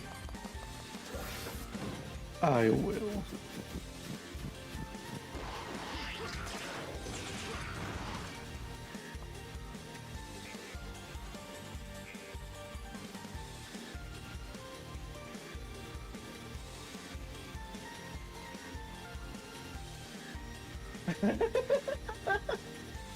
You're welcome.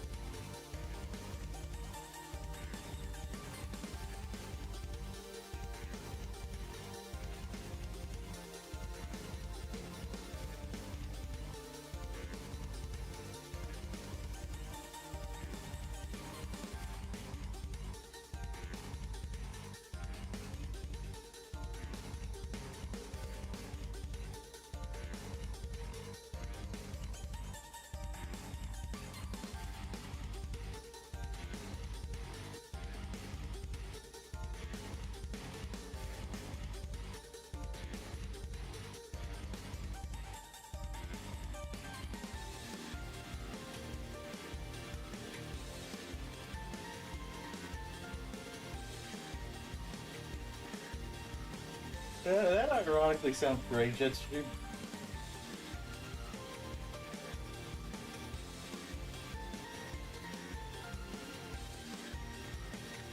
Naruto. Every time you say that, I hear Naruto.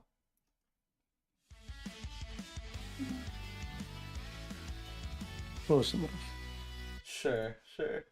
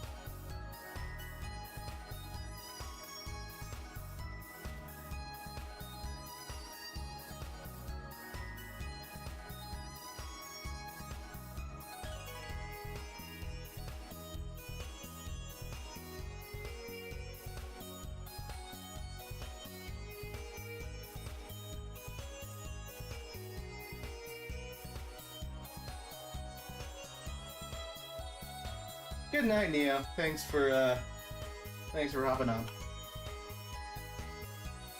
Bye.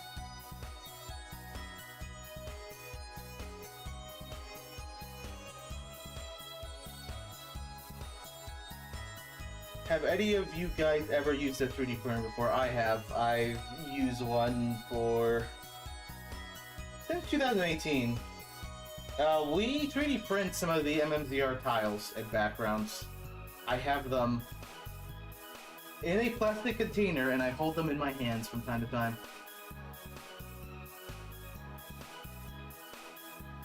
I have a picture somewhere.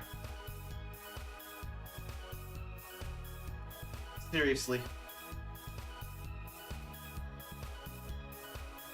I could hypothetically recreate an entire level of MMZR with 3D printed tiles if I wanted to, like Lego. Just with a lot more super glue.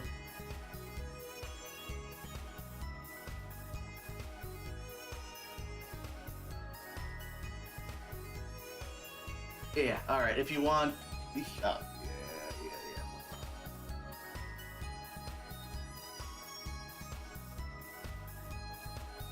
Wow, my computer's lagging.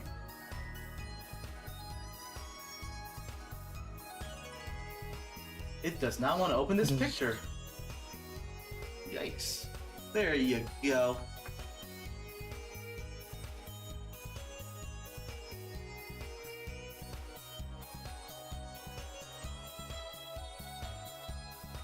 A lot of the early tiles for this game, I would literally shine a flashlight at these 3D printed models and see how the light reflects off of them from different angles. And then use that as a reference. These are, I would call them MMZ tiles, these are tiles for this game. These pictures are like a year old, so some of it is out of date. But effectively, like this one, it's this background here. And then like this one, this little floor bit, you can see it right below Zero's feet here.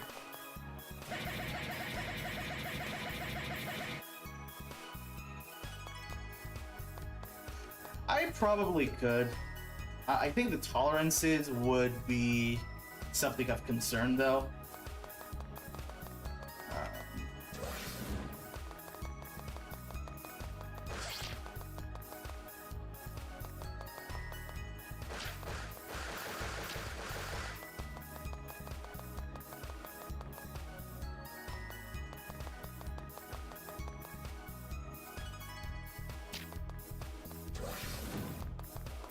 And then this one here, which I need to remake this because it looks awful, but you can see the reference here.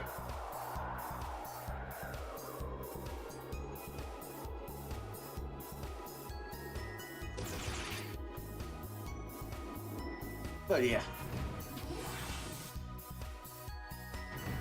That is something we did quite a bit for this game. What if you just melt down a bunch of Lego bricks and use it as fuel for your addiction? Oh jeez. Make a little plastic injection molding setup. You could. I could. I don't know if I should. I probably shouldn't.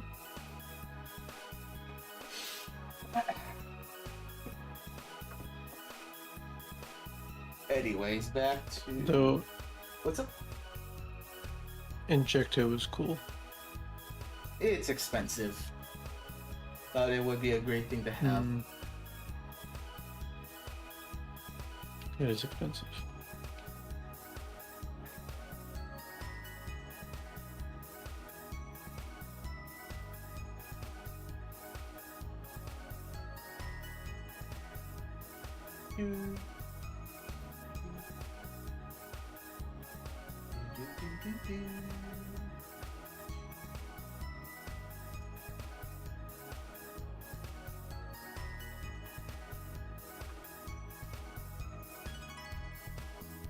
All things considered, I actually don't own any Legos.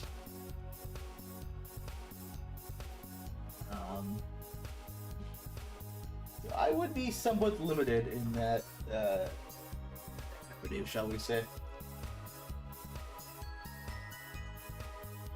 Legos are nice. Do you have some? Not anymore. Don't worry, I'll 3D print you some. The paddets have expired. Oh.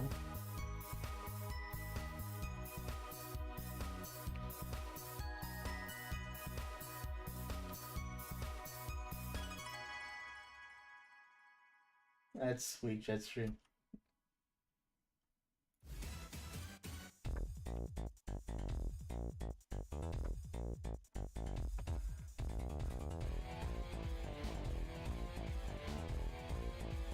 Lego giveaways.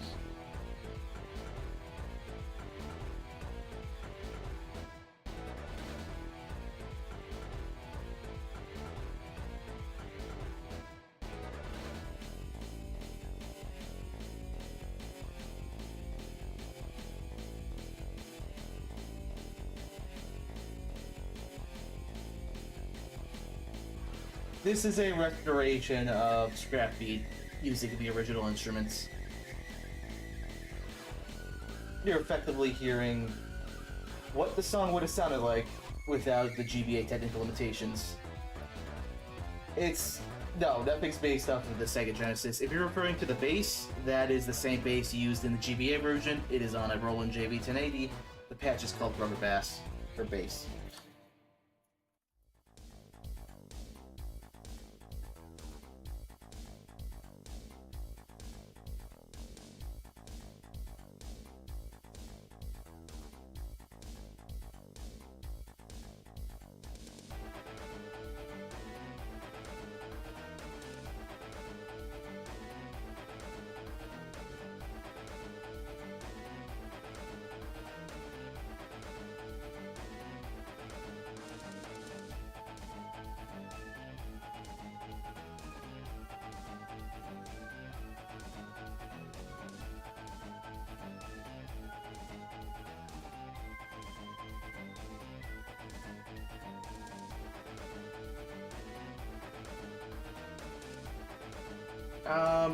That depends on what you define as a remix. So, most of the soundtrack in this game, it is kind of a hybrid of original themes with homages from the Mega Man series. There are a couple themes in place where it's just a direct remix of a Mega Man theme. But most of it is original work.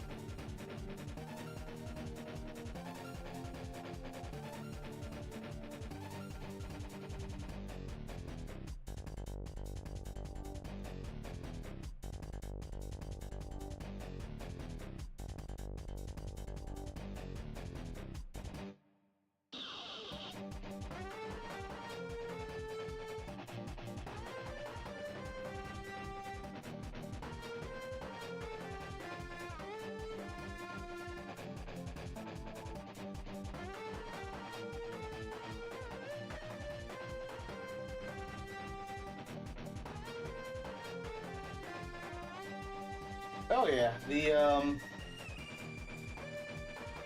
a lot of time was spent tracking down the original sources of the instruments.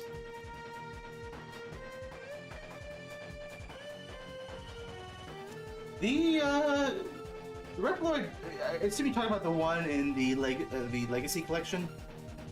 It was alright. It was a bit of a different take on the song. As well as I think most of the soundtrack in there. Like, I remember Greengrass Gradation sounded quite a bit different. I think we're out of music in the playlist, so I'm gonna just switch over to FL and just play something.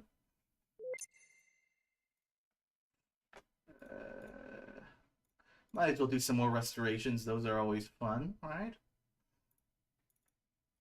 Got a few of them in the works.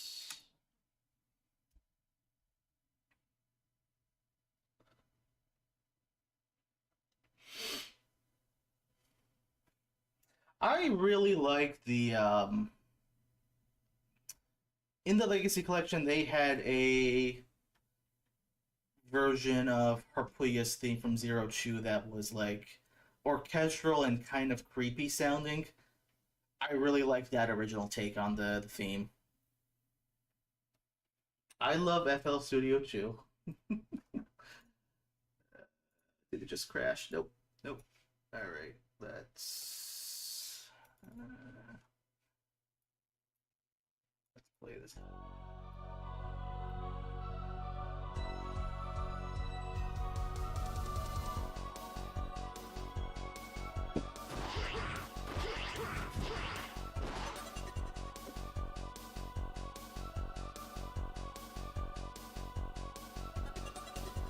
No, Zero Two. There was a theme that played when Harpuya was forced into his phenomenon form.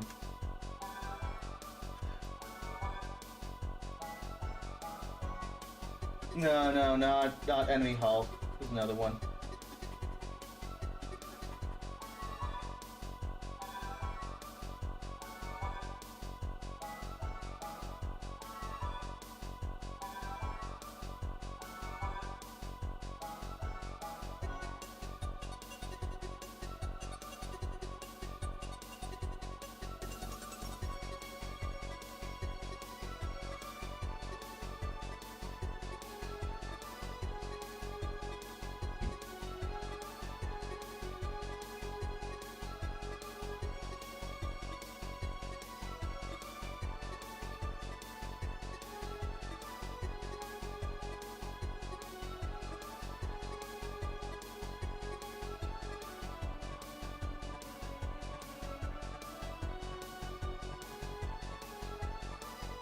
Oh yeah. That was a fun moment.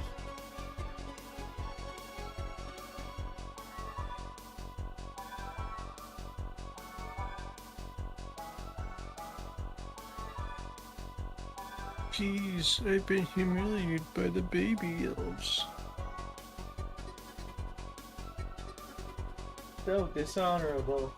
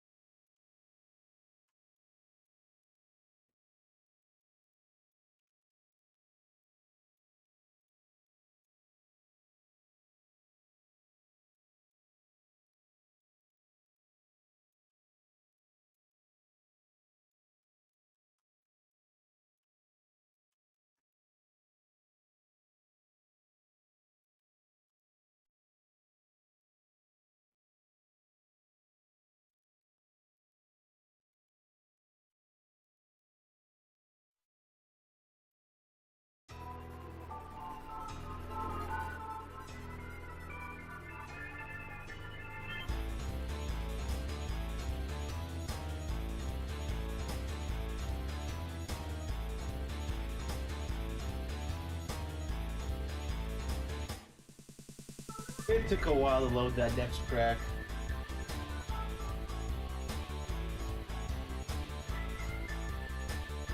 Indeed, indeed.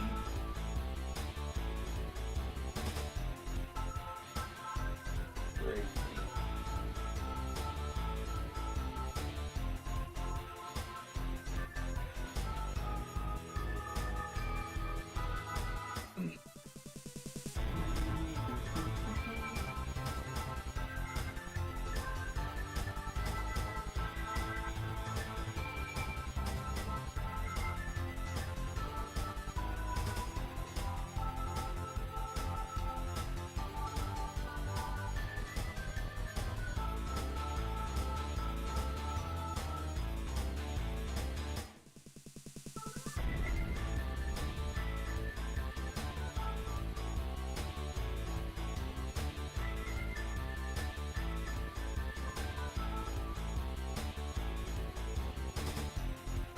Good night, yes or done. It's fun talking to you. Peace.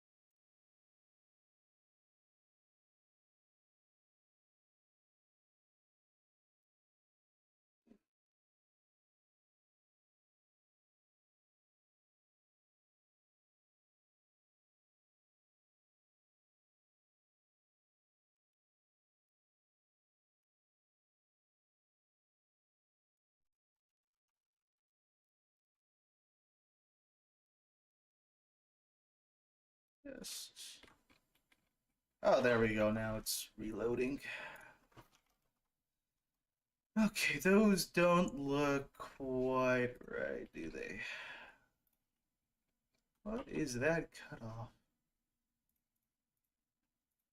That seem. Ah. Okay, I see. This doesn't quite line up with this.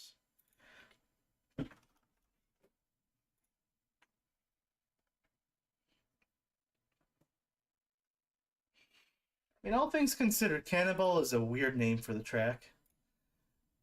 So is Sand Triangle for the jungle it was in, where there's no sand and definitely no triangles. Right.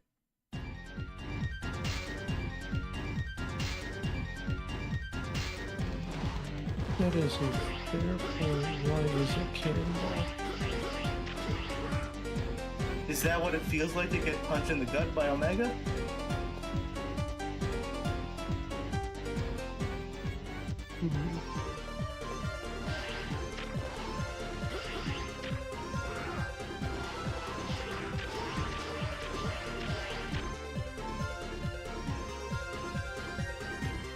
Oh yeah, it's a catchy tune for sure.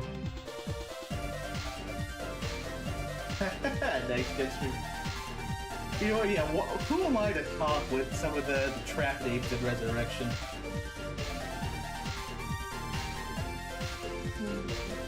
That is actually a fair point.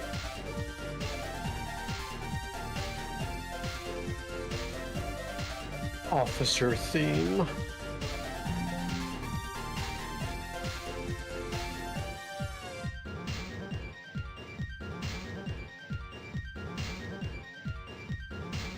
I have to wonder what they meant by that.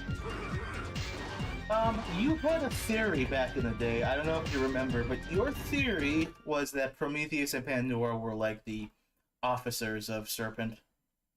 They're the commanders, the lieutenants. Mm,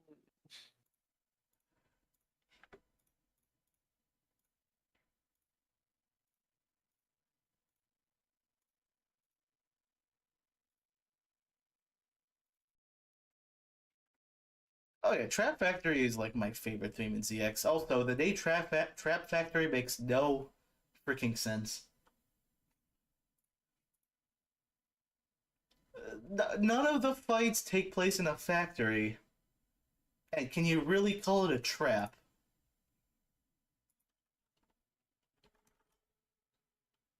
It's not like you're ambushed.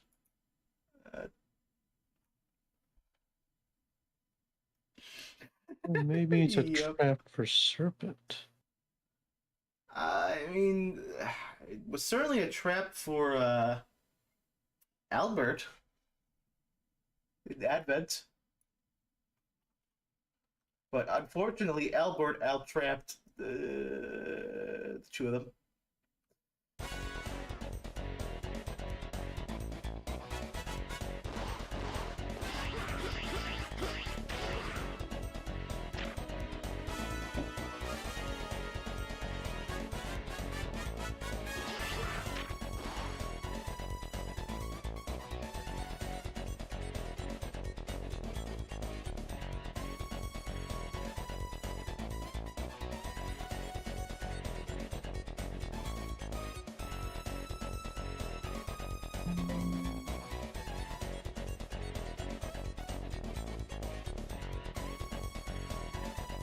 I don't recall that, Dorp.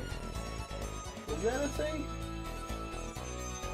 I do not believe so. I think their transformation predates Serpent losing his mind. Pretty sure they didn't want to transform to begin with. Yeah.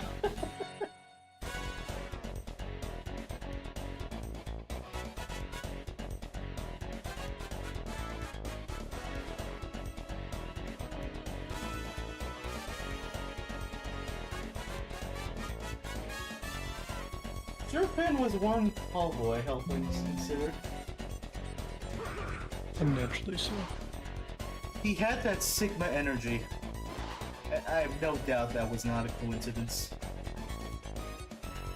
I mean, if you just erase his hair, he has the exact same frame. Yeah.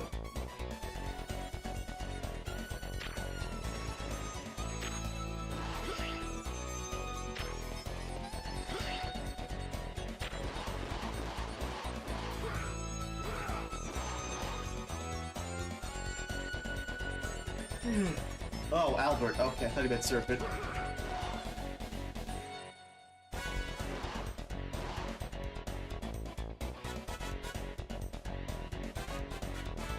Ceiling looks okay. My only gripe with it right now is it's kind of boring.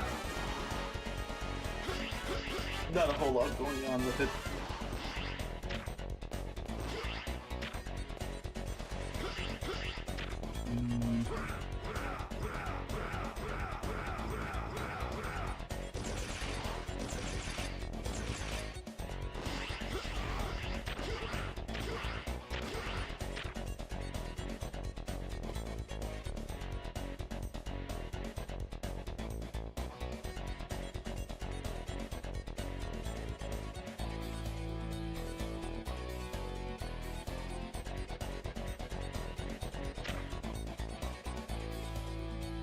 How did that even be like this? I think I need to tone it down a little bit.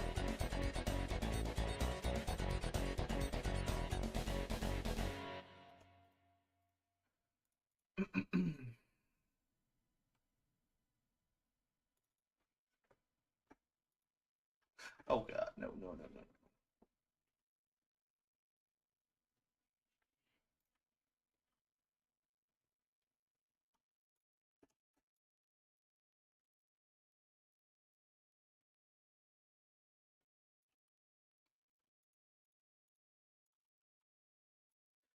Hold on a second. They can't hear you. Hold on, they can't hear you, Johnny. I had to beat for a second because there was a decent possibility people were going to get ear blasted. Okay, they can hear you now.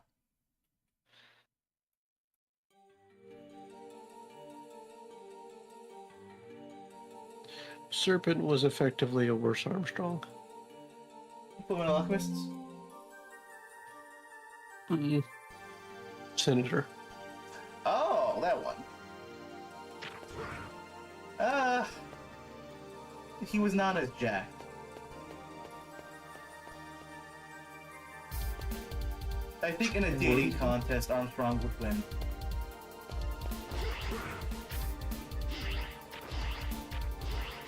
In a dating contest? Yes. Wild. You say Wild? I don't know if I don't know if Wild would win in a gaming contest. He's not quite as handsome as either of them.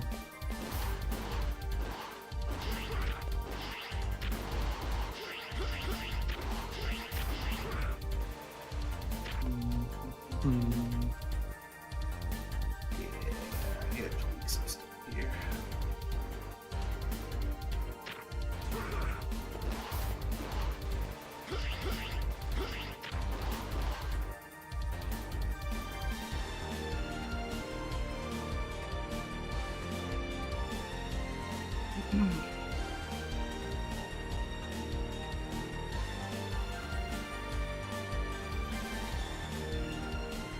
Okay, tiles decently vertically. That's good.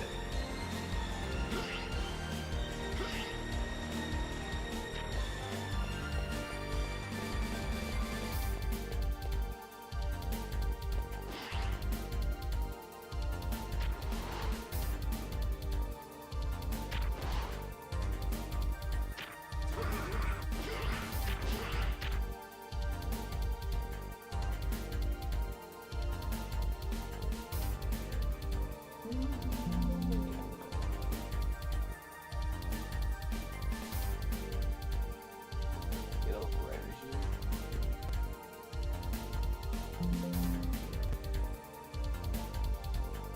here. Okay, that helps a little bit, but it's still not. Like, sample the color along here.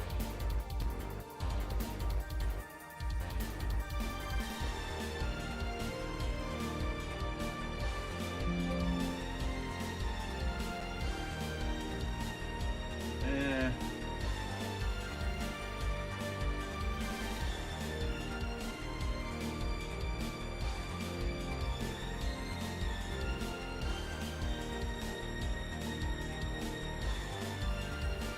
Yeah, that's not great.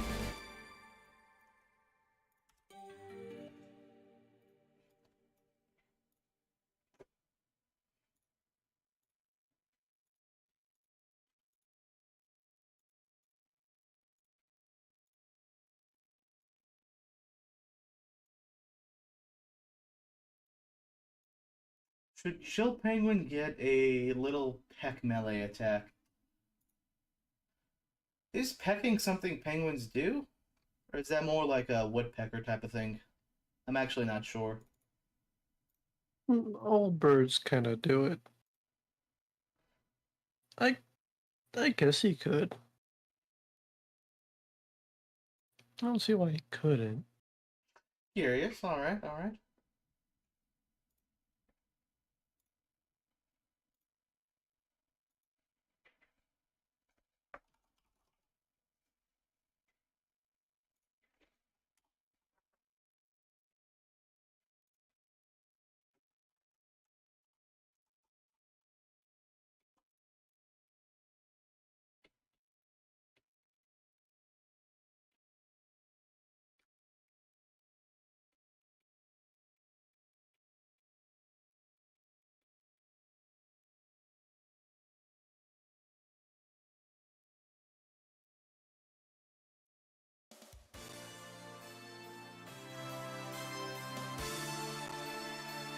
On my leg.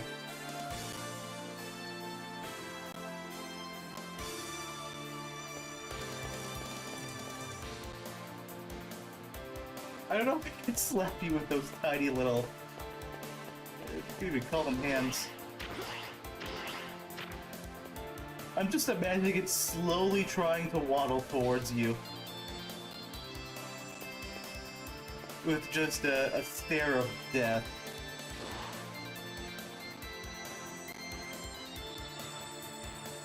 I have the Penguins and Madagascar going on in my head right now.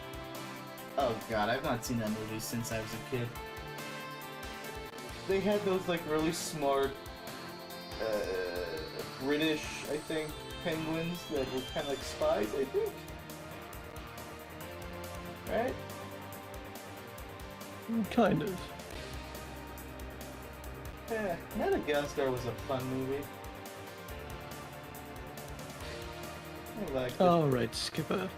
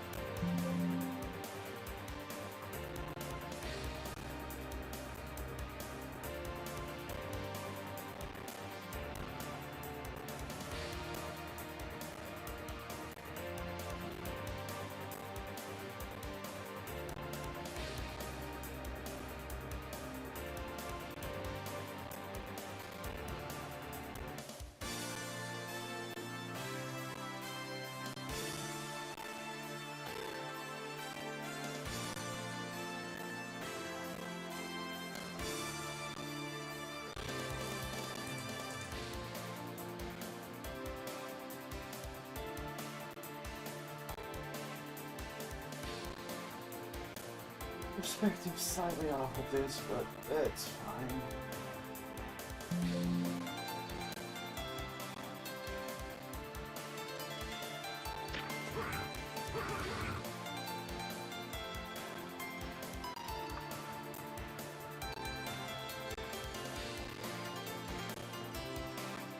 Alright, I think we're gonna call it a night. We've been streaming for the past 5 hours, and it is getting late. So, as always, thanks to everyone who watched. Hopefully we should be streaming next Sunday. Sleep well. Don't do anything I would.